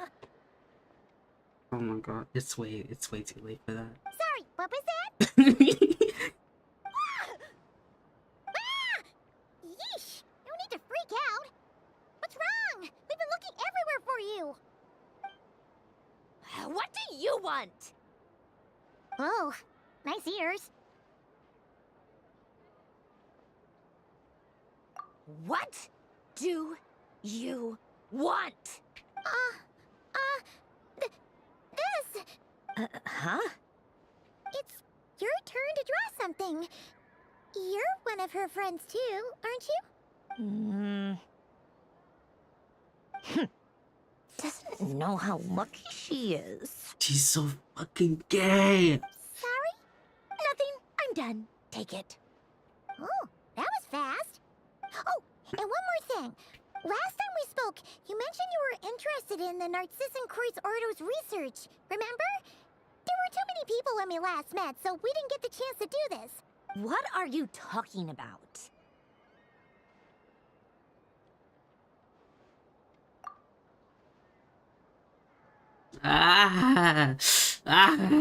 This is...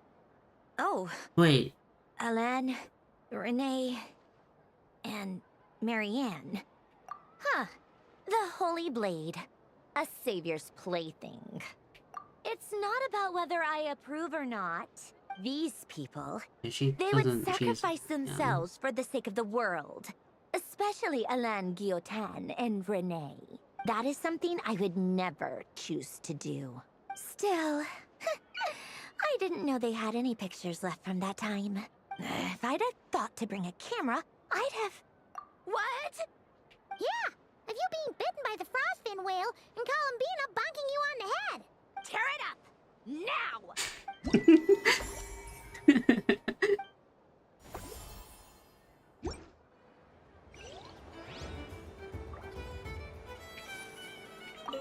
What's there to see on that moon anyway?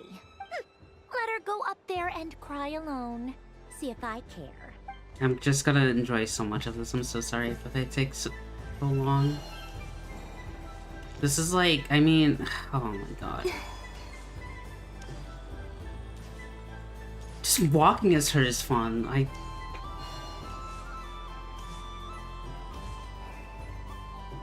Moon Prayer Candy! Beautiful! wonderful, tasty Moon Prayer candy. Buy a whole box, share it with your friends and family. Candy? To share? I wonder what flavors everyone would like. Welcome home, Moon Goddess. Fancy a box of Moon Prayer candy? Sure. I knew you would. Now, what flavor would you like? I'm not sure. What flavors do you have? Is this for yourself or as a gift? A gift for my friends.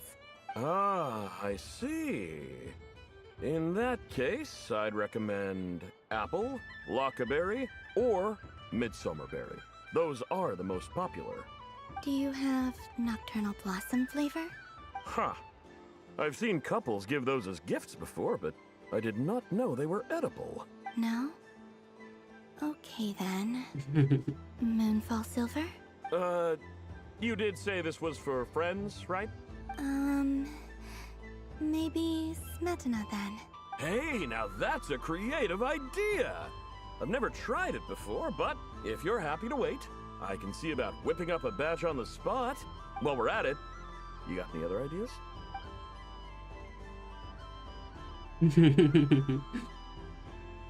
Extra strong coffee. I wonder who that is. Where?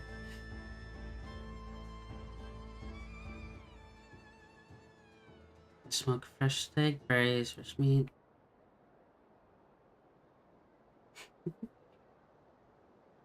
Here you go. Every flavor you asked for is in there. Thank you. I should be the one thanking you. You brought me a whole bunch of new business. It's like a genuine blessing from the Moon Goddess. I hope you and your friends have a lovely night. Hi. It's for yourself.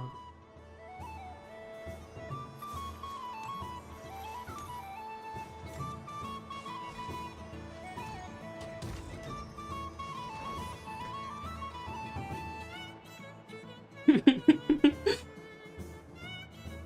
doesn't make any sense. How am I losing every single time? Wait, Inefa, you're cheating, aren't you? Yeah, that must be it. I am not cheating, I know. Uh-oh, sounds like Inefa's turning into a big baloney bot. I think it's time for some serious maintenance. Moon Goddess, help me. Miss Columbina, I know, is attempting to cheat. What the? I'm not the cheater. You're the cheater. How dare you throw it back at me?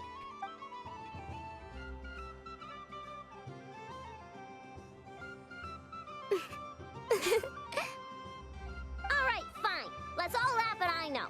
Just you wait till I get home, because I'm gonna make a game bot that can win 100% of the time.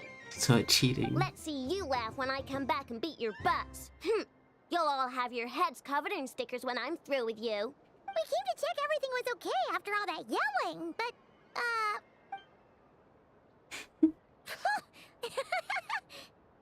Whatever it is, it sounds like cheating is allowed. Kuhenki concentration. Each player starts with differently colored Kuhenki. Each round, they draw one Kuhenki from their opponent. When a player has two Kuhenki of the same color, they make a pair and can be discarded. Any that can't form a pair must be kept. The round ends when a player can't form any more Kuhenki pairs, and that player gets a sticker. Ooh, can 4 people play as well? That is fine, so long as the turn order is fixed beforehand. Alrighty then. In that case, the 2 of us will join as one team. Okay, but if you lose, you're both getting stickered. I don't want to hear any excuses. Sure. And if we win? If you win, only one of you gets to sticker someone else. I have taken to calling this. I know logic. Hey, lay off me, alright? Okay, so we're starting the game from scratch again, which means all my stickers so far don't count. Looks like Luonatar is the Kuhenki of honor for this game. Anyway, let's go clockwise, starting from Inefa. Huh?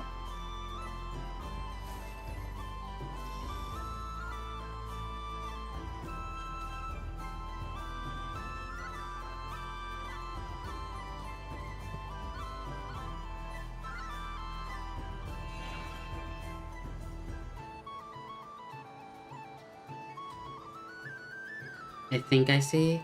Nice! That's a pair!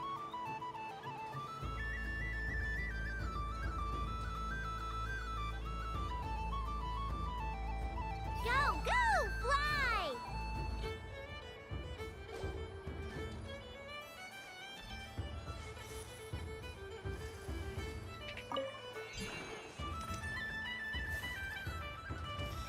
Go on. I see. I see the.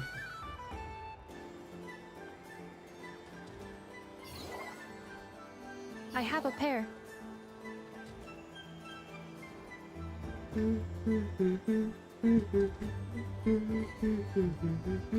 Uh-oh! We gotta pick up the pace!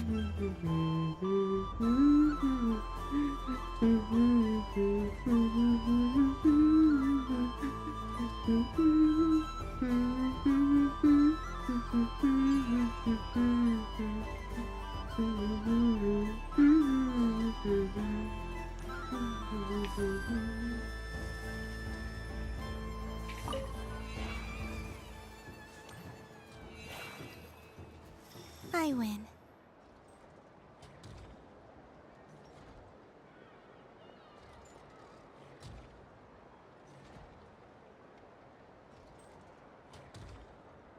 Phew, that was too close. I thought I was gonna lose. Good luck, everyone. Literally. Out!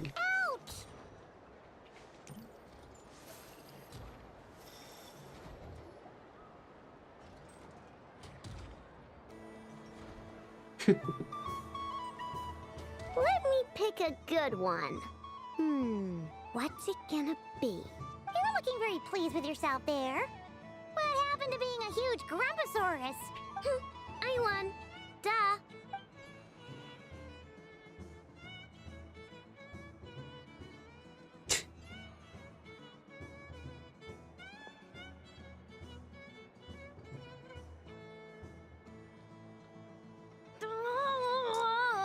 Me again? Don't fidget too much, Ino, or the sticker's going to fall off. I don't care. If it falls off, it falls off. If a pair of Kuhangi get discarded, why not a pair of stickers, huh?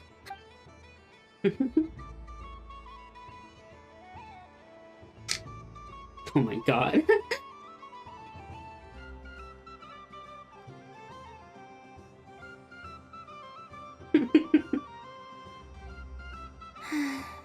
I've lost. Sticker, sticker, sticker!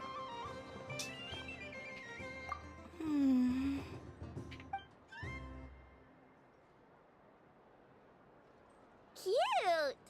You think so? Shame. I can't see it for myself. What did Luanatar say? She said it looks so cute that she wants me to lose a few more rounds.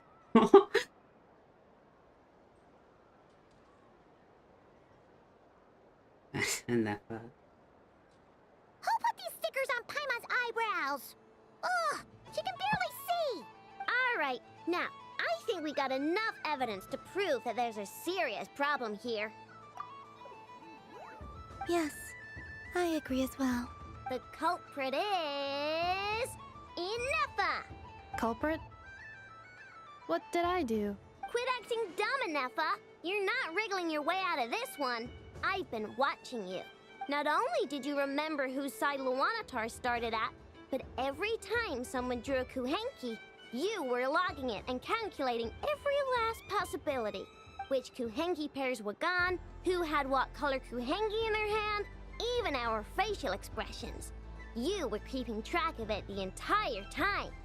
Exactly! What Ino said! Putting aside the fact that running calculations is not against the game rules, do you have any evidence to support your allegations? But that's not against the rules either.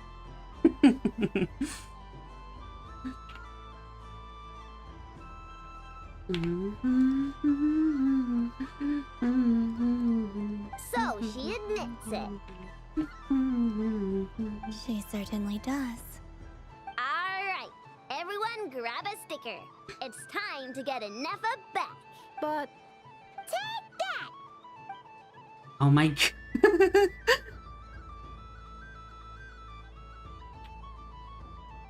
I'm saving literally every single picture of these.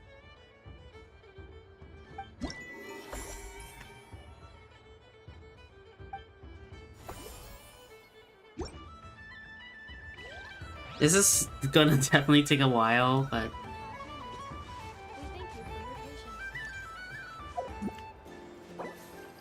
Accent circle...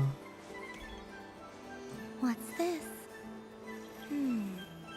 Should I give it a try? It's gonna take so long. I don't have enough data. Need more samples. Who should I ask for help? It's already 2 AM. One of the amusements? Or is it a research project? Bit of column A, bit of column B. I'm currently running some synchronization tests on these spots. Basically, you need to press the button to help them successfully obtain the treasure. But you've got to time it right.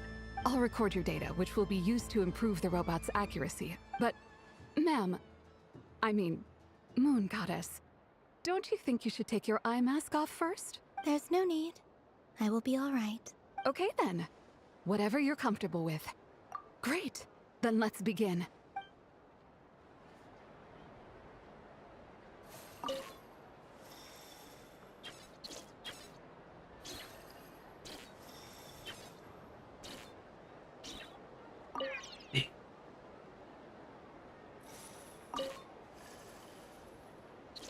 I think yeah.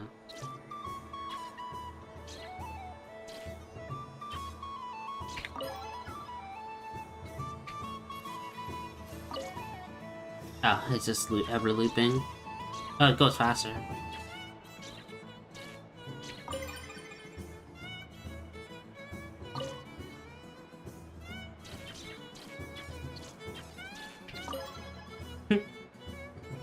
Nice. Data collection complete. This is a lot of more I'm missing out on if people don't do them.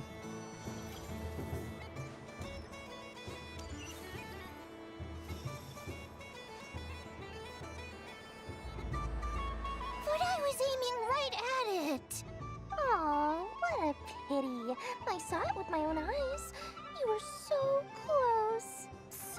So very close. That's not true.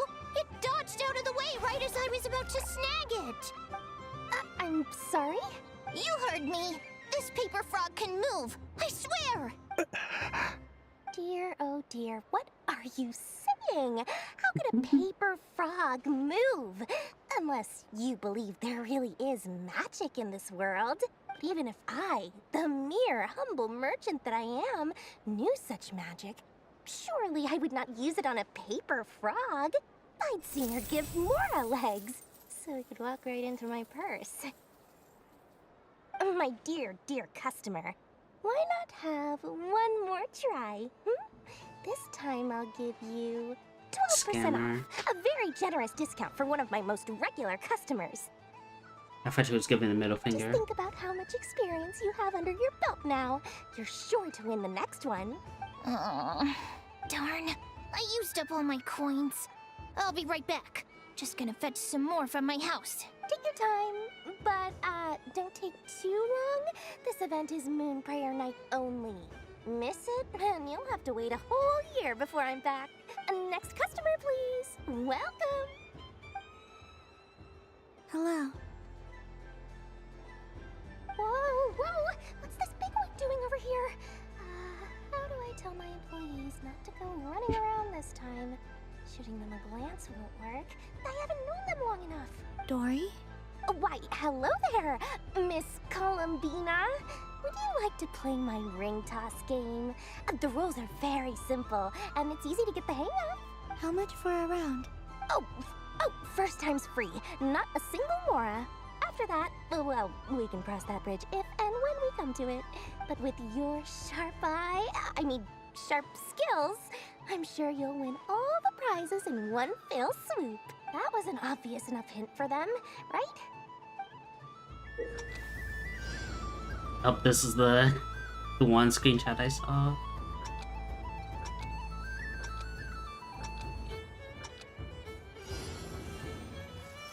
Here comes the ring! Oh, peanuts.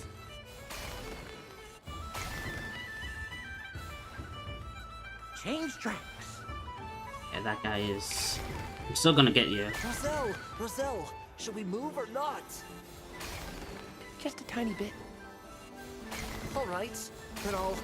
Oh, sugar plums, not the clock hands. How do I I'll move wait the for the legs again? dialogue. Okay.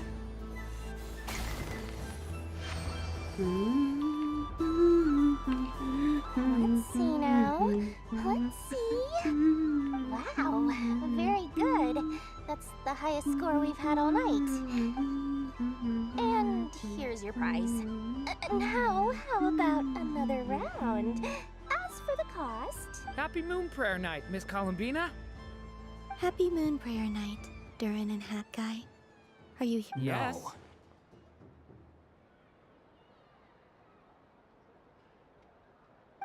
No. You said we were just coming here to say hello. I did, but then I recognized a few more people as I got closer.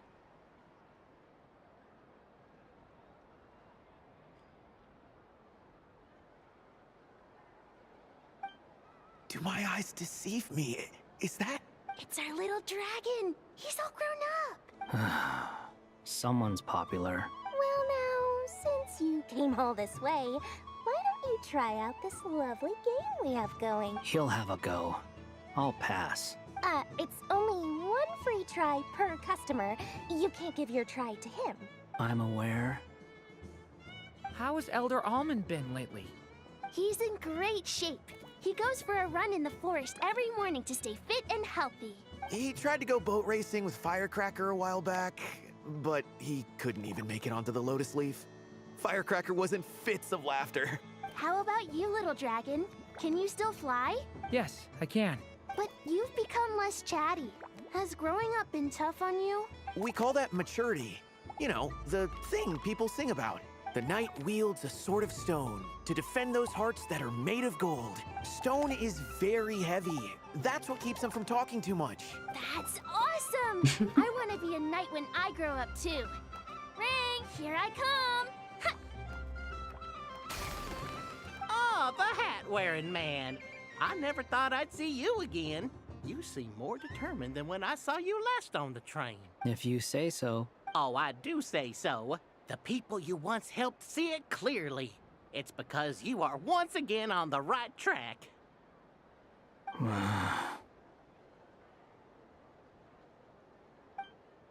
May the engine in our hearts propel us to the station of our dreams. I can move! I can move now, Roselle! What are they doing? Running into the rings like that? You got them all so quickly! I have never seen anything like this in all my travels. Is this guy actually an old friend of theirs? But how? They're origami animals and clockwork people from a fairy tale. Getting to know them would be quite an arduous task, unless they share a hometown? I have to get to the bottom of this. Next time I see the great mage Alice, I shall demand answers. Thank you, Dory. I had a lot of fun. Now for your prize. Where did I put it? Give me a moment to dig it out. Oh, sweet grand prize. How I wish I didn't have to let you go. Good thing I've already turned a profit from the customers earlier in the night. Otherwise, I'd have wasted all my hard work. Okay, I'm back. What?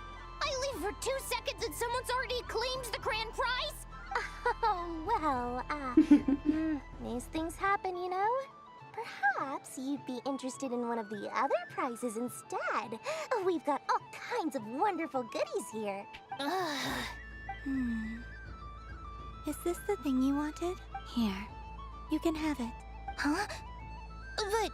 Don't worry about it. It will be happier with you. Oh, thanks so much, Miss. Moon Goddess. Goodness gracious, Columbina. Give me strength. How am I supposed to make any more money from this child at this rate? Daddy, look! That's the game I was telling you about! Forget it. She is the moon goddess after all. I'll think of some other way to swing this. Maybe I can try to hook this new kid. Huh? Oh, someone already won the grand prize. You can take mine if you want. What? Why? Why are all these bleeding hearts coming here to ruin my business? Happy Moon Prayer Night, everyone.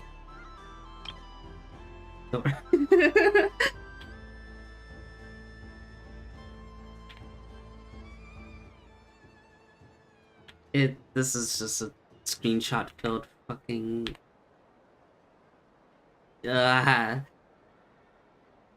I'm never getting out of here. Happy Moon Prayer Night. I have 5 more to go. God damn it. Whatever. There's... So this is the Frost Moon Scions area.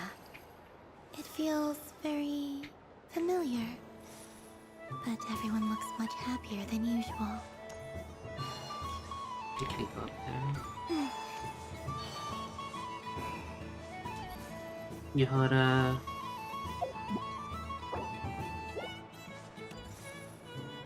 Can I buy some? Oh. Wow, the Frost Moon Scion stall looks kinda plain, but it's pretty cool once you get into it. I don't go to Hisi Island much, but it's got that, like, old world cultural feel. And if culture means we get more festivals. Hello, Yehoda. Columbine. Hello, Moon Goddess. That was too close. I almost gave the game away in front of the staff. Oh, wait. What's the deal with her shoes? They don't make a sound when she walks. I could do with a pair of those. Do you like balloons too? Balloons? Oh, you mean those? What's so fun about balloons? I'm not a kid anymore. They're probably more up Aino's alley. Yes. The animals seem very curious about these strange flying objects. I was drawn here by their voices. I recently learned a fun new game you can play with balloons. So I decided to come and give it a try. A new game? Hello. Welcome home, Moon Goddess. Here to buy some balloons? Yes. This is Could you literally give me gonna a take few that haven't hours. been inflated It's yet? already been 30 minutes since been in this Are area. you sure? I guess it's not a problem, but... Yes, please. Thank you. Uninflated balloons? But those are just little rubber pouches. What does she want with those? Would you like to play the balloon game, Yehoda? Huh? Sure. I guess. Wait here a moment. Oh. This is so weird. What have I got myself into now? I thought I saw Columbina nearby. Uh-oh! That's the 4th Harbinger! Although she's helped us out quite a bit, she's good people, right? She looking for Columbina? Oh, guess that's my ticket out of here. I'm not sure my heart can take being sandwiched between 2 Harbingers. Okay. Which stall is she checking out? Oh, it's that other Frost Moon Scions one. Try on the headgear, see what it's like having antlers or animal ears for a day. Oh, I wouldn't be caught dead wearing that stuff. So embarrassing. I have enough gear to carry as it is. Wait, what? Oh my god.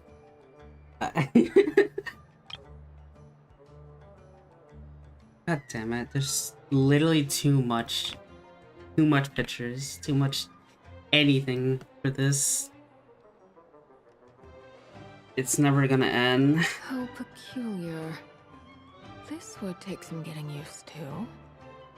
I wonder if this is what it's like for Lynette. It really suits you, ma'am. What is this? She was so intimidating a moment ago, but now, dang, she's really rocking those ears. How does she make them look so cool?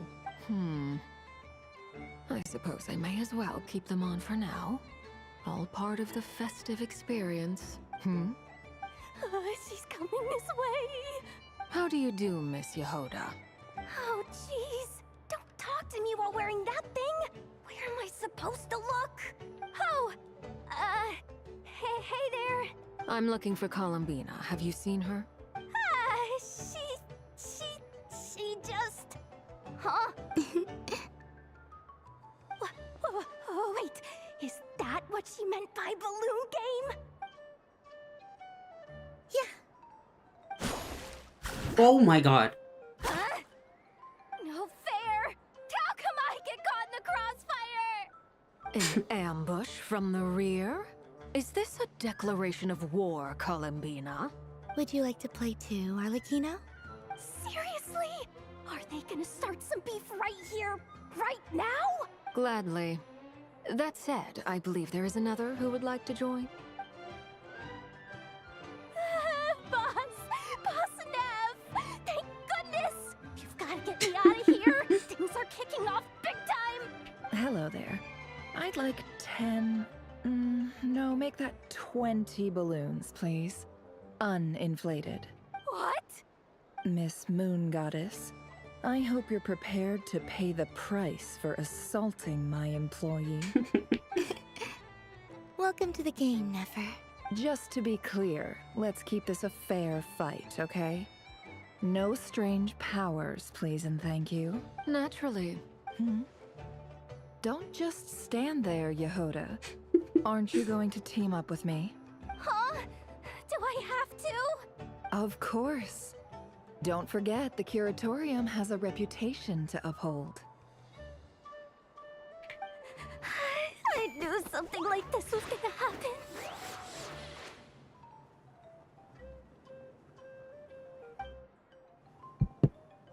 Oh my god. Another picture. It never fucking ends.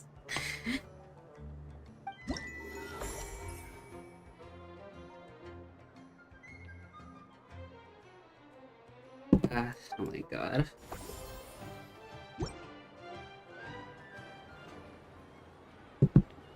Okay. Can I take a balloon? Welcome home, Moon Goddess. Would you like to try on some animal-themed headwear?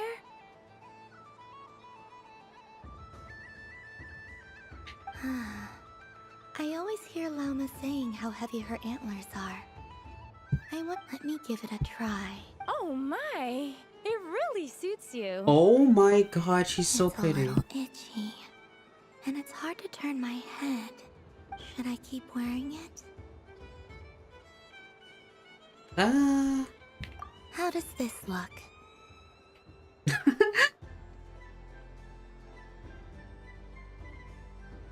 How does this look? How does this look?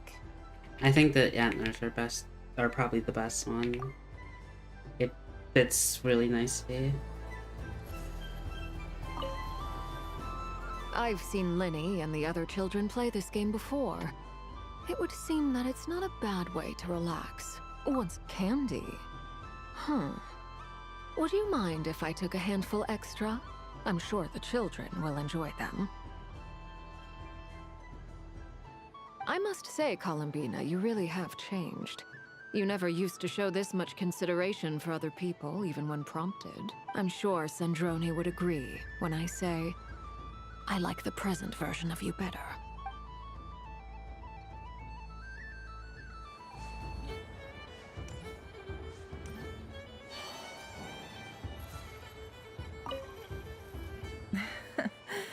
That was fun. It's a shame Ashru doesn't like playing. Oh, a gift. Oh yeah, the candy. I Very haven't nice given indeed. it to everybody. Candy is one of many luxuries that the desert folk could never afford. How I yearned for candy when I could not have it. Yet, now that it is readily available to me, I never seem to crave it. May your moon prayer night be one free from regrets.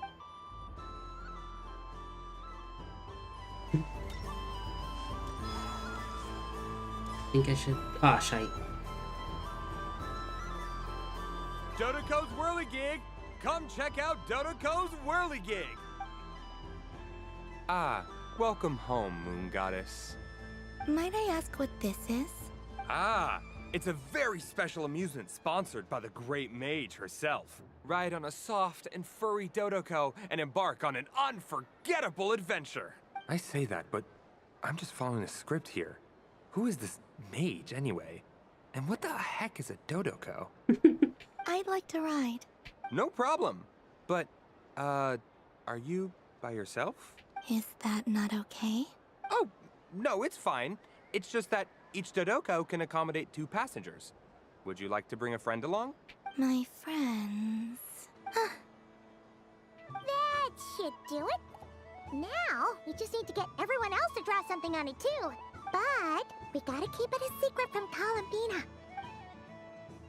Traveler.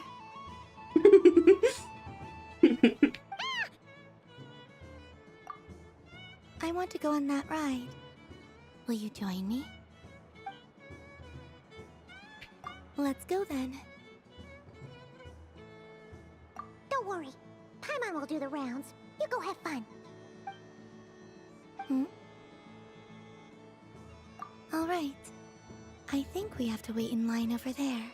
Please take your seats. For safety reasons, you mustn't try to leave the ride before it comes to a complete stop. All right, you're all set. I wish you both a wonderful journey. I'm just having such a... I'm smiling like cheek to Not cheek. bad. It reminds me of riding a moon lane. Sometimes, the Kuhenki circle around me like this, playing their beautiful melodies. Yeah, I'm going to miss them.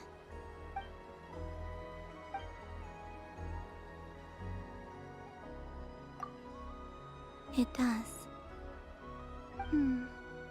I've felt scared in the past, too.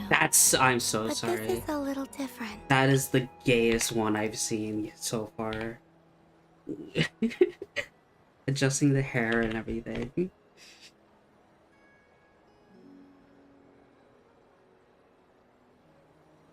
You know something? I got to see a lot of fascinating things during my disappearance. I saw how the Frost Moon Scions act around their families. So different than how they used to act in my presence. And I also saw how they interact with their friends. It made me curious at first. Why do people act so sincere when they're worshipping gods, but save their truest, warmest feelings for each other? Slowly, I came to realize that it's because they trust one another. They know, deep down, that they'll be accepted for who they are. All of it. The good and the bad. I know. I knew it the moment you started calling out my name. What I fear now is the end. I fear losing all this the very night I have gained it.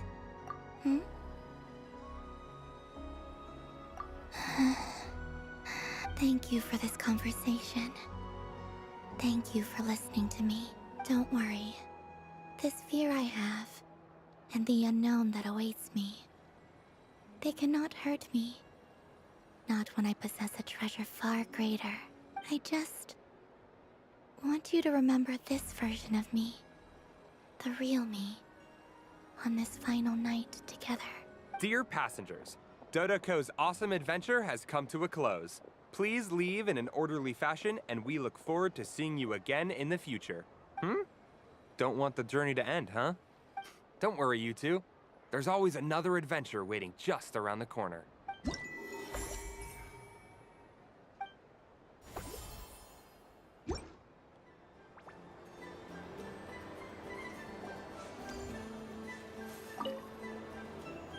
Fun ride, huh?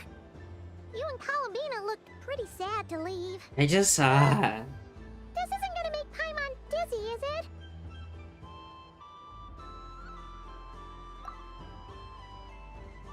Oh, candy for us? Thanks a bunch, Columbina. Don't mind if we do.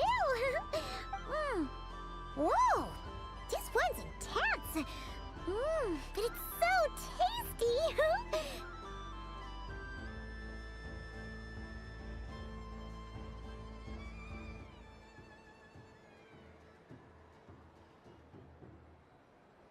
What about you, Traveler? How does yours taste?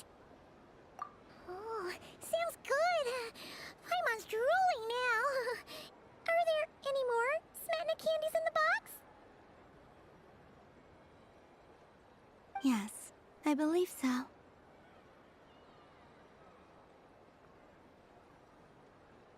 Okay, gotcha. Let's see. Sure. This one, and yep, this one looks right too. Oh, whoops.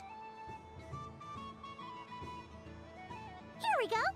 One per person. It's so sweet.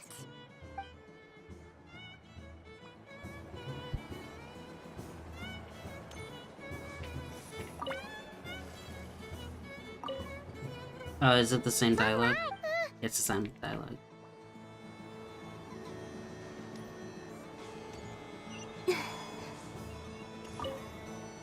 Done being a dupe. Thanks for coming here with me, Hat Guy. Are there any games you'd like to play? It's your turn to pick. I'll come with you. Why does that hamster think you've grown up? You haven't changed at all. I know you don't mean that. You're just taking the opportunity to make fun of me, aren't you? Even if you won't admit that taking some time to compose yourself is important, I can see that you're doing it in practice. Otherwise, you'd have taken off your hat and flown away by now. Looks like Albedo's socialization program has been far more useful to you than all those Vahumana textbooks. I thought you'd actually spend your precious time doing something more worthwhile.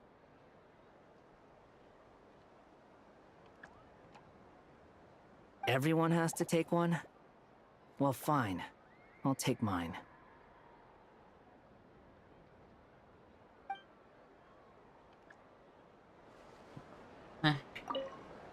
Done being a duke. Thanks for coming. Yep, let me feed Durin. I know Let me you feed don't, even if you Durin. I won't, need to feed otherwise- Durin. Let me feed Durin. A moon prayer candy for me? Huh, thank you. It smells like baked apples and butter. Reminds me of Good Hunter, a restaurant in Mondstadt. I understand your homesickness, because both Simulanka and Mondstadt are my home.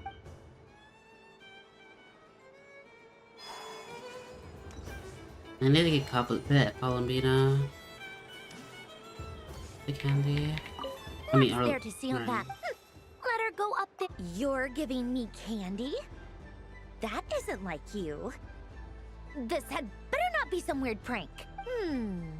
Coffee flavor? I thought you hated coffee. It's extra strong too. Huh. You didn't do all this just for me, did you? Hey! Don't take it away! I never said I didn't want it. I mean, you can't unmake the candy now.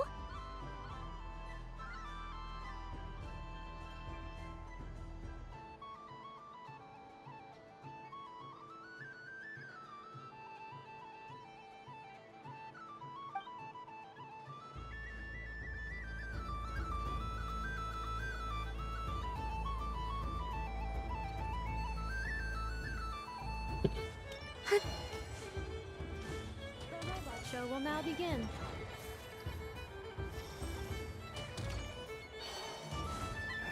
Oh, okay. I can't eat them.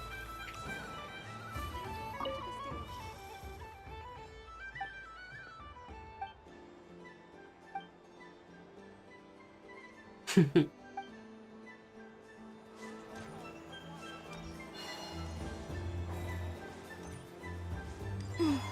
think I've done most of everything. At least talking to people. There's still llama inlands. Sunny days! I prefer sunny days. Ah, well, you are as warm as the sun itself, Moon Goddess. Very well. I believe your spirit animal has to be this most adorable chic badger. Wow! Thank you, Mr. Talking Magic Lamp. Have a very happy festival, Moon Goddess.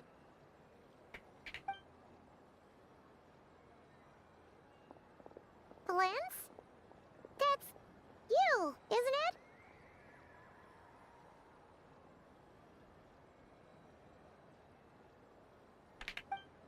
Shh. It's our little secret, my dear traveler in Paimon. Okay, sure, but why are you here selling sugar sculptures? Everyone celebrates in their own way. After gazing into the abyss and spending time around gravestones all year, what better way to relax than to see sunny smiles on the faces of the living?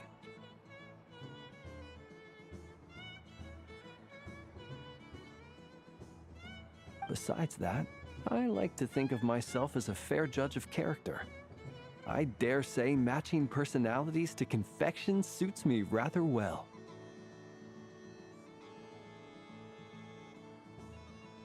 That's not what Paimon was talking about. Aren't you afraid that your true identity might be exposed? Should I be? There is all manner of magic in the air this moon prayer night, thanks to the work of the great mages.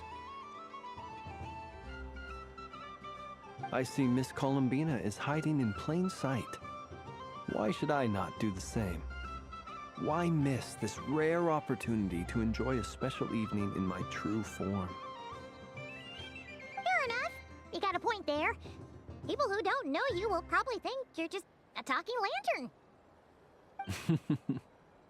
Well, now that we see eye to eye, what brings you here? Not a search for your spirit animal, I presume? Ah, well, actually... Here, see for yourself. Oh, this is... How wonderful. A beautiful idea. Yeah, we just met Barca, and he said that having everyone draw their own section was kind of boring. So, he did your bit for you. Ah, Varka. Ever the maverick. I see his artistic skills are truly one of a kind. In that case, I shall paint something on Mr. Albedo's behalf in a short while. What? Why not now? Ahem.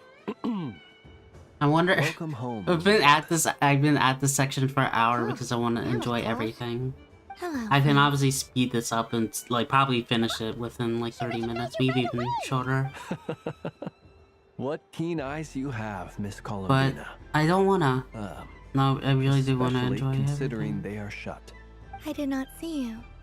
Rather, I sensed you. I can sense the fluctuations in Kuvaki all around me. One would expect no less of the moon goddess. Might I interest you in some candy? Yes, please. Excellent. I shall make some for you right away. Something the matter, Miss Columbina? What about my spirit animal? All the other children carrying sugar sculptures are talking about it. Wait, is she taking the test seriously? Ah, my apologies. How could I neglect that? You are quite right, Miss Columbina. Every one of us has a magical creature living in their heart. Would you permit me to help you find yours? Yes, please. Do you prefer the day or the night? Night. Which of That's the obvious. 4 seasons is your favorite? Winter. Winter. Yep. Think of a perfect day. What is the weather like? Sunny, rainy, or perhaps cloudy? Rainy in the morning, sunny at night. What kind of answer is that? Forests, lakes, and open seas. Which do Open you prefer seas. of these? I like them all. Or that, yeah. Imagine you opened your very own shop. What would you sell there? Moonlight, I think. Wow, Paimon would totally shop there. It wouldn't cost anything. You'd just need to visit. Aha! I believe I know what your spirit animal is. Here, for you. Oh, it's a Kohenki! Indeed. A free-spirited being with a deep love for all things here in Nodcry, who selflessly lends her aid to as many people I wish as this she was can here reach. forever, but It is the perfect fit for you, Miss Columbina. Thank you. It would be my honor. But you shall have to forgive me. We have known each other for quite some time. I doubt there is any answer I could give that would come as a surprise to you. So instead, would you accept this sugar sculpture as a token of our friendship? It's a lantern. Hey, why don't you two go enjoy your candy over there? Paimon wants to try out this spirit animal thing too. Right, Flint's? Come on, play ball. I get this drawing done. But I want to hear Paimon's answers. Ah, but it'll probably take ages. Paimon's a complex soul. And we don't want your candy to melt while you wait, huh? Oh. Okay then.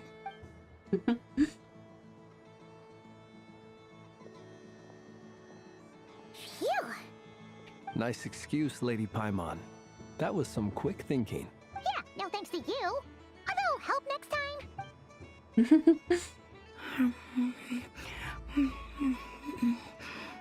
It's sweet. Is that Lockaberry? I wonder what flavor the Traveler got. This way, this way!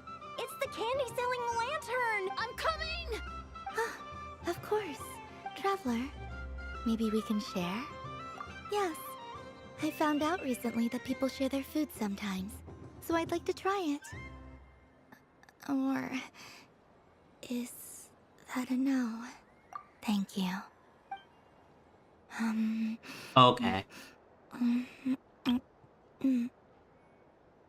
That's where I'm going to say, like, yeah, that's a little much. That's a little much.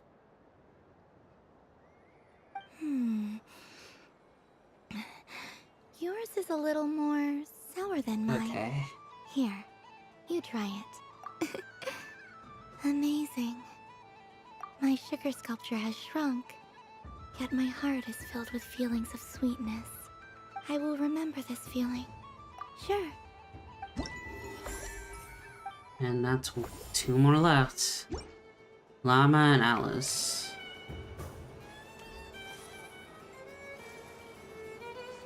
Llama, llama, llama.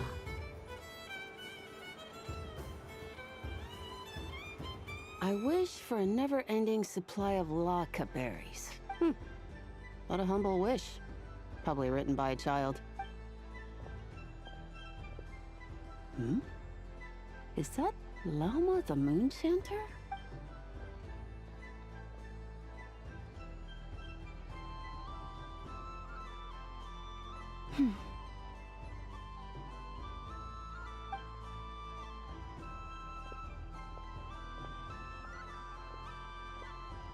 I wish that the long plume ibises would stop biting me. Oh dear, poor Llama. All right, I'll write that one down for you. I got it. While everyone else is celebrating Moon Prayer Night, you're as busy as ever. I don't mind. It's rewarding work. A good kind of busy. My antlers are at their heaviest tonight, and the Kuvaki waves are especially strong. But as I help these dear friends hang their wishes up, I feel a great peace within myself that is hard to describe. You see, they're all such beautiful wishes, and they are ones that we can fulfill by our own strength. Do you blame me, Llama? I want to hear your honest answer. It is by the help of so many people that I can return to the moon. But I feel as though I've hardly done anything in return. Almost 3 You've done a.m. plenty, Columbina. I say this in earnest, both as someone who knows your history, and also as a friend who has seen what you've been through. What about as a moon chanter? I feel proud to honor our moon goddess's wish, and I'm sure any moon chanter in history would have felt the same way. Thank you for your kind words, Llama. But... since you asked for my honesty, I won't lie to you. My feelings are mixed right now. Besides pride, I also feel, I suppose it's a reluctance to let go. Once you return to the moon, we will be far apart and separated by a false sky. I'm sure those of us left behind will gaze up at that sky, yearning for the moon once in a while, just as you used to do. I will miss you, Lauma. I will miss you all. I hope to stay in touch. I will try and find some way to send messages down from the moon. Perhaps you could use Kuvaki. I've heard Yehoda say that signals can be sent using long and short waves, or strong and weak lights. That sounds a little complicated. What if we forget what the signals mean? We could prepare a codebook beforehand, but... You're right. It wouldn't really suit you.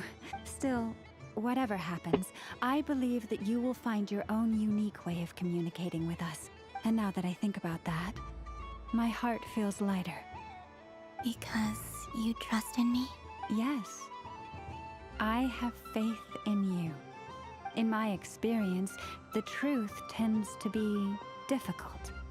But that's what makes it stand out from what is false. So I'm confident that your thoughts and your love will shine through the curtain of lies. We will know it when we see it. Thank you.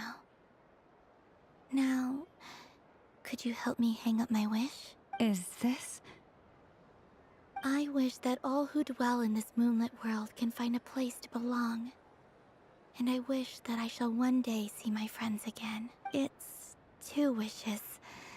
I hope that's not too greedy of me. Not at all. And I think you speak for us all with the second one.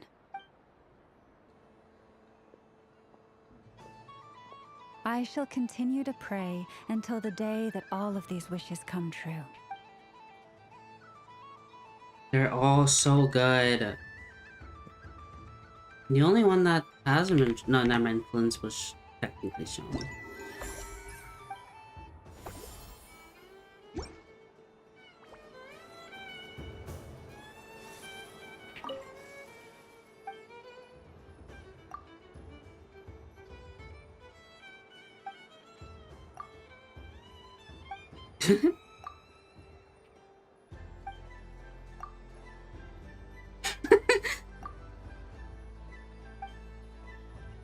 That's Flynn's.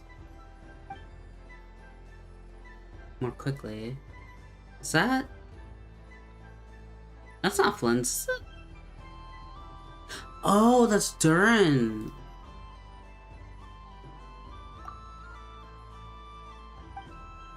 I think that's all of them. Okay, that's all of them. Unless... I don't know, that's all. Yes. May everyone's wishes come true. Why, thank you. 300 is Don't not have an enough idea. for Columbina. Oh, my. It's so sweet. I'm so accustomed to plain, simple meals that this sweet treat is quite a shock to the senses. But I savor this moment in its entirety because it tastes like true friendship.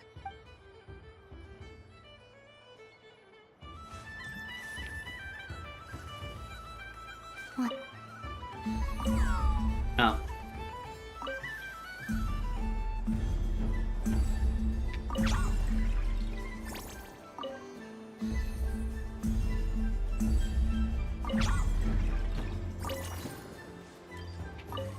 Oh, out of the game candy?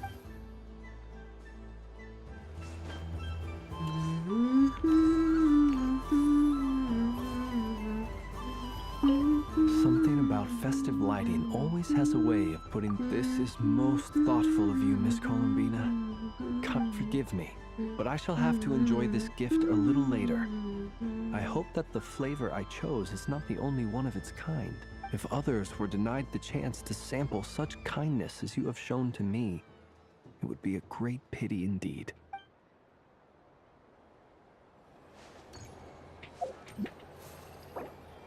Alright, one more. I can talk to you. Dodoco's Whirligig. Come ride on a soft and furry Dodoco and embark on an unforgettable adventure. Of course, Moon. I was waiting, I was like wondering.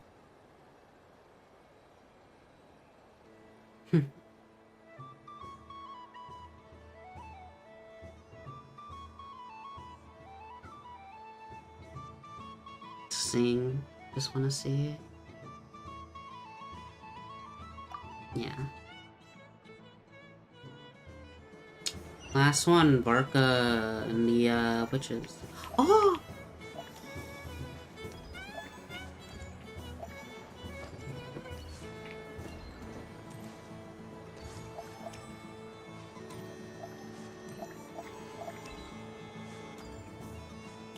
That should be everything. What's this?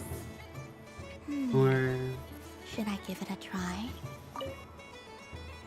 it would have been. Come on, Citrus. One more round. Just. But my neck. Oof. It's acting up again. You should take Oh, a so break. I remember Health them. comes first. Yeah. Push yourself. Oh my god. We'll find someone else. Hey, don't look at me. I'm the referee. That's a Kermit reference. What are we gonna do then? Do you need any help? Yes, we do. We need one more player for our game. All right. Could you teach me how to play? It's really simple. You just throw the dice and move by that number of tiles. First one to reach the finish line wins. Rolling a hamster means you move one tile. A paper frog is 2 tiles, and a flying squirrel is 3 tiles. 'Cause they go the fastest. Okay. I get it. So, we're all set? In that case, please take your places and let the game begin!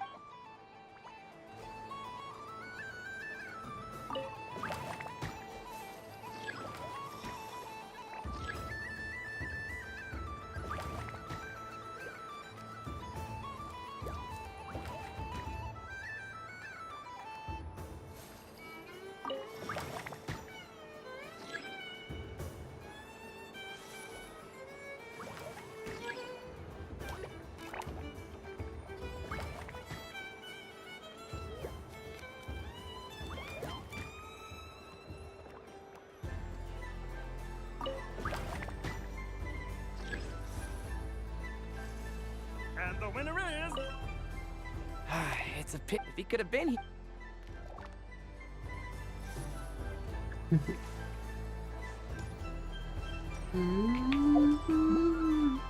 I talked to everyone besides Dory.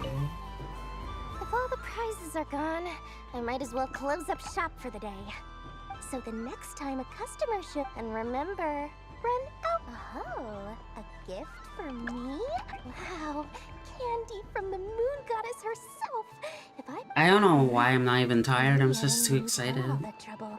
Any old boxes will do. Sounds like a plan. You're right. Alright, Barca.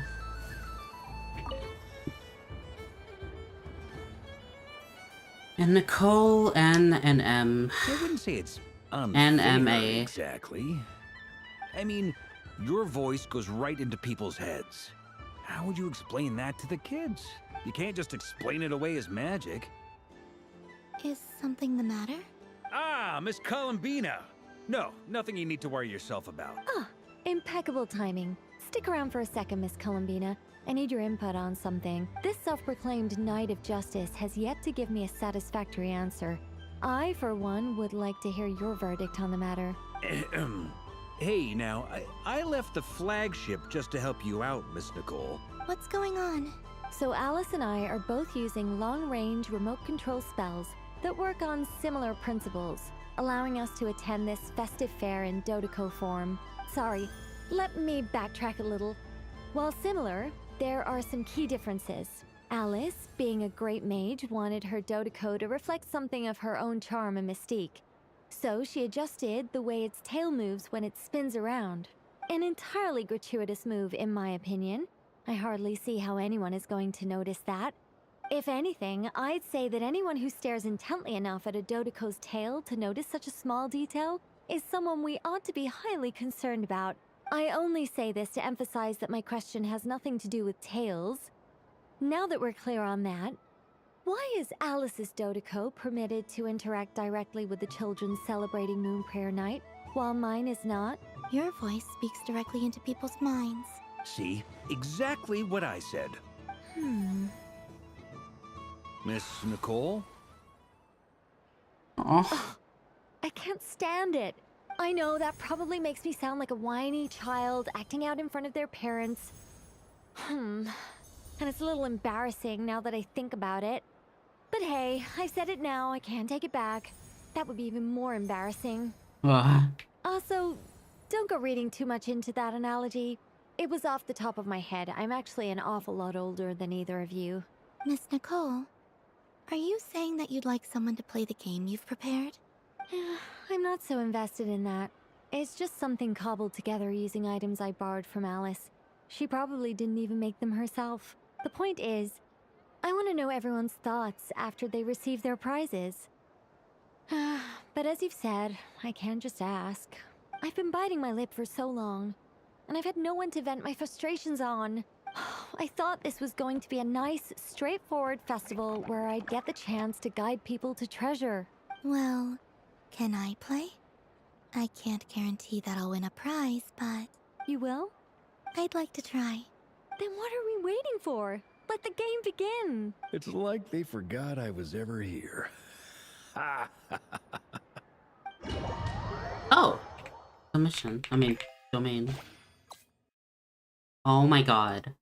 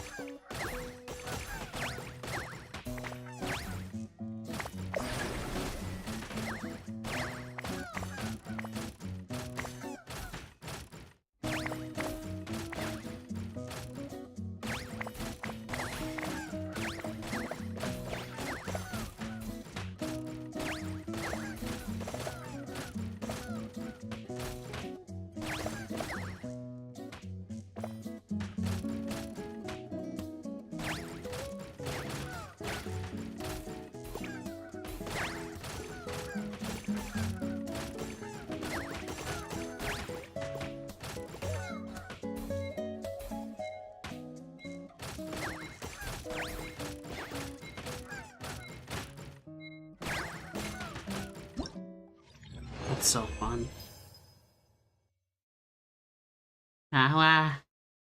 Opening up a lot of files. Oh, I didn't mean to try again.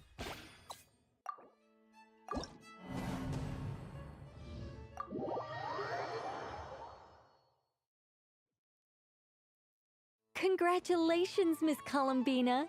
With your great wisdom, you have overcome every obstacle in your path and conquered the great challenge posed to you. Fate?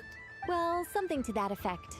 If you'd prefer something more poetic, it could be the icy winds or the dawn. Anything you like, really. You could even go with the challenge posed to you by Dodeko, if that's what you're into.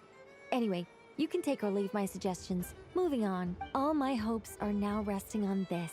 Can I open it now? Stop teasing me. Please, I'm begging you. No more talk. Just open it. Wow. What a lovely sculpture. Classic and cute at the same time. Thank you, Miss Nicole. I'll always treasure it. Ah, there we go. Music to my ears. You have my sincerest gratitude, Miss Columbina. Thank you for sharing your precious time with me and fulfilling my wish. Don't mention it. You've all done much to help me. And still, I'm the one receiving all these gifts. There might be, I'm not even gonna lie, there might be another 2 hours. Which kinda scares me. A soft and furry creature that bounces and jumps. Welcome home, Moon Goddess. This one talks too. Allow me to introduce myself. I am a Dodoko from a distant archipelago, the most mischievous of all my Dodo brothers and Dodo sisters. When the going got tough, I powered through, and when I met obstacles, I boomed them away. That sounds like a lot of fun. Doesn't it just? Oh, but then the trouble started. Recently, I found a lovely beach, the same beautiful jelly color as my hometown, and so I dove in to have a look, only to find it overgrown with seagrass and nasty little spiky fish everywhere, looking to turn me into a Dodoko kebab. I made it back to shore by the skin of my teeth, but my tail was sorely hurt. Couldn't you just boom them away? Oh, I wanted to, believe me.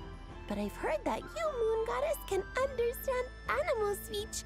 The last thing I wanted was to cause a gigantic fuss and get taken to court by a school of spiky fish. I'd be driven out of these waters for good, and my winter holiday would be ruined. And so, dear Moon Goddess, I was wondering if you might lend me your allegiance. Are you roping me into a crime? Oh, let's call it a once-in-a-lifetime carefree adventure.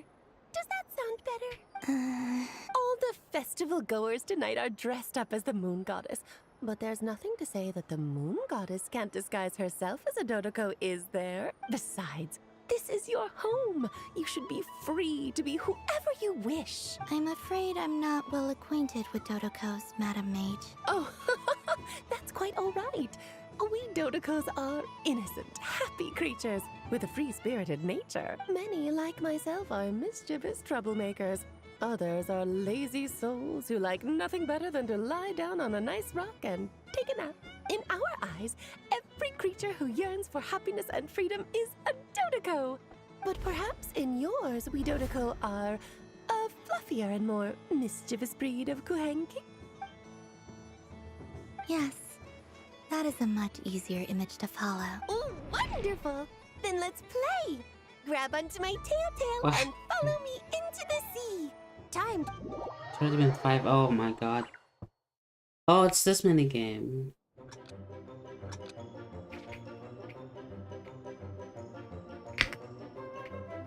I don't. Oh, no.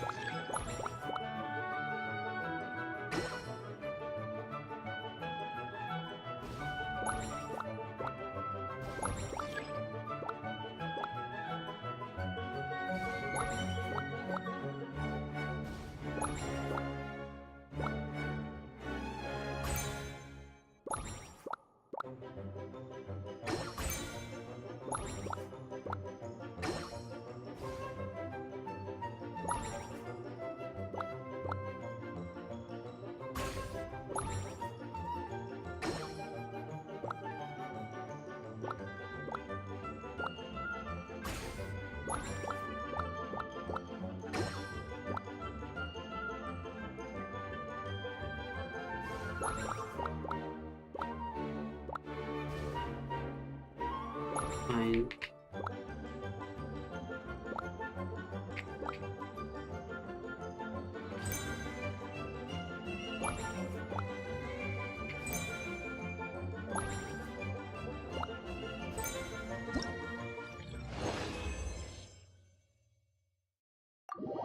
Took way too long. I'm bad at that game, main game.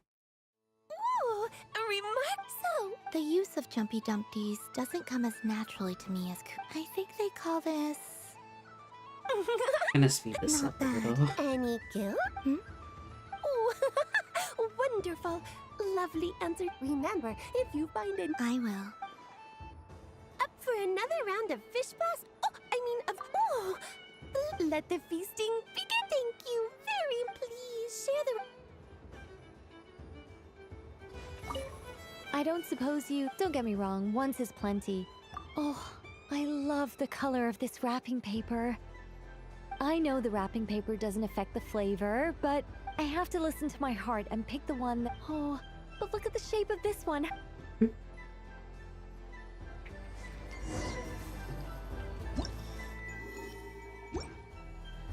think that's the last one. It'd be rude to just leave without saying anything. But at the same time... Albedo? This sketch is for you, Grandma. Oh, a gift? The North Wind left in the lurch. Ooh, I get one too. What is that? Seems I'm... And I'll give one for Albedo. Huh? Albedo? This sketch is... Oh. The North Wind left in the lurch. Thank you. It seems I've picked lemon. This has piqued my curiosity. What if we were to add citrus and other spices? Perhaps I should take the time to try this. Okay. That should be everything. Unless somehow... No, okay. Oh.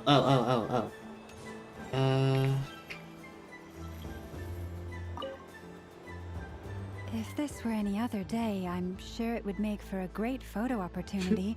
Doesn't it look like this rhyme-horned deer has 2 sets of antlers?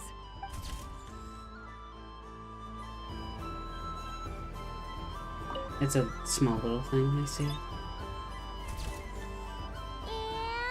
done! Here, take a look! I think it looks quite funny. Well, Paimon thinks it's super cute. It looks like a silly chic badger.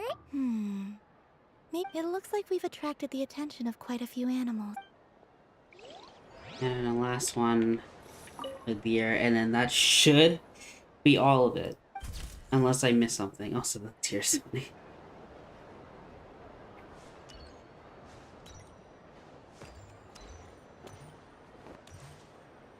Oh!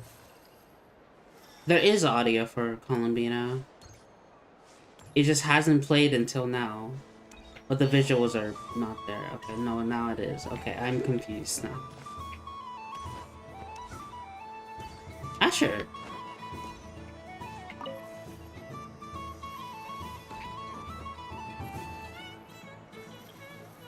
He's gonna knock it off, aren't you? Yeah, you son of a...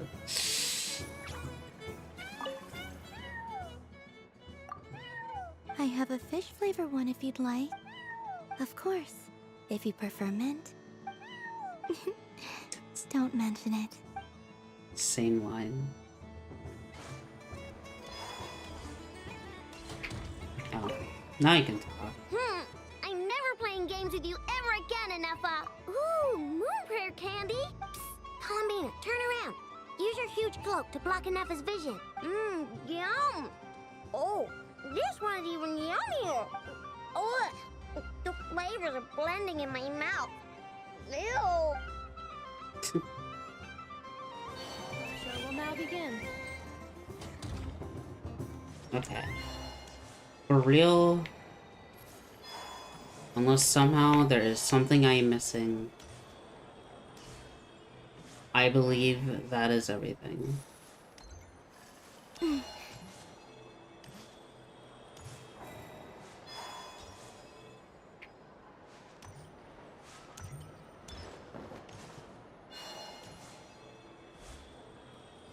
Yep, that should be everything. It doesn't say anything else.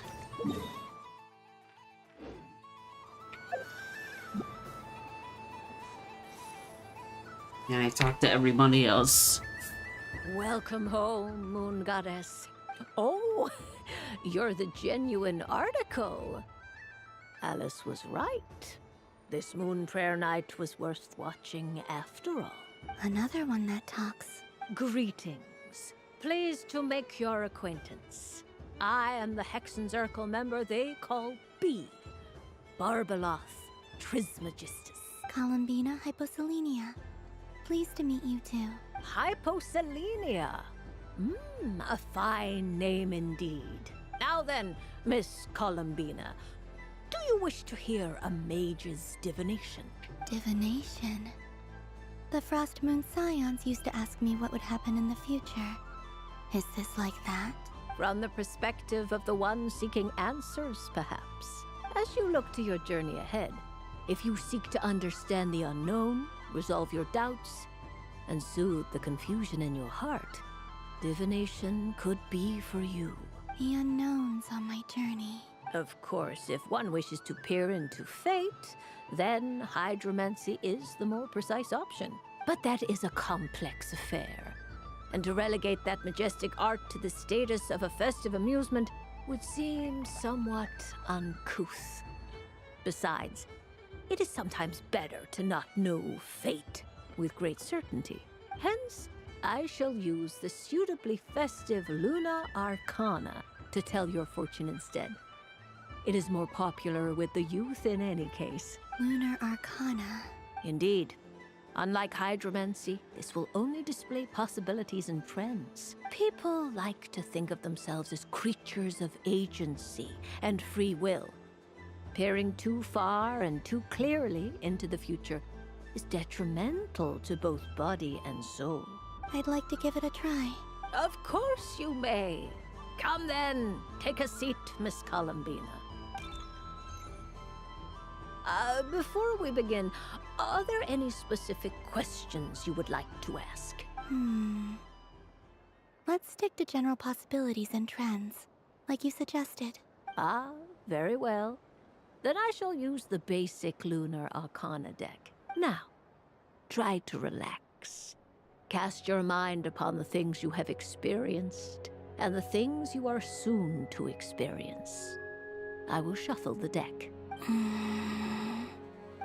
Would you like to cut the cards yourself? You do it. No problem. Now then, to make things easier for the seeker, that is to say, you, I shall decipher the cards from your perspective.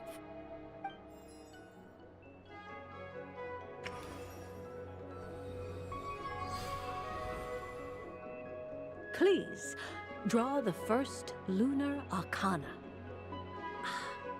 This represents destiny and is the foundation for the divination as a whole. Now, draw your second card. This will stand for the past, the sum of all your experiences that have come before. And now the third Arcana. This is the present, your interpretation of the current moment. Finally, the last card. This shall speak of the future, which... Oh. Kuvaki Pulse? Fascinating. I've never encountered this before in my role as a diviner. Something has exerted an influence upon this card, causing it to leave its designated position. What do you make of this, Miss Columbina? Perhaps this is the guiding hand of fate in action. Of course, if you wish, you can choose to deny the validity of this card and draw the future for yourself. No, it's fine. Let's go with this one. A bold decision. I must say I'm looking forward to the results. Well then, let us flip the Lunar Arcana in sequence and see what emerges. Sure. First, Destiny. No surprises here. The card that represents yours. Wait a second. The moon. That's Celestia with the moon. The moon. Right? Indeed. Those are the same, like, the moon can represent design the to truth Celestia. at some times, but deception at others. False peace, destructive calamity, and the world-changing power that lies within. When the moon is placed on the destiny tile, it indicates that your destiny is not what it may appear on the surface. Instead, it may yet have a hidden side. It symbolizes a journey through the fog, fraught with uncertainty and deception, where one must face inner challenges head-on. I don't understand. Patience, my dear. This is but the first card, which serves as a basis for the interpretations that follow. Our divination I'm literally will gonna be only grow staying up all clearer night to from do here on this. It's out. crazy. Now then, flip the second card, the one that speaks for the past. Ah, the Hermit, but inverted. Inverted? Yes. The Hermit symbolizes solitude, introspection, and the pursuit of truth. When inverted, it represents isolation, truth out of reach, and a path that leads one astray. Combined with the moon as one's destiny, the Hermit inverted represents a choice you made to stand alone in the past. It was a choice made not out of fear or arrogance, but for reasons that others could not perceive. You fumbled through the darkness without a guide, but you did not find your way. Rather, you went astray. More than once, it would seem. Is this about how I became Kutar despite not wishing to become a god? And how I joined the Fatui because I yearned for a place to belong? I suspect only you know the answer to this question. All is not lost. The past is in the past, and so it shall remain. Shall we look into the present now? Oh my. The Lovers. One of the most interesting Luna Arcana. What does this one mean? This means that you have had an unprecedented emotional experience. The joy of finding your soul becoming intertwined with that of another. A precious and wonderful thing indeed. It's true. I've made a lot of friends recently, and they are very good to me. I like them a lot. That sounds lovely. I am most delighted for you. The Lovers can also represent important decisions, perhaps related to a parting of ways. Now, if I were to guess... Yes. I return to the moon. I understand. Parting with friends is never easy, Columbina, but rest assured, this is not the end of your journey. There is always another story waiting to be told. The future always lies ahead. The future. Well now, it's finally time to flip this most mysterious of cards. Why did it appear? And what does it wish to tell you? I'm ready. Very well. Flip this card and see what lies on the other side. Oh. Miss Barbaloth?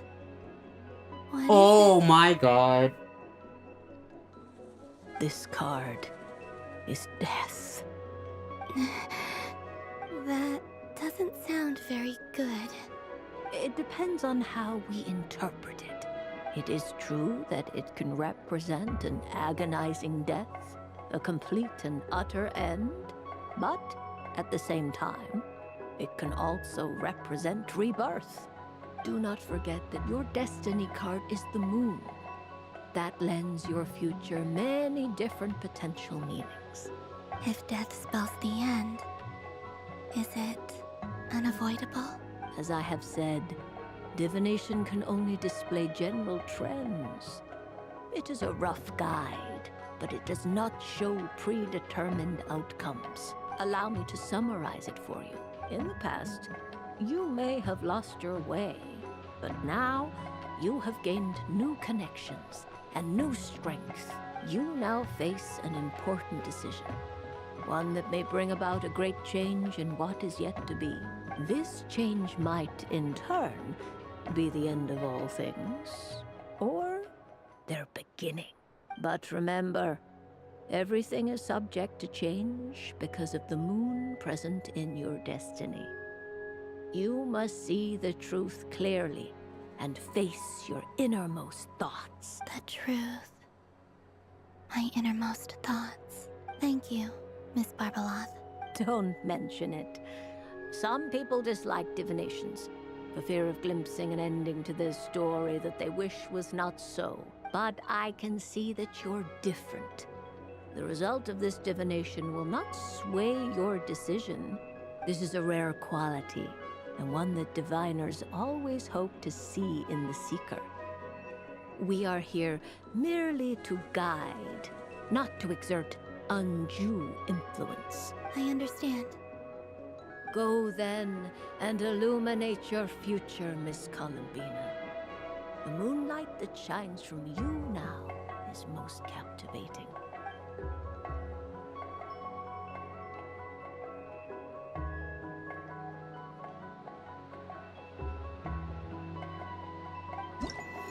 And that's it.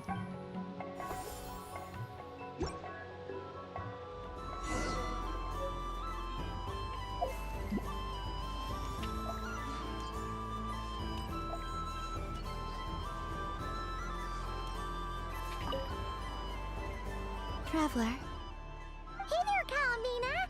Are you done checking out the festive amusements already? Are you sure you don't want to look around some more? You might not get another opportunity like this for a while. Right now, what I'd like to do is... You're right. Yeah, that's the spirit! Take your time, Columbina. The most important thing is to have no regrets. I'll be right here if you need us. Okay. Thank you. Just wanted to see the dialogue. Because obviously, I've done everything. Traveler. Columbina! Finished with the festival already? Really? You're sure you don't want to have a little more fun out there? Final answer? Yes, I am sure.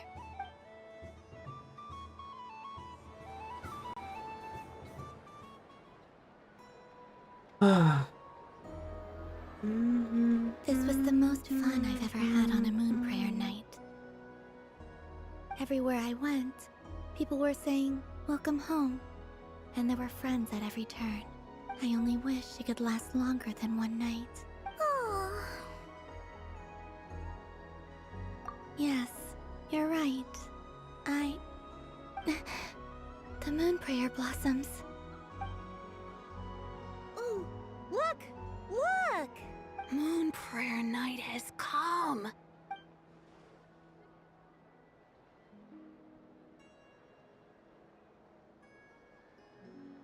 The moon. It's so beautiful. Happy moon prayer night, dear. Happy moon prayer night. Happy moon prayer night.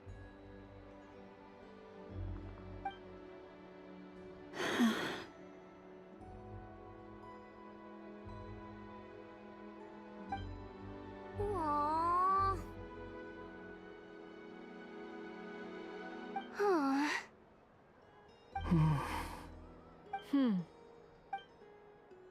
Huh.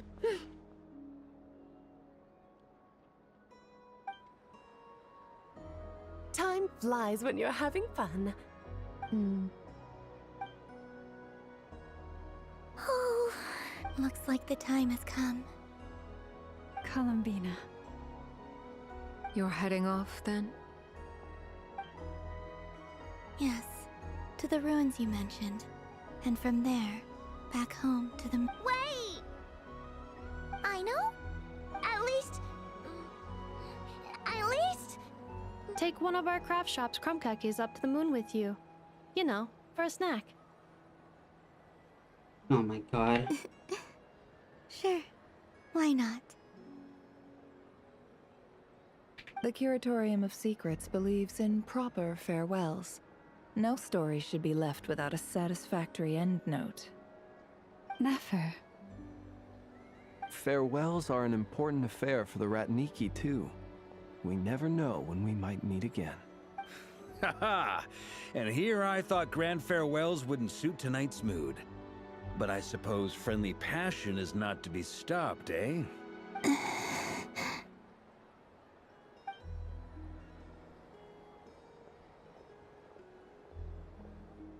We made a little something for you, Columbina. Ta-da! What is it? That is not the... that is error. What? Oh no! A Moon Prayer Night greeting card with drawings by all of your friends.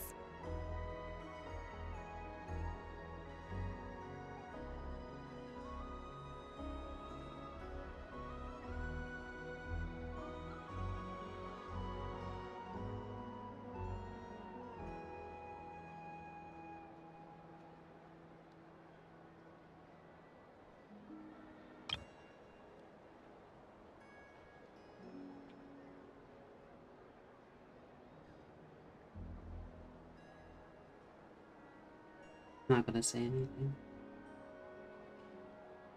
You did mention that you'd like a portrait done, so I took the liberty of creating one for you. I, meanwhile, did the portrait of Mr. Albedo. And Mr. Varka did the same for me. I mean, I think my work was pretty true to life, don't you think? The picture of Ashru was my doing.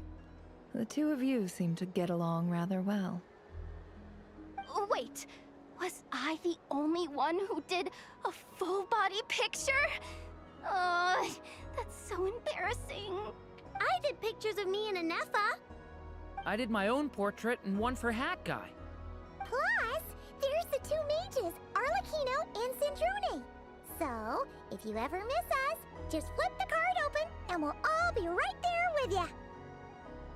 Wait, oh my gosh, she's getting bitten by the shark.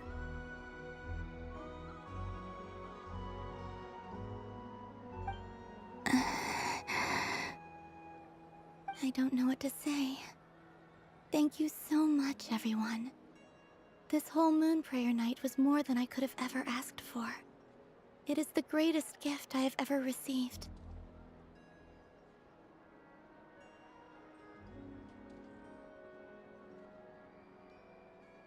Lama, I figured it out.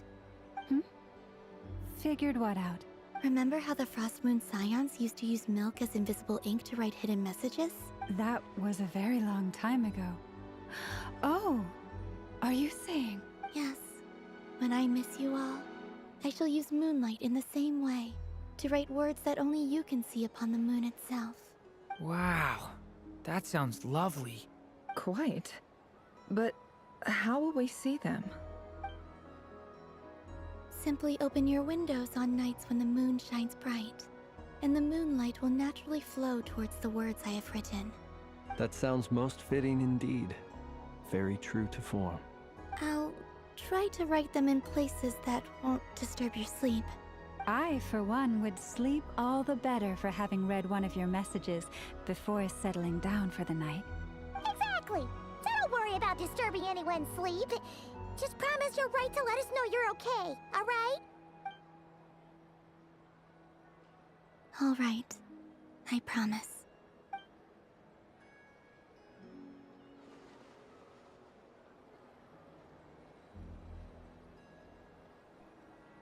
In that case, Columbina?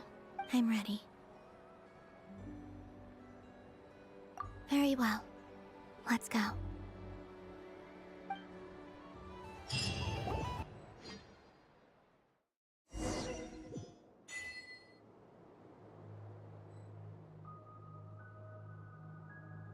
In just a few moments, I will be gone. I still don't know what to expect on the moon. Will I really be able to send messages to my friends? The Kuhenki, the animals of Not Cry. I'll never get to see them again. I wonder where I'll be when the next moon prayer night comes.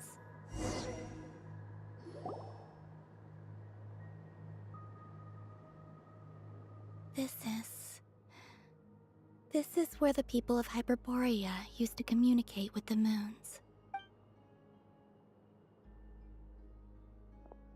Eternal moon, frost moon, iridescent moon.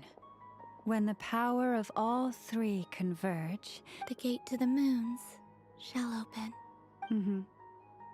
Moon marrow preparations are complete. Only the final step remains. I'm sure Nasha Town is livelier than ever at this moment. Yeah, it's a shame you couldn't be there for it, but it's now or never, right? It's fine. I'm more than happy with this. My last piece of luggage. My only piece of luggage.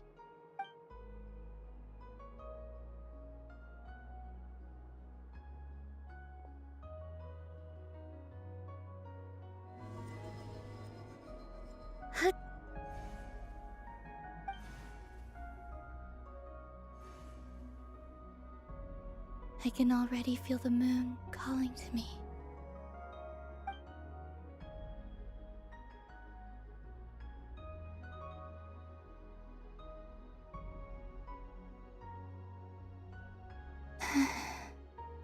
Your home lies on the far side of this light, Columbina. From now on, we will at last have a reason to pray to the true moon. Columbina. Yes? I'm listening. Be sure to come back and see us when you get the chance.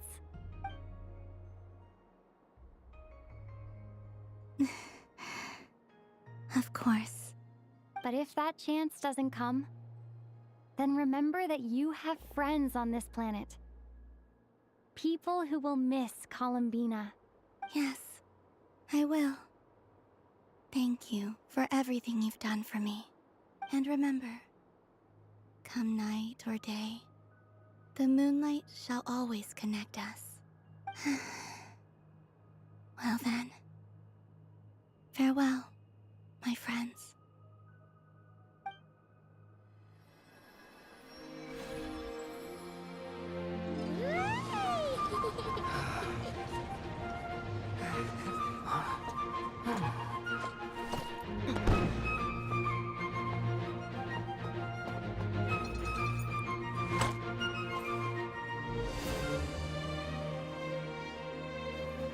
Thank you.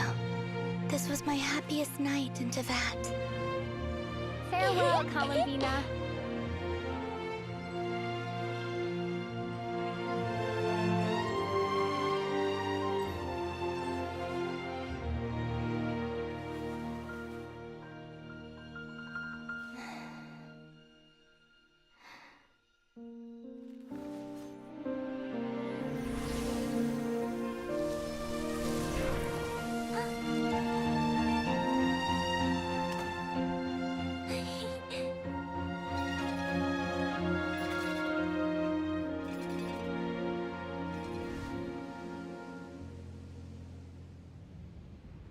The moon really is closer than ever tonight. Fuck you, Dottore. God damn it.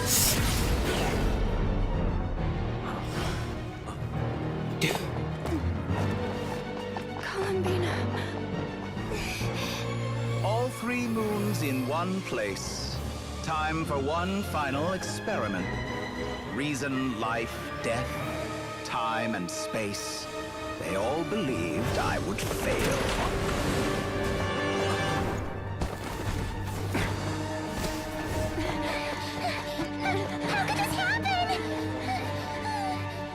But Tevat's primordial power never did belong to the throne of heaven.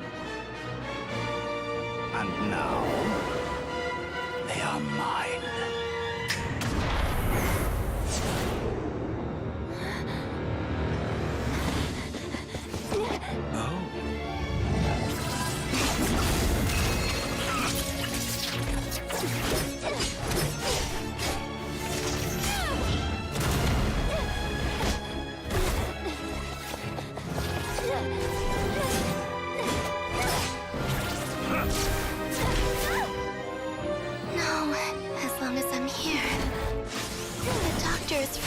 the Three Moons' power.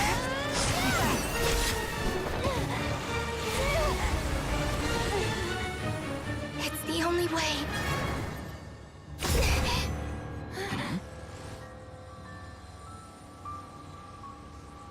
I guess I won't be going home today. Columbina! No!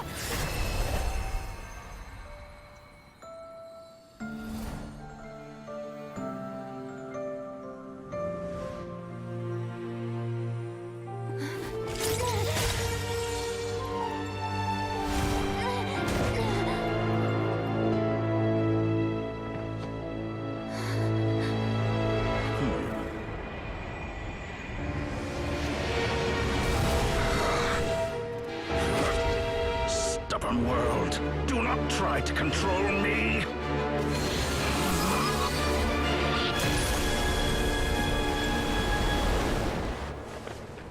Columbina.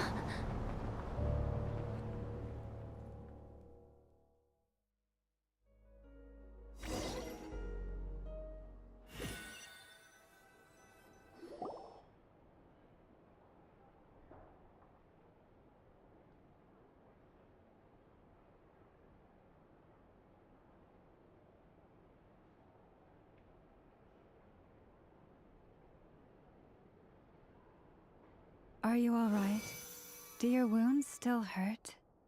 I had someone prepare a little medicine that could prove effective. Take it if you need to. In that case, let me relate the contents of the call we made to Alice after the incident occurred. That Dottore is a crafty one. He distracted the Hexenzirkel by creating a huge fuss at Tevat's borders. I'd assumed that the cause was an abyssal intrusion from the outside world, which in fairness is a rather common occurrence. But after learning that you managed to influence the phantoms in Nordcry, I realized that perhaps this interference could have come from within Tevat instead. But we weren't able to change their fates. True, you couldn't change how their stories ended, but you did build some variables around yourself. Variables? Yes. Things you heard that you could not otherwise have learned. Ideas that would otherwise have never crossed your mind. All these things are variables. Of course, most variables usually pale into insignificance with the myriad of possibilities floating around. But the moment you start treating them as building blocks and intentionally stacking them, that changes things. That's what Dottore did, and it's how he created the necessary conditions so that when you activated the portal tonight, it played right into his plan. However, we have no way of knowing exactly what he did. Yeah, we also need to ascertain Columbina's status. And that about sums it up. As I suspected, Dottore has disappeared completely. If it's any consolation, he wasn't able to control Columbina as he might have wished to. Oh no! What? She did what? All we saw was Dottore appeared and used some kind of power. The next thing we knew, he and Columbina were gone and you were falling into the sea.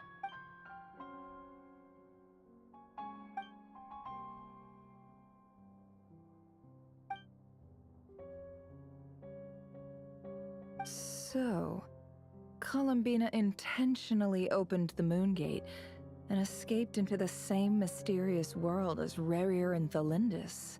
Sounds like bad news. Seen in that way, the Trilunar Syzygy and Rerir's emergence, Dottore might have been pulling the strings in both cases. According to Miss Alice, he is attempting to transcend his destiny and finish an experiment that only a god might complete. An utter lunatic. Wait a sec, where's Hat Guy? Seems like he'd want to be here for this. He took off with the Dodo communication device after we spoke to Alice. He said he had a hunch that he wanted to investigate by himself. The look on his face was terrifying. I've never seen him like that before.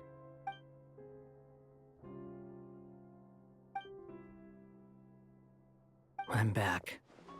Hat Guy! I went to look for the Hyperborean phantoms again. I think I've gotten to the bottom of it. I got them to talk to Nicole on the other end of the communications line. Turns out, the history they describe is different from how Nicole remembers it. Really? But how?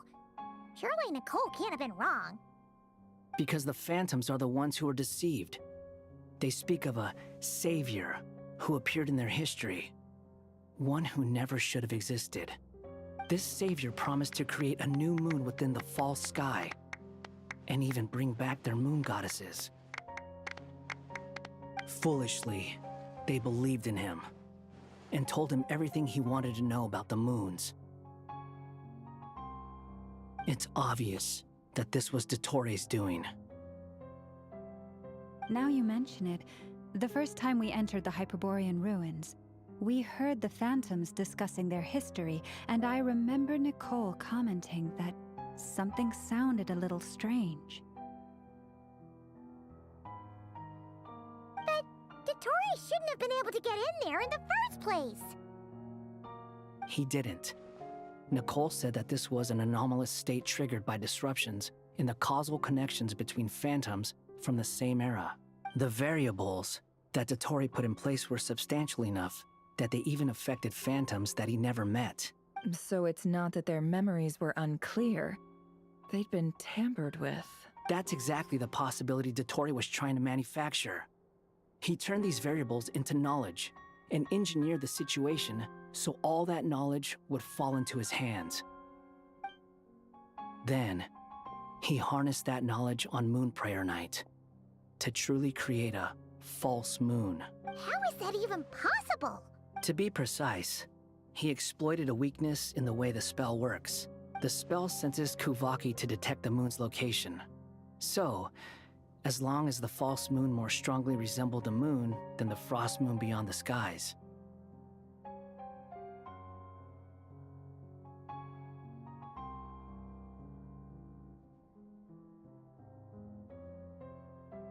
The gate would teleport Columbina to the false moon's location.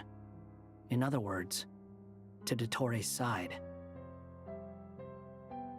Once he had her under control, the teleportation spell remained active, and he manipulated her power to seize both moon marrows. At that moment, the moon marrows disappeared right before our eyes. It was already too late, even as we were leaving the ruins. By then, Dottore had already amassed the power of all 3 moons. So, where does that leave us? What do we do now? I'd certainly like to know what Her Majesty thinks, now that the concerns I expressed to her have come to pass. But we cannot simply sit and wait for her to decide the matter. And in any case, it is not the Fatui Harbinger Damselette who sees us as her friends, but rather Columbina Hyposelenia. If, even in such extreme circumstances, Her Majesty will not lift the prohibition on Harbingers drawing steel against one another, then I will do as my heart demands. I will fight as Peruware instead. Oh, Arlecchino! Time is short, so I'll make the first move.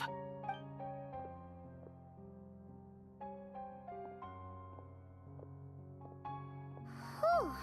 Even Arlecchino seems to be losing her cool now.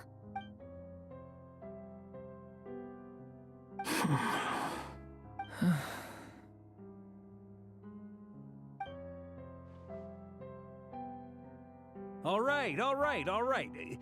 Lose those dejected looks for a moment and let me get a word in. It looks bad, I won't lie. Very bad, in fact. So Dottori's pulled some real dirty tricks to gain the upper hand. For now, and yeah, it's to the point where even the mages say that his variables have affected destiny. I'm not so sure, though. Many have told me that Tevat's destiny is fixed, and that does appear to be the case. Well, what makes Dottori so sure he'll be the exception? And since he was able to stack these variables up, who's to say we can't do the same? You of all people should not be discouraged, traveler from afar. This isn't over yet. And you're not alone in that. Everyone here does, whether they've spoken thus far or not. But none of us are the type to sit back and wait for the sun to shine again. That's exactly how a knight should roll. If they knock you down, you get back up and get back in it. Don't forget, Honorary Knight, you're a legitimate member of Mondstadt too. Mark is right. This is far from over. Dottoro's already way overdue a butt-kicking given his past shenanigans. And after this, he's earned himself a double dose. That's what I'm talking about. How's everyone else feeling? I'll use Kuvaki to investigate Columbina's whereabouts. I am not ready to give up either. Leave the intel gathering to me. Whatever happens within Nodcry's borders, when the Curatorium of Secrets wants to be in the know, we always find a way. Aino and I will do all we can to support you. We will attempt to reverse engineer Dottori's actions and seek a breakthrough that way. Alice and Nicole are busy dealing with an emergency at Tevat's borders, so they can't return just yet. But they're both very angry about this. They've asked Albedo and me to act on the Hexen Circle's behalf and do everything in our power to fight back against Dottori. Are you ready then? We're going to have to conduct a lot of research, even in the early stages. I'll do my best. As for me, I'm pretty familiar with Dottori's way of doing things, so I can try to predict his next move. I'll help with your investigation. Nice! Looks like we have our basic division of labor. I'll get in touch with Flint's and Itlua, get them to have a chat with their Starshiner. It couldn't hurt to bring the Lightkeepers on board as well. At the same time, I'll pass on instructions to the Knights present in Nodcry to assist the Lightkeepers and other organizations in ensuring the safety of those living here. Yeah! We'll show him! That's it then.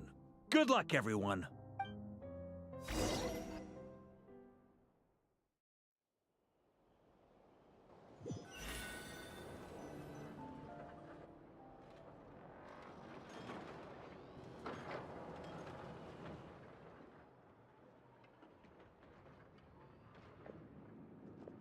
I never thought that Columbina would become my real name. It went from being a Fatui code name to something my friends call me. And remember, come night or day, the moonlight shall always connect us.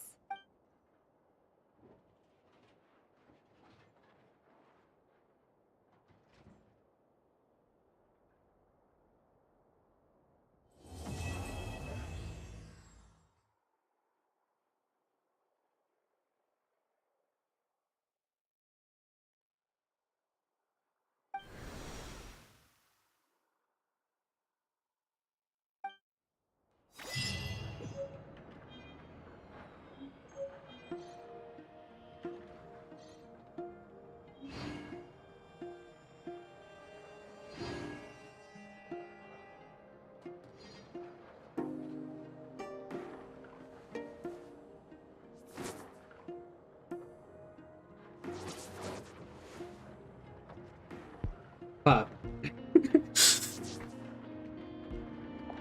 Fuck.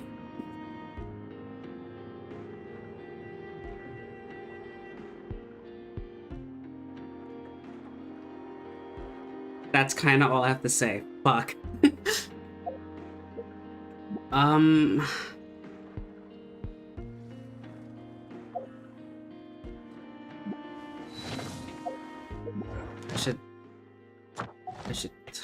I don't know.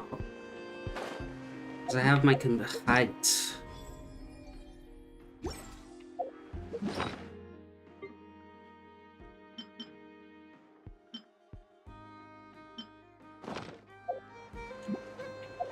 What's my resin at now?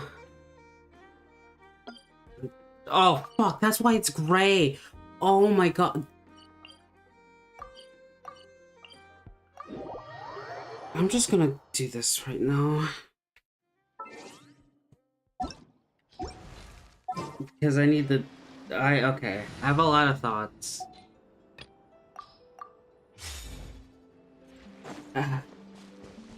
I mean, this is by far the best World Art Conquest I've ever had, and it's not even that much compared to other Art Conquests, but it made me definitely have feelings.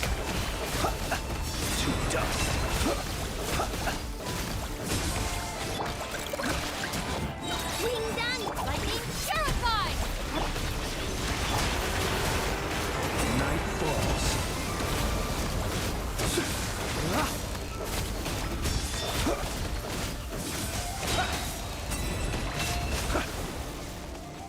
I have a lot of feelings.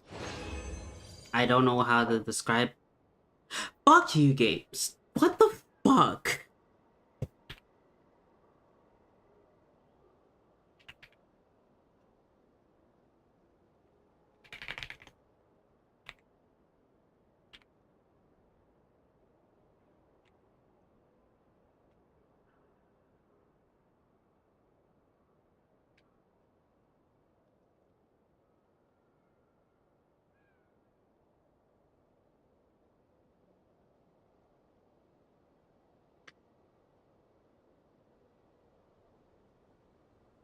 Whatever. How much do I have of the things now?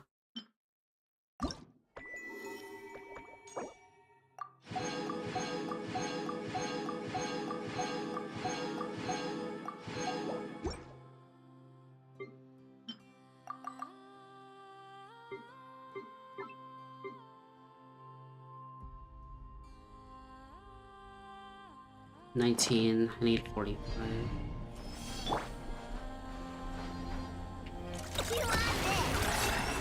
Get with me! Squirrel, Mark 2! Be silent. Night falls. Close your... Night falls. Dissipate! Out of my way! Ding dong! Observe.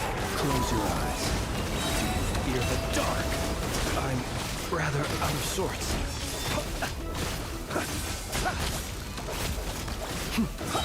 Fear the dark. Get with me! Absorption test! Observe. Be silent. Night falls.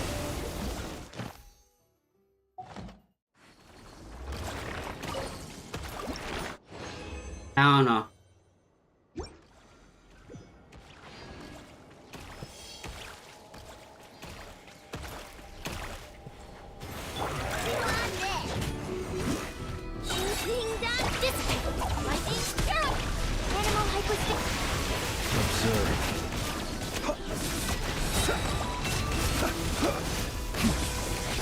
Close your eyes.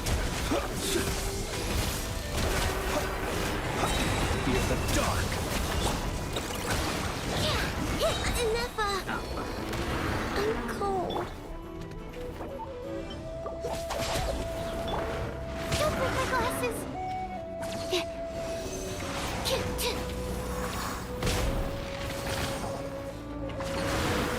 Be silent. Close your eyes.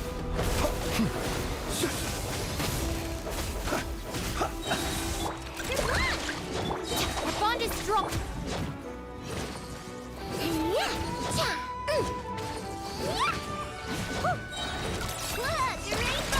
Out of my way. Animal test 63. Yeah, I don't know. I don't know how to. To dust. I don't know.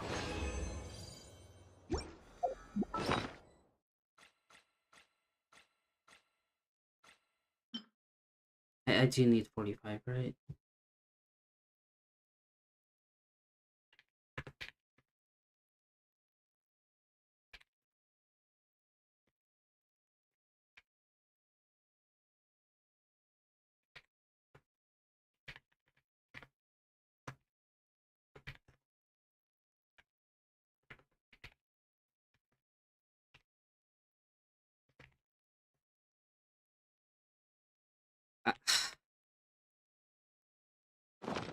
I have to check.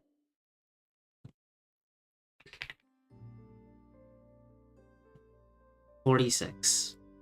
I need 46 of these things. 25. How much resin do I have now? 60.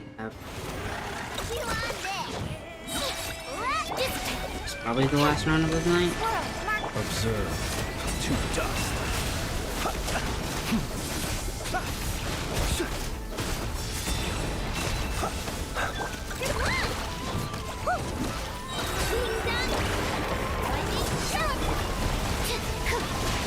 Be silent. Close your eyes.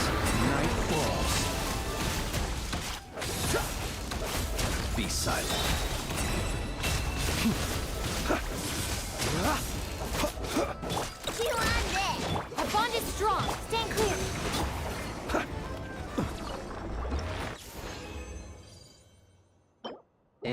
Literally nothing.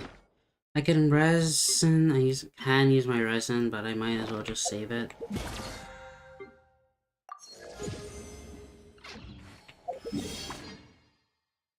Yeah, fuck you. Fuck you, Hoyo. For actually making me feel things. I don't know what else to talk about. Because, yeah, I just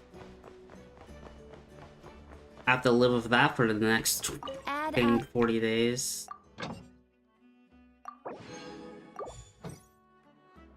Add Ash. You have already.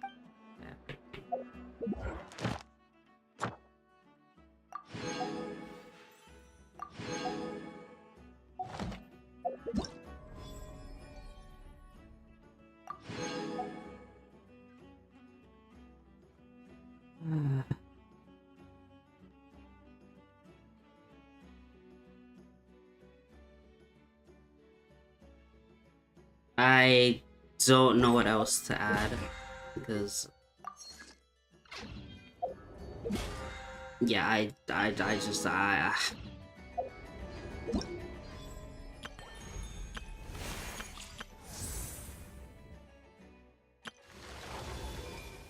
have to do this eventually. And for the wish by probably just use it for me. Well, that adds about 2,011 wishes.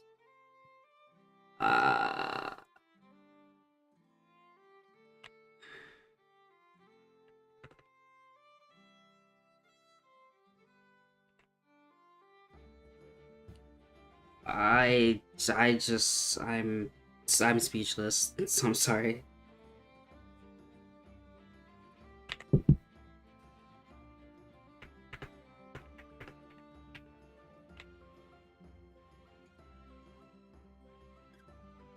$314 wishes as of right now.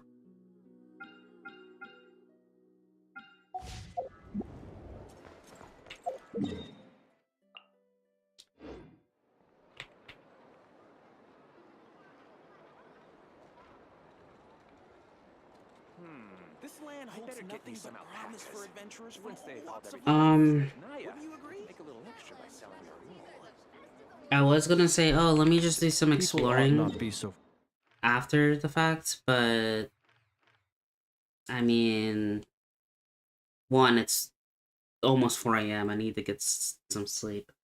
2, I will finish all of this later, probably tomorrow. And I'm going to sit with my thoughts for the next, like, 20 days.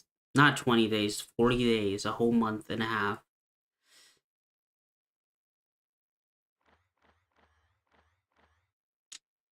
Oh yeah, I should, before I do that then, I want to see this boss. Because this was a new boss for Durin.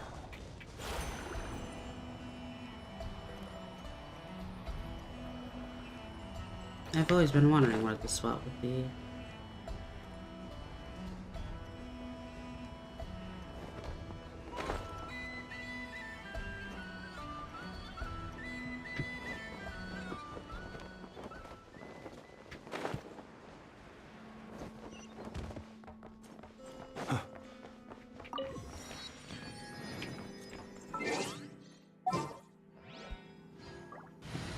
I know this boss uses either Pyro or Cryo.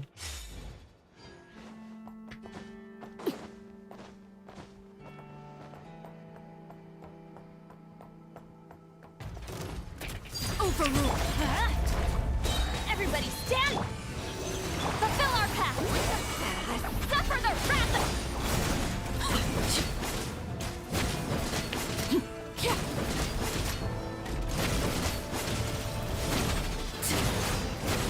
Transfix! Let's light it up! Teamwork is... Absorption test. Enhance. Keep lolling! Eat Papa!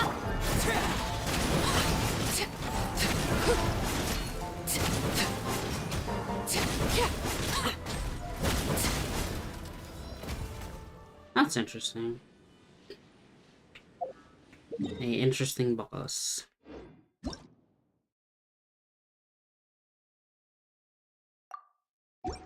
Yep.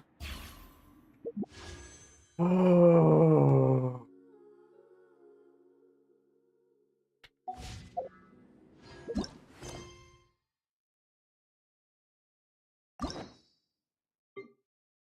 And then there's Dern's. That's cute. I will do that another time.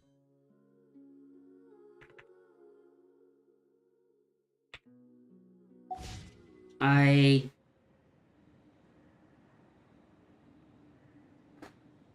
don't know. I don't know how to explain it. I don't know how to say anything. I'm tired. I need sleep. I'm probably just going to rest now. Thank you guys for watching. Have a good night, morning, or afternoon. And I'll see you in 40 days. I'm kidding. I'm gonna stream tomorrow, but I thank you for watching.